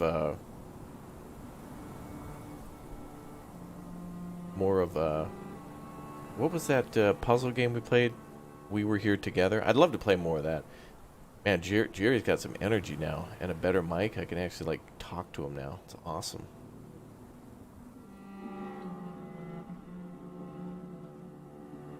Yeah, puzzle games are cool. That's why some horror games are really fun. Usually, if it's all puzzle and no horror, you end up with something like Myst, which is totally fine. Or that other game. There's another game genre called, like, House of Da Vinci or something like that, where it's just a ton of puzzles based on, like... They always feel like, those games always feel like those little boxes, you know, those little mystery boxes where each side of the cube has like a puzzle or something, but then as you open it more, there's like more puzzles within it. That's what it's like. Yeah, Myst is the greatest of all time, yeah. Phenomenal PC game. Also, I hope that they did a remake of Myst, and we played through it, and it was phenomenal. Absolutely phenomenal. And then, I'm hoping that that success of Mist makes them redo Riven, because I think Riven is like way harder and way more secretive. So I'm hoping you all, when we I want to play some horror games coming up soon, but I want them to be more puzzly, so that way everyone can kind of try to... I'll try to figure it out, and then if I can't, then I want chat to help, because that'll be fun to involve you guys too. But since there's so many games and not enough time, you know, we'll have to keep the ball rolling. Alright, we're trying to get the trade depot done now so we can sell leather, so we can then make some money, so we can buy some... Okay, it's almost done. We need to buy build the tannery next.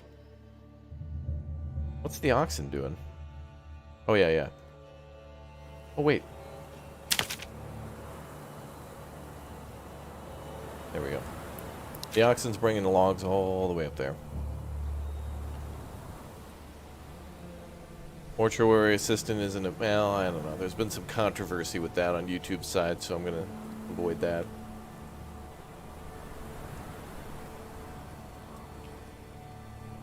Oh, man.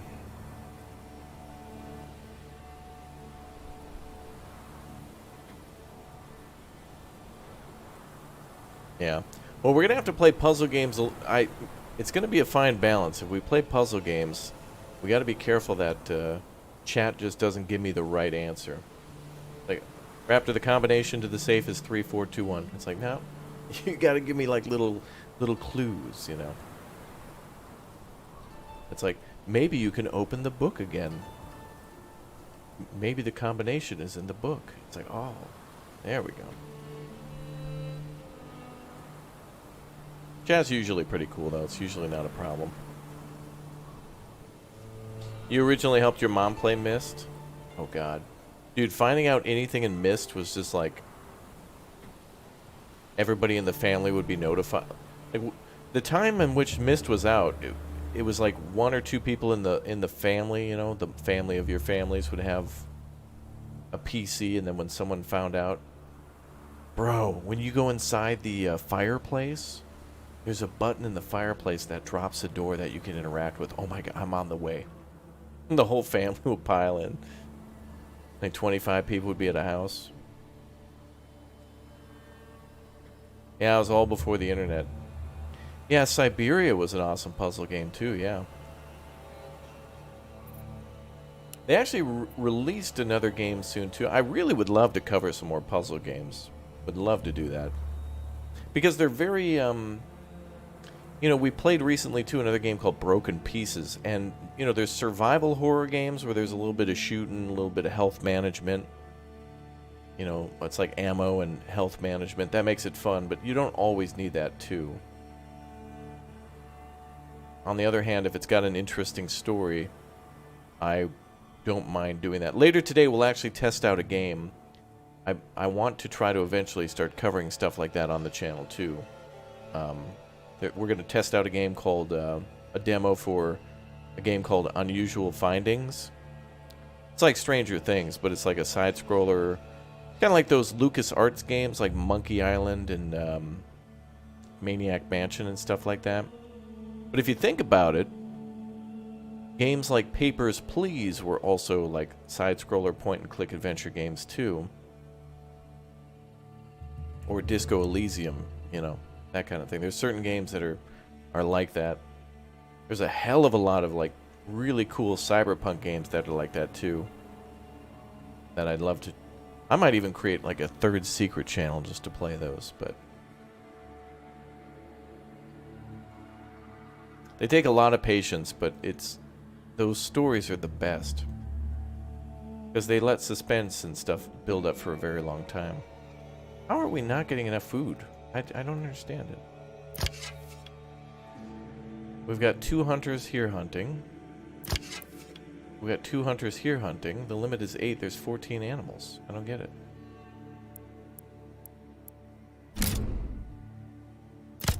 We have 42 people, which is a lot, but it only makes for 12 families, which...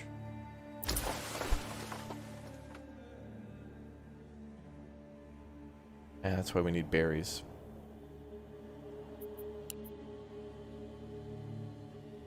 We need some good horror puzzle games for this month, yeah. Well, there's one about a hotel I've wanted to play too.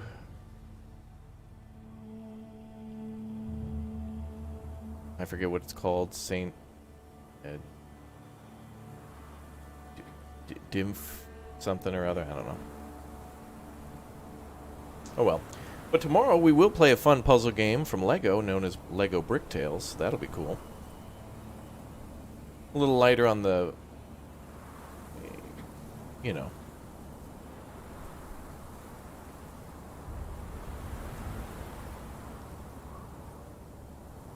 A little lighter on the story, but whatever. Third secret channel, you got me there for a minute? Well, I do have a second channel, which is, there's nothing on it, but it's preparing for YouTube Shorts. Phasmophobia? Yeah, that's like a jump scare game, but with friends. But that's not really a story game, is it? There's like ghost types, and you have to... It's more of a dictation game, right? Like you got to trial and error to find out what the ghost is, where it is, right?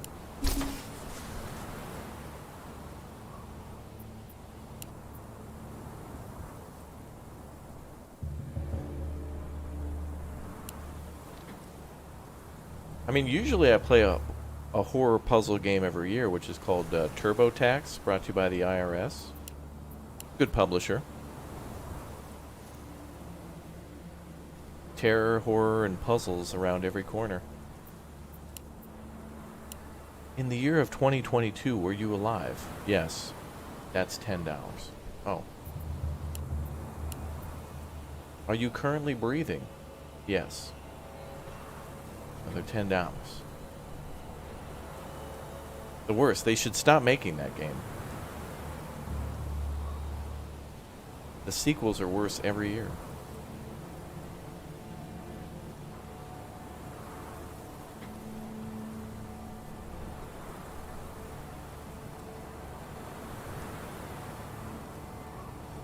Yeah, exactly. Guess the magical number that we know and what you owe, but if you're wrong, welcome to jail. Oh, did you overpay? Oh, that's fine. We'll just keep that. Lol. I gotta run a business like that. I want to start a business.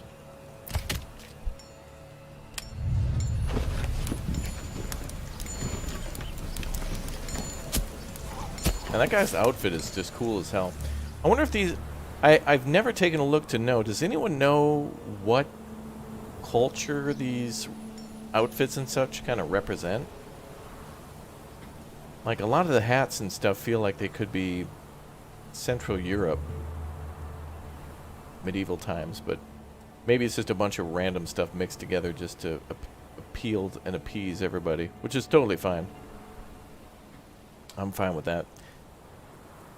That's cool.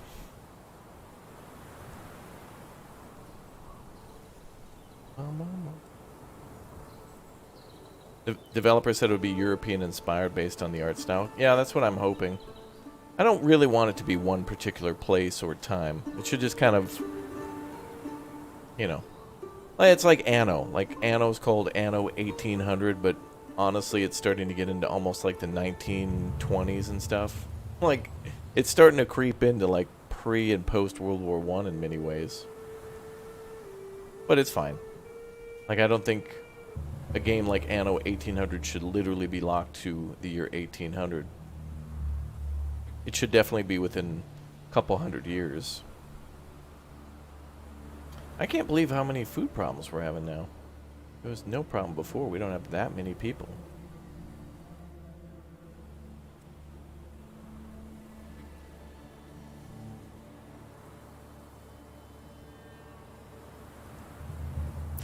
Alright, well, the trade depot's up. That's good. Now we gotta build the tannery, but that's gonna take 4. Yeah. I'm gonna go ahead and try to just start selling pelts. We need money. Pelts sell for 4, so it's not that big of a deal. And we got tons.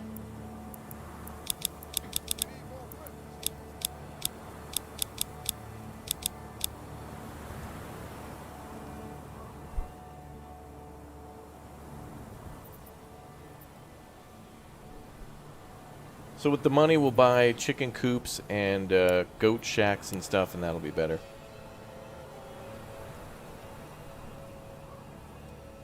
Yeah, well, so these are the like tier 1 houses. I think there's 3 tiers you can go to at this time. So the tier 2 houses look like the tier 1s. They just get a little taller, and then the roofs are made of wood. They look a lot nicer.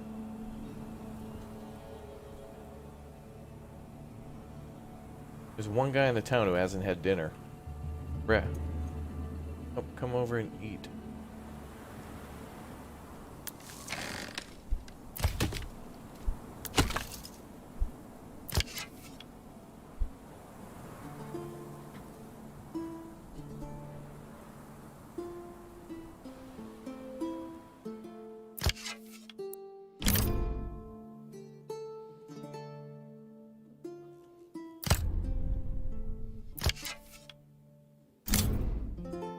There we go. 1845, they stop using oxen and go for more horse and simple machinery. Hmm. Interesting.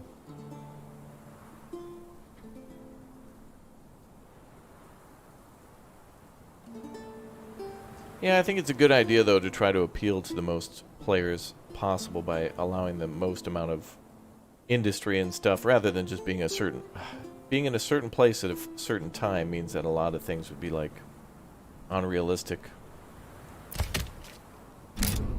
if they went away from that.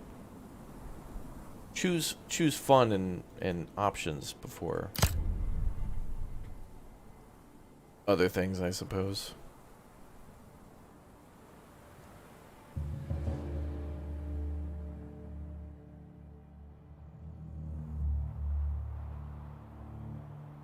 Man, we're just like out of food.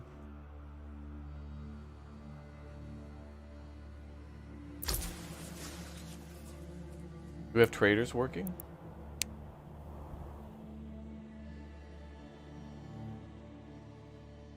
Okay, so they're actually loaded up. We'll only be able to like generate 8 at a time though. We need 25. That's expensive. Kind of spendy. Will this game have multiplayer? Probably not, but we won't know that until after release, I think. What's more beautiful, this or Land of the Vikings? I do like Land of the Vikings for allowing you to be able to build ships, you know, like Viking longboats and going out to sea. Doing what they say can't be done. Okay, well that's worthless.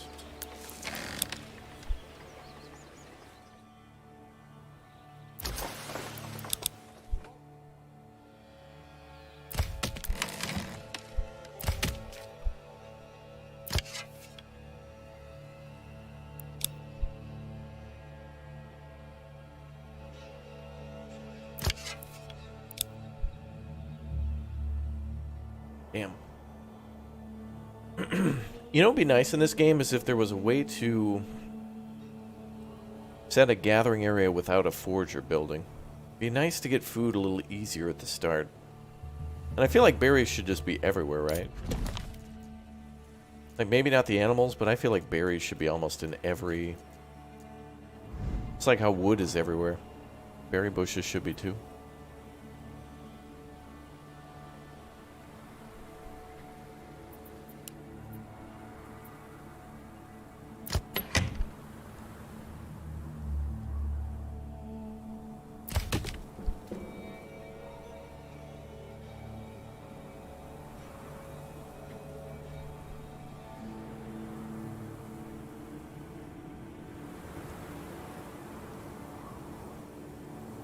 Alright, now we have enough logs to make a tannery.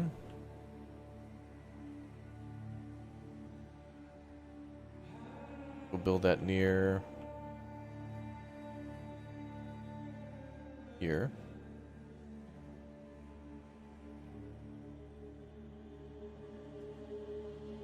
What's up, Face? How you doing, dude?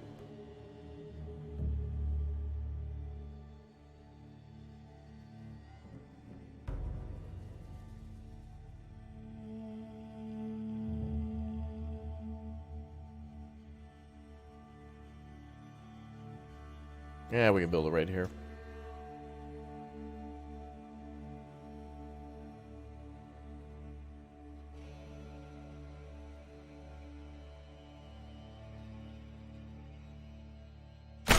Let's get to work.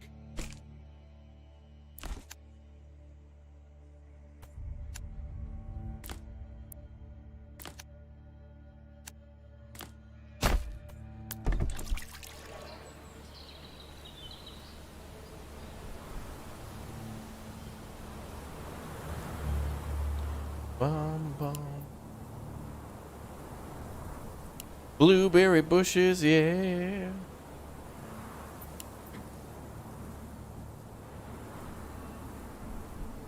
A lot of interesting stuff happening in today's stream, though. Like earlier, having like the approval rating down for so long and seeing how important I knew the granary and the storage area were very important, but not as much as when I recently found out today. And this one being interesting for the food shortages, where we've got these animal numbers very low. I mean, we literally have no food, otherwise we lose our food. If we hunt anymore, they're just going to disappear.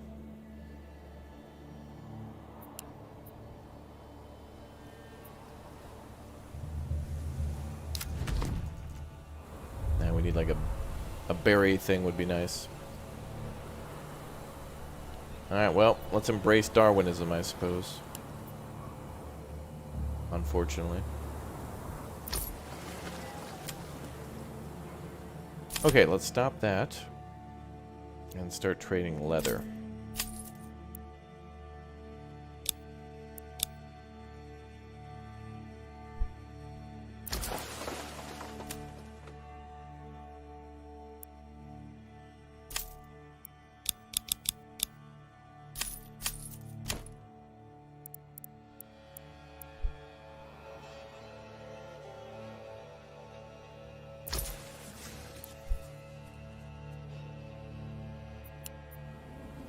Gonna be the only way to save the town is to get enough cash for these plots. Actually, wait a minute. We can do vegetables already. We do have tools. Usually we start out on hard, and so we don't have those. This time I gave myself double because we had an oof moment.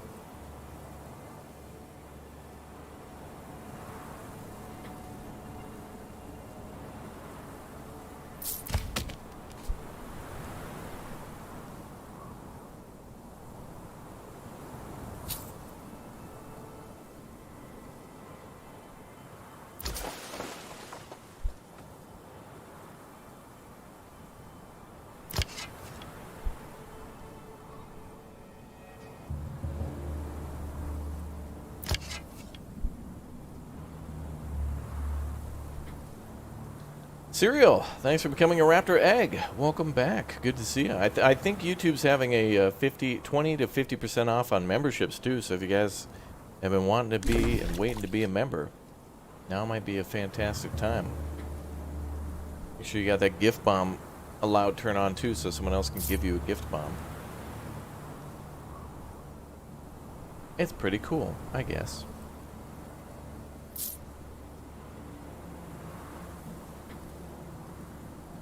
Right now we're doing a lot of trading. New member, welcome. Yeah.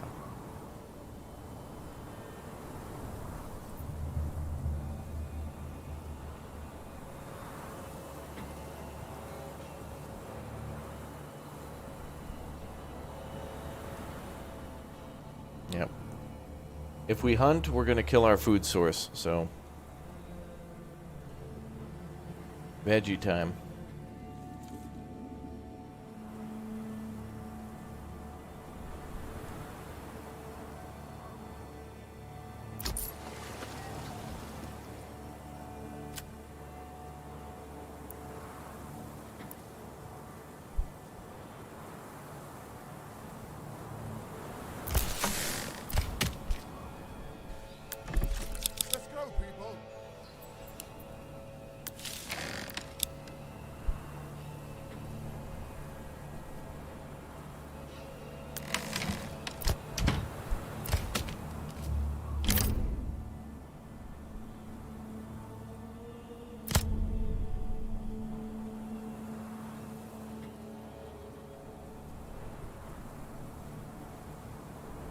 Initiate die to deaths.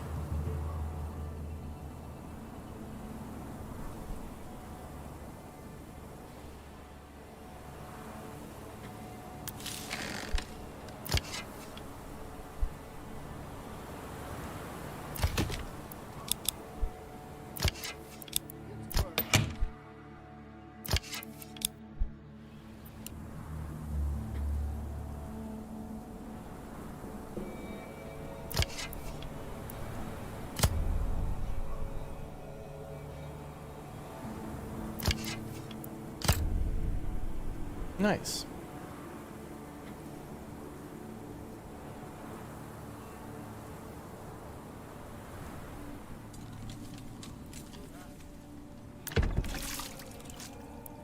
Oh, we made so much leather already.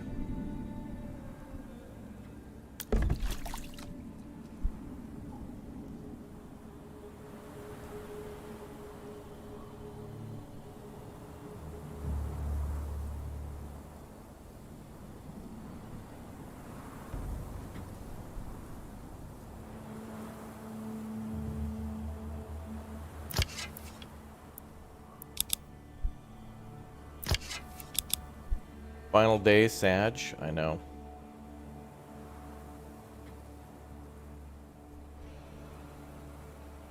Sad times.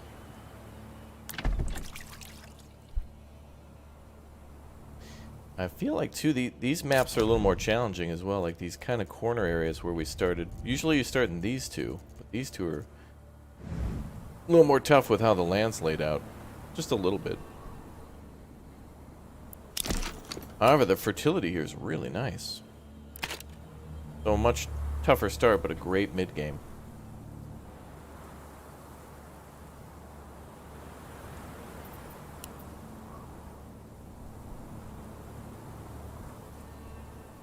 I'm the best streamer out there. Thanks.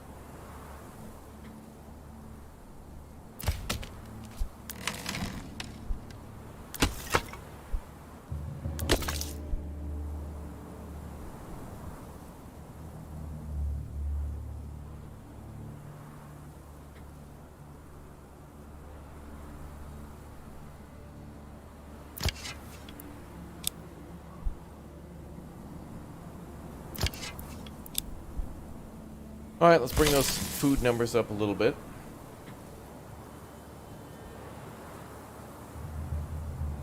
And we have leather to trade, so...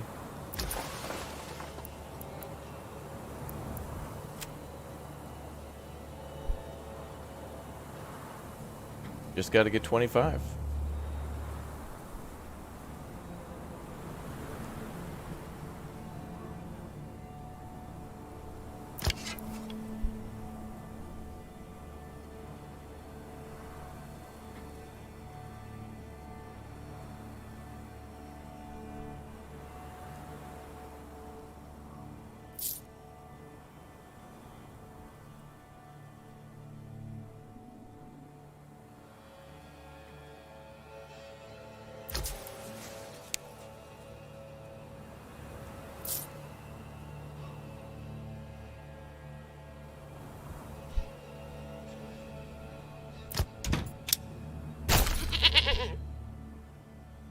More food's coming in.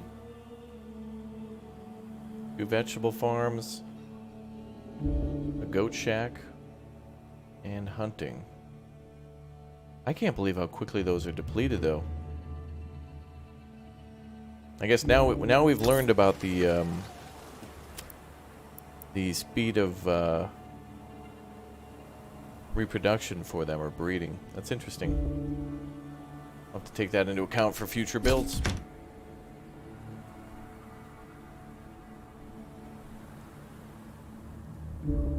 Certainly is the most challenging of the maps, that's for sure.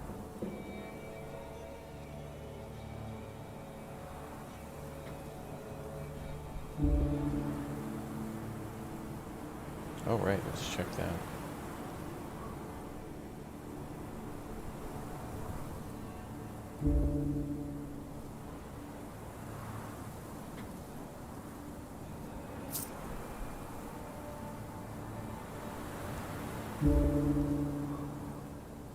Okay, we're up at 15.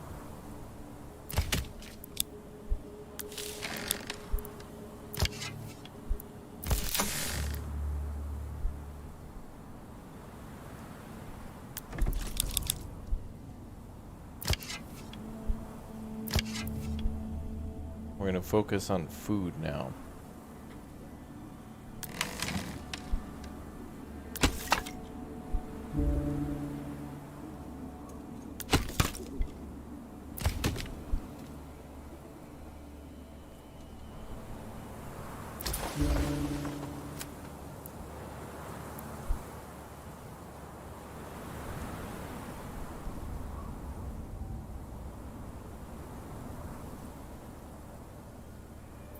Okay, we just need cash.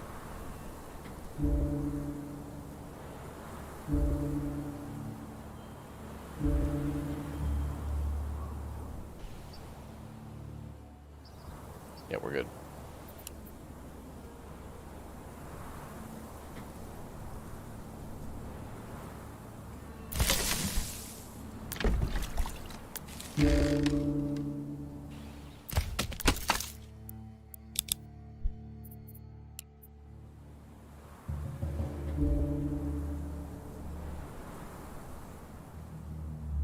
Trading takes forever.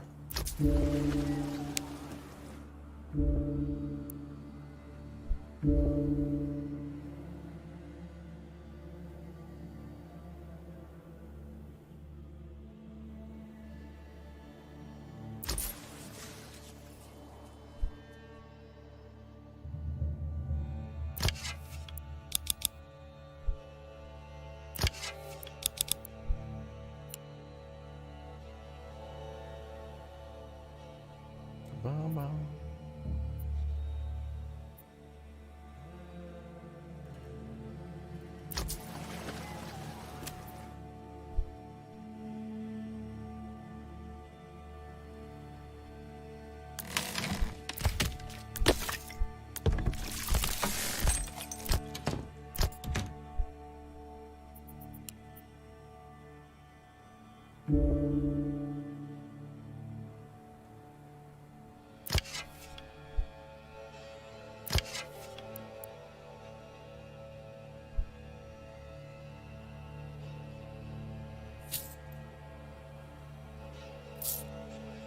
All right, a little bit of cash.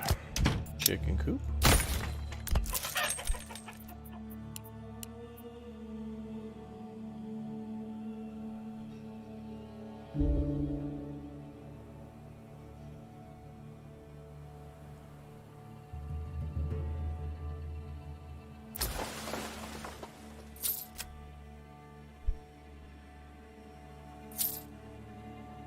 We need leeches.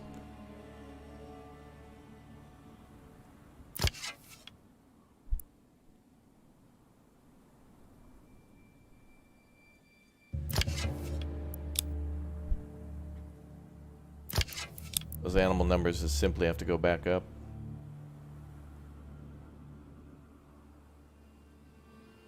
We'll have to keep them high in the future and see exactly how to do. I really wish we could have kept playing in that previous map, by the way, because that one had the one group of animals, and we were really able to maintain a pretty good number of animals and also food at the same time. Dark, ominous music, yeah. It's good music when, like, disaster strikes like that.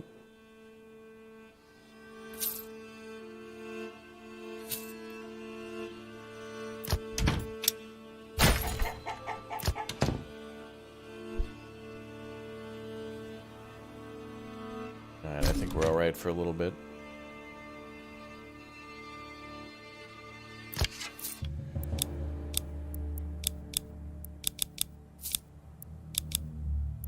Let's do 28.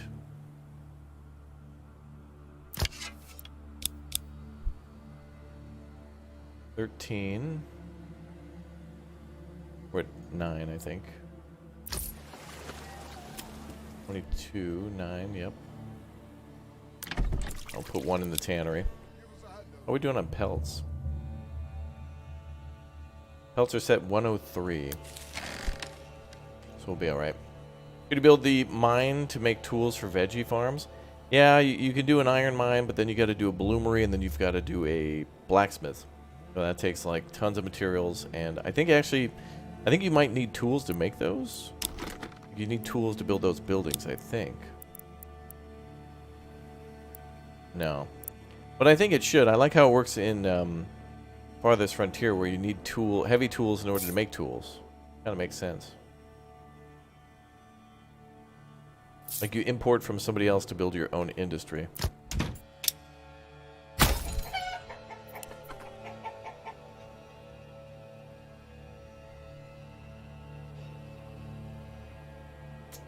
Yeah, Pinto's has a 48-month plus membership. That's right. Whoever that is. Name sounds familiar, but I don't remember.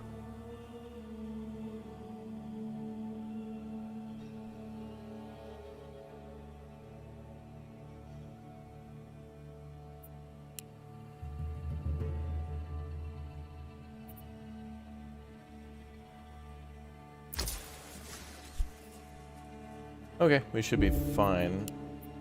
Now we just kind of wait for it to level out. It is difficult. The most impossible start is like multiple berries. Like if you have nothing but berry bushes, it's like, well, GG, because you don't really have much to export. Except for firewood. And that takes a while to gather. But the second hardest is like animals only. Like you certainly want like an animal group, and berry group. Or preferably 2 animals and berries, which is like much better. That seems to be the nicest start.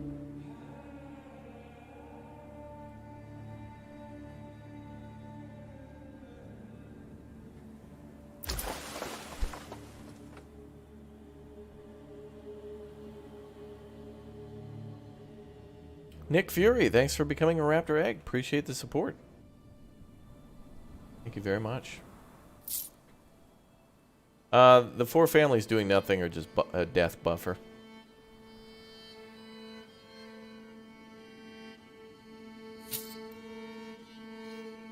We're mostly just waiting to get cash to continuously add more sheep or goat or chicken. Oops.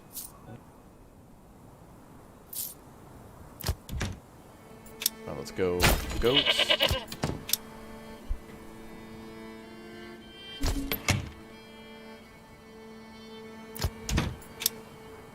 I like this village, though. This is a really nice spot to build at the bottom of a foothill. We could also build our Lord's Manor up here, but I feel like we could build it over here on this side of the map. We could do farming, village, church, manor, and then if we wanted to, we could build more into here too. But I feel like you want to leave a lot of those trees and stuff alone. 40 leather now. Too much for those teams to trade.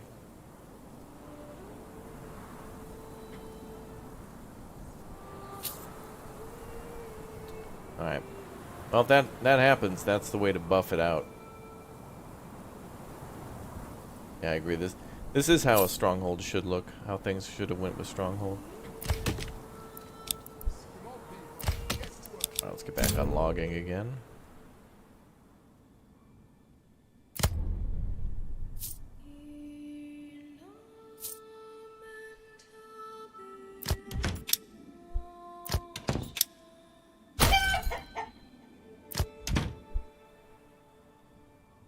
We are saved. Good. I'll start hunting at 28.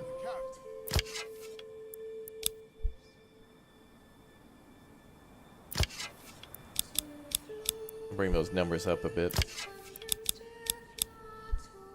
There we go. Yeah, there's a lot of features held back in the demo. I honestly think we're doing things in hard mode because a few times that you upgrade your village, you get development points. We should be able to spend 1 already. So who knows what these starting could be. Like, could be everything from like double trade prices to half crop growth speed or something. I mean, it could be something really crazy. I hope it's more realistic, though.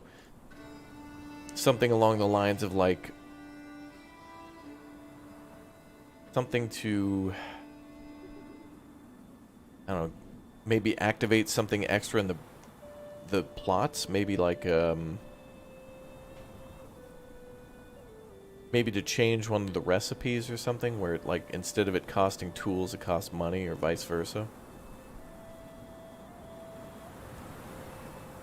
Because if you had 6 tools laying around and you wanted to build 6 chicken coops, well, that could save you hundreds and hundreds of dollars for the building.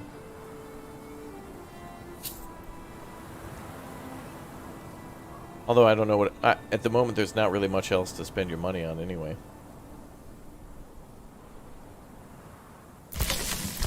Alright, good. We fixed a lot of stuff now. That's great. Let's get to work. Prepare the woodcutter camp for winter.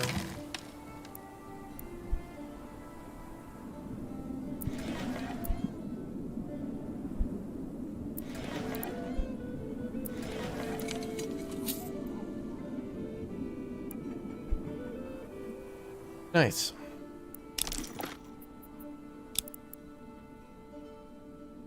Yeah, importing food is tough. It takes a very long time. I mean, you may as well just do exports and then instantly build something that'll permanently bring in food.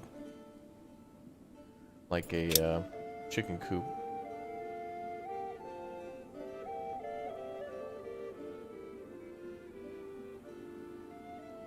Because you could exchange money for food, but upgrading the plot is like a permanent buff.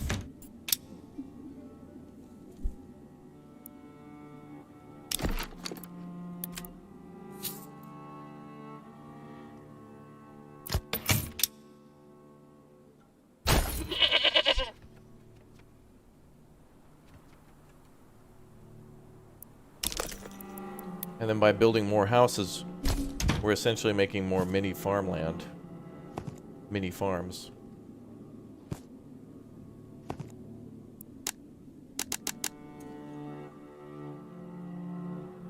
I feel like we could divide that up a little better.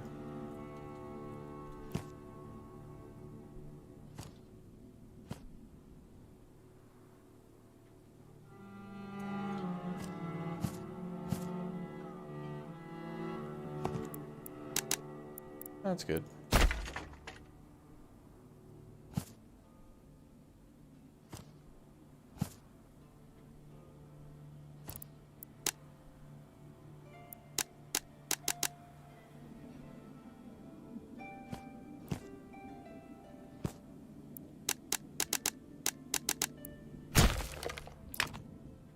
Two more homes, 2 more farms. Yeah, unfortunately, the size of the plot does not increase the amount of output for eggs, milk, or veggies, but would love to see that in the future. Maybe that would be a thing. Maybe that's one of the upgrades. You know, what'd be interesting is if you could build like 2 houses or something on a plot, and then have them take care of 2 different. Well, you may as well build 2 different plots that way, but...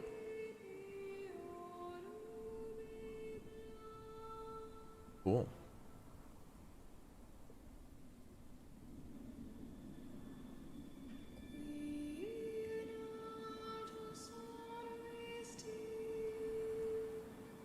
Cool game, can't wait till it's finished. Same.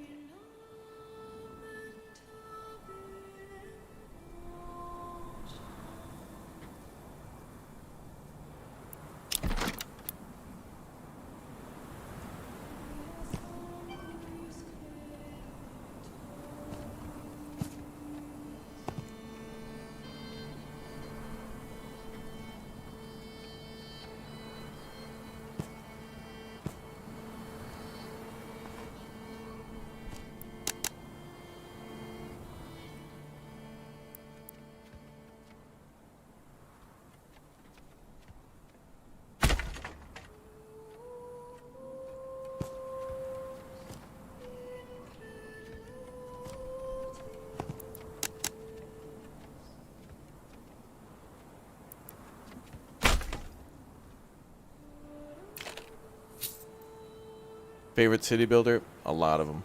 Genres in general. City Skylines, SimCity. They've all brought something to the table. They're all good.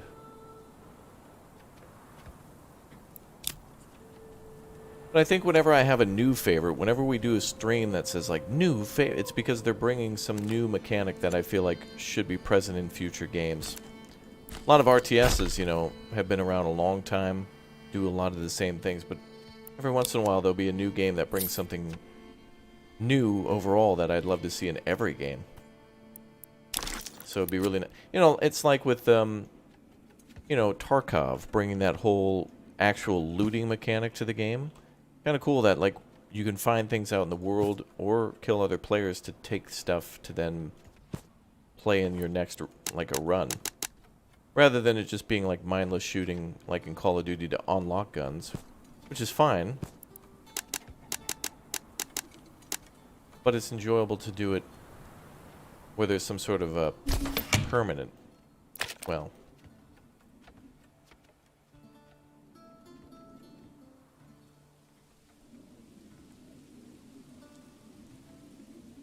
temporary, I guess, into the next battle. Sponsored games mean best get ever must buy now. Well, sponsored means that they're paying me for a time slot to play it, and in most cases it's a game that I was already going to play anyway, or in some cases it's a game that I normally necessarily wouldn't have time for, or wouldn't be at the top of my list, but would still be enjoyable.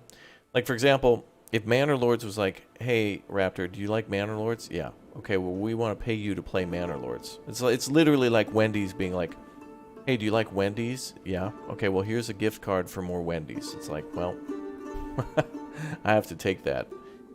But if in the case of, like, Vault of the Void, which we did a couple of days ago, it's like, that's not necessarily the game I would always play. However, I found it easy to, like, learn how to play and actually had a good time playing it, too. So it is nice that oftentimes the games that are big on the channel, like Manor Lords, which will be big now and in the future, but other games deserve a little love, too, for what they do differently. Like, for example, when we played Dinkum, which was that kind of like Animal Crossing type Australian city builder where it works more like Animal Crossing slash... really the best thing I can say about it. But gotta try everything. And it's too many games and not enough time. That's why the Steam Next event is good. Gives us a little bit of a taste of everything without having to get too far into it. Wendy's or McDonald's? Probably Wendy's. Probably Wendy's. I don't know. Hello from New Zealand. Hello. Good to see you. Are market area stalls mandatory to build? Yeah, for the quest, yeah. But you do want to build them too so you can bring stuff into the town. You could also build a granary nearby the town. But you probably should do that because I think eggs, milk, and vegetables need to be brought to the granary before they're brought to the market, I think. Or at least the market has a very small amount of storage, 15, which is nothing, so...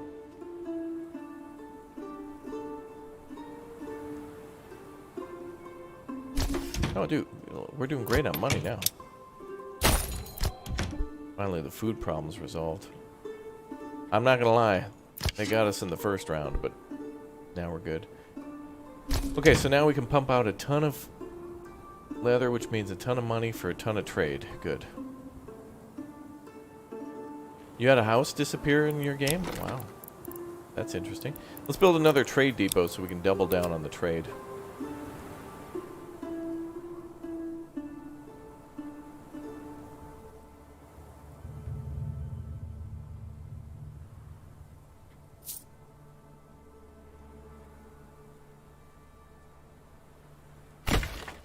People, get to work.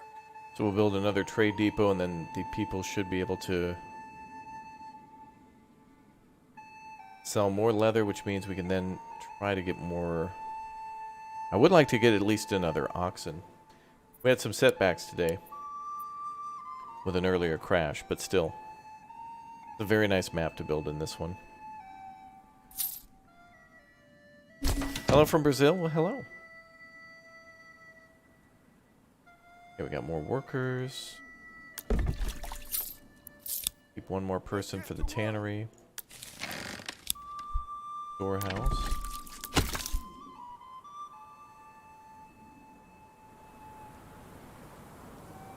So yeah, by far the biggest slowdown in this game is having one ox. Once you get maybe like 4 or 5 ox, and then your gathering of logs and your delivering of logs to construction sites is way better. Way better. You can't save the game? Yeah, that's correct. And the game will be going into the Disney Vault later today. In other words, in a few hours, the Steam Next event will likely be over, and then you won't be able to...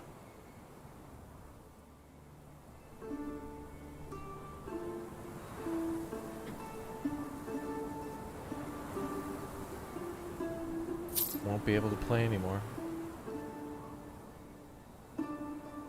Hello from Macedonia. Wow. Hello, Alex. Welcome. Is that the sun or fire above? Heaven shine down and grow the land. Uh-oh. Oh, they're waiting for more logs to be delivered. Okay.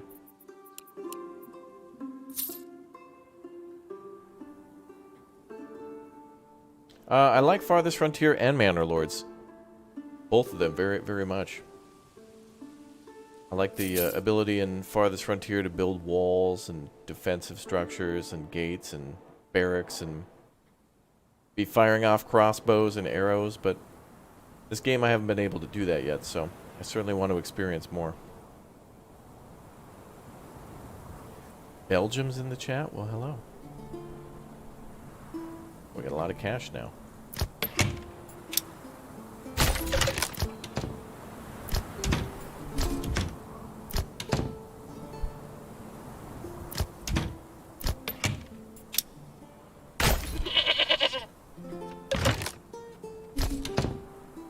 Good, finally. A lot more food.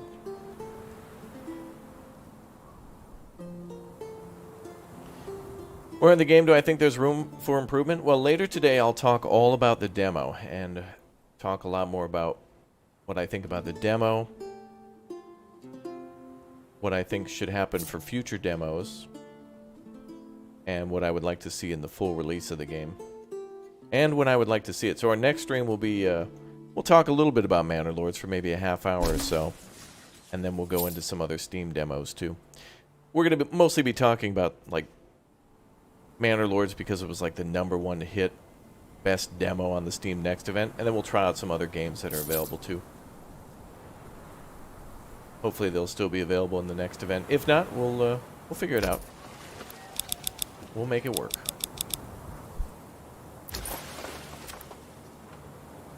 Alright, so now we're going to try to sell things 2 times as fast. Hopefully.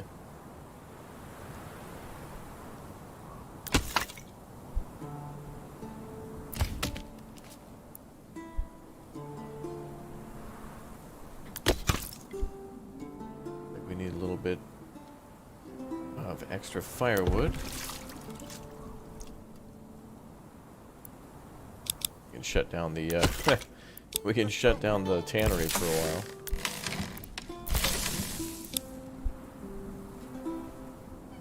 Yeah, it looks like milk, meat, and vegetables are all brought to the granary too. So good to keep it near the village.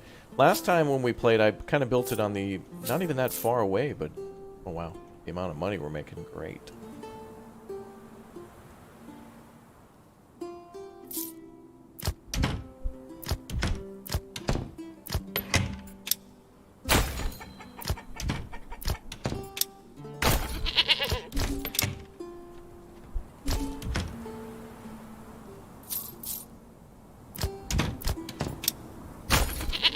Alright, so goodbye to food problems.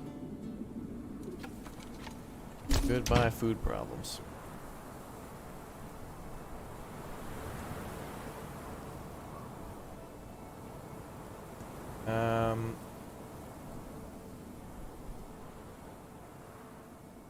Yeah, no tavern banger today. That's right. We'll go out with we'll end our stream with tavern banger. And I have yet another new game to show you guys in a little bit. Another game that's free on the Steam's Next event.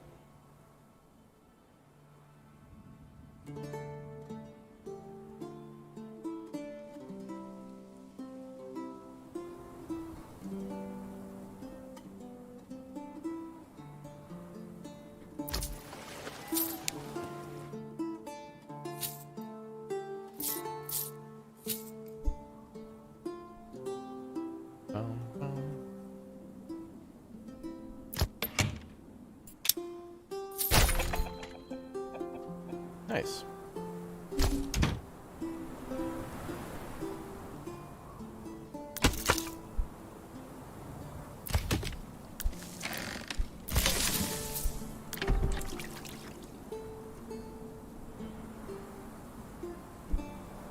Lots and lots of leather.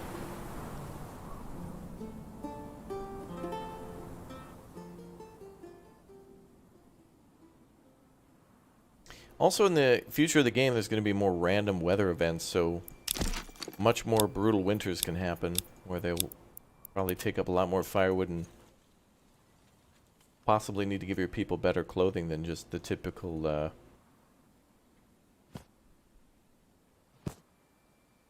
clothes.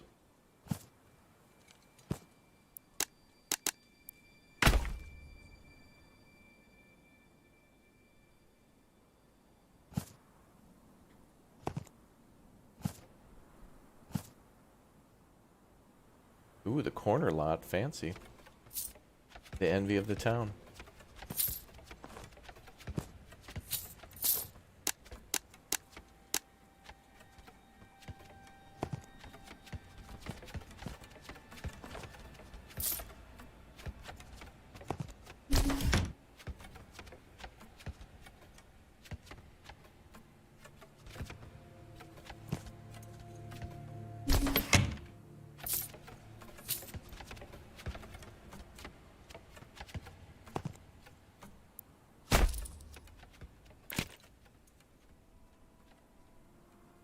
Nice. Yeah, that's that premium corner lot. We'll probably end up building a little bit more back here as well. But now that we got a lot more money, every time that a house is built, we will try to add the chickens and such to it. What are we doing on vegetable? Yeah, I think we could do a little bit more vegetable now.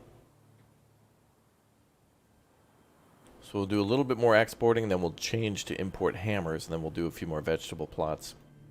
And then all the extra workers now can be put towards building a livestock trader. And then with this, we can get more oxen.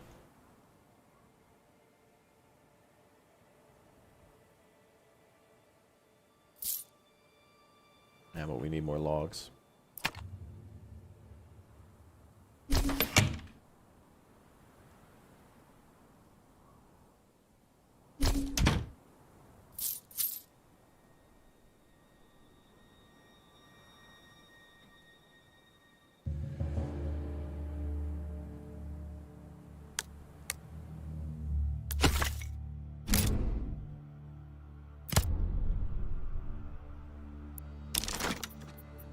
Build another firewood cutter then.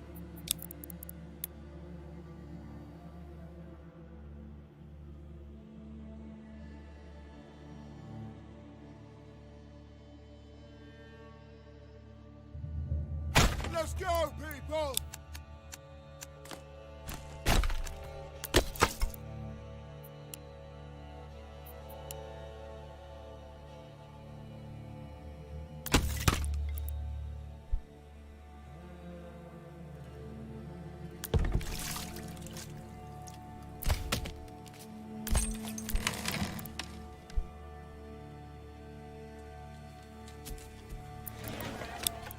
We need more workers here.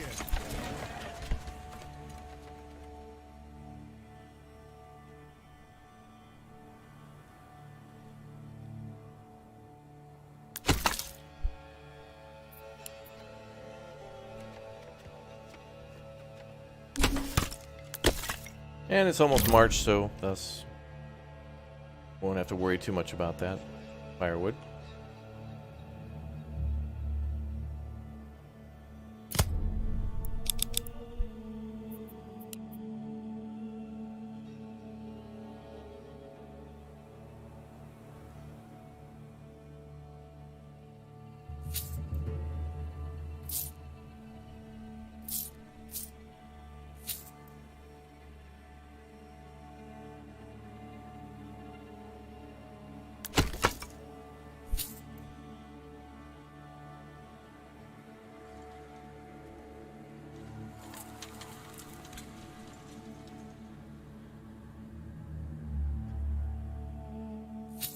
March.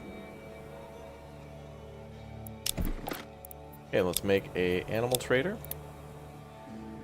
So from here on out, you know, we would get oxen, clear the land faster, build more of the city, and then work on the spot for the church up here, and then start working on the Lord's Manor over there, cutting down more trees. Oh, please, we should be fine.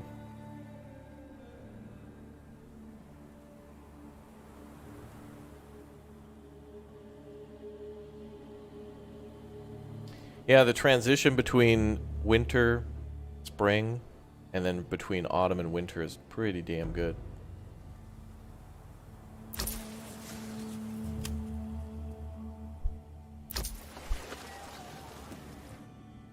There we go. Problem solved. Back to ye olde good times.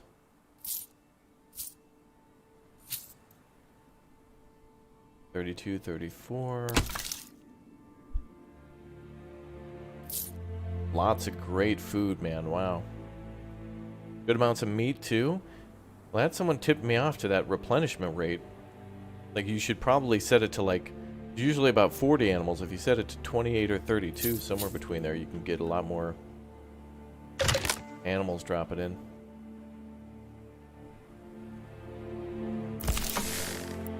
Let's go, people. Get more people to grab supply. Have somebody making pelts.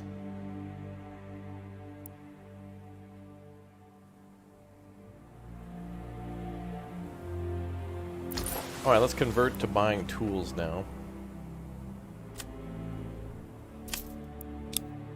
Try to buy 10. Funny, we can like trade 1 leather for 1 iron tool. Whoever we're trading with must be like lousy. Lousy with iron. Which is good.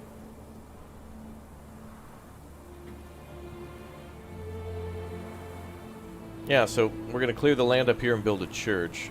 And then build the town all around here. Farming will probably be done somewhere between the trade area and the town. Which is a pretty good spot for it. And then the Lord's Manor can be here. And then maybe more spots for a town down there. But obviously the goal here is to first... Like, look, we've almost got 1,000 influence, which is what you need to take over a second area. So even without even having much of a population at all, Norwich nor a Lord's Manor. Oh, good, and we've already got tools.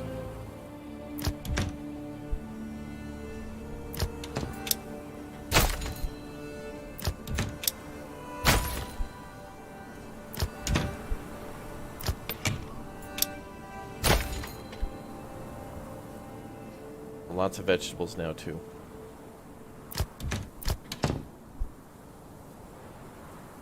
Wood.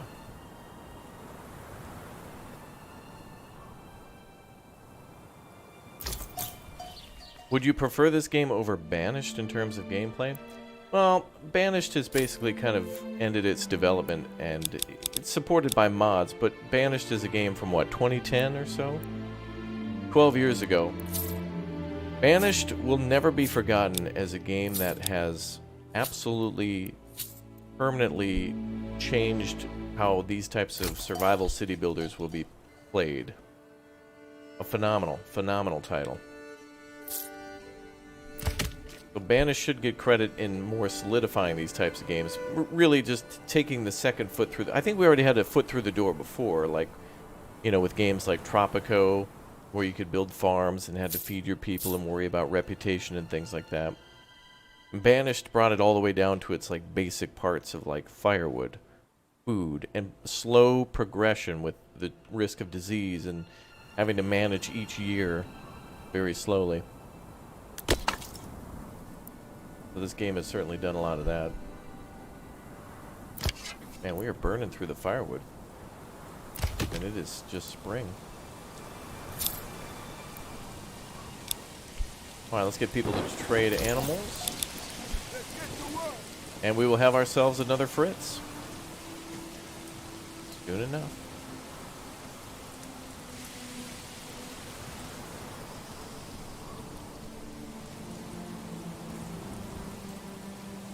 Yeah, Banished was cool for all the possibilities of failure.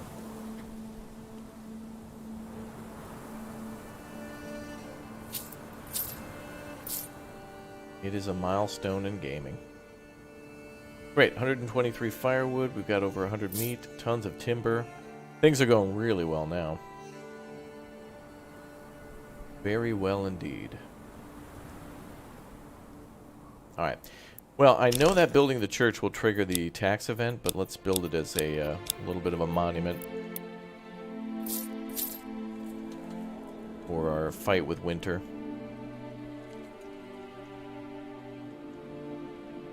And our eventual victory. Get to work, lads!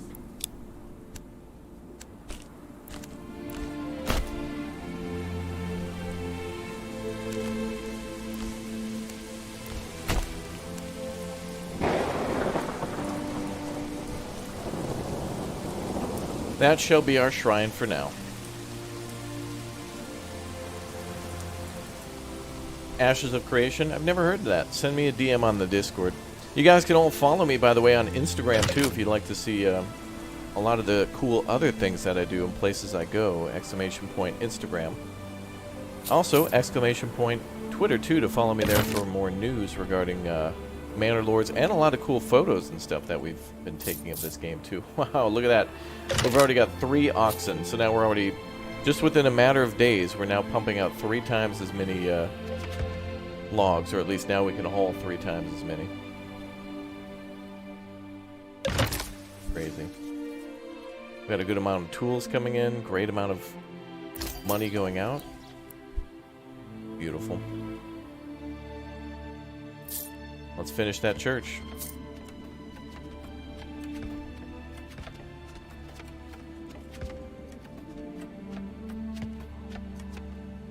Here it goes.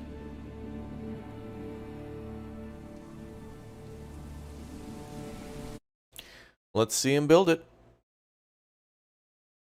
Go, baby, go.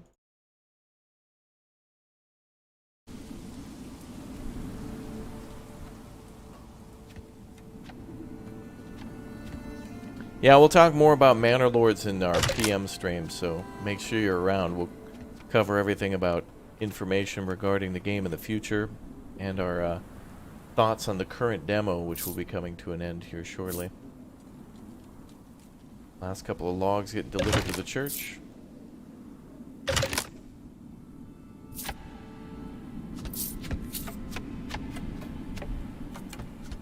Oh, yeah. There she is. Now, are there little visible crosses for the... maybe they're only there when they die after the church is complete, maybe. What a beautiful building. Well, there you go. Chapel Hill up there. Very nice. We'll keep cutting down trees and making way for more. Alright, well, there are more games to play on the Steam Next event right now, and I'm going to show you all a open world survival-y game all about fishing and upgrading and doing all sorts of cool stuff. In a game known as Dredge.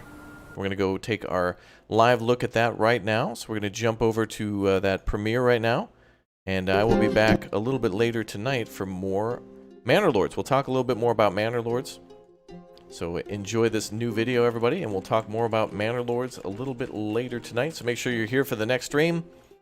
Otherwise, enjoy our first look at a new free game on Steam. Alright, I'll see you all very soon. Thank you very much, everybody, for watching Manor Lords. This is the last day for the demo, so make sure you make it a good one. And I'll see you in the video going live right now. Make sure you're there. Link's in the chat right now. Click or tap the link in the chat and get out of here. Let's go check out another new game, and I'll see you a little later for more Manor Lords. Let's go.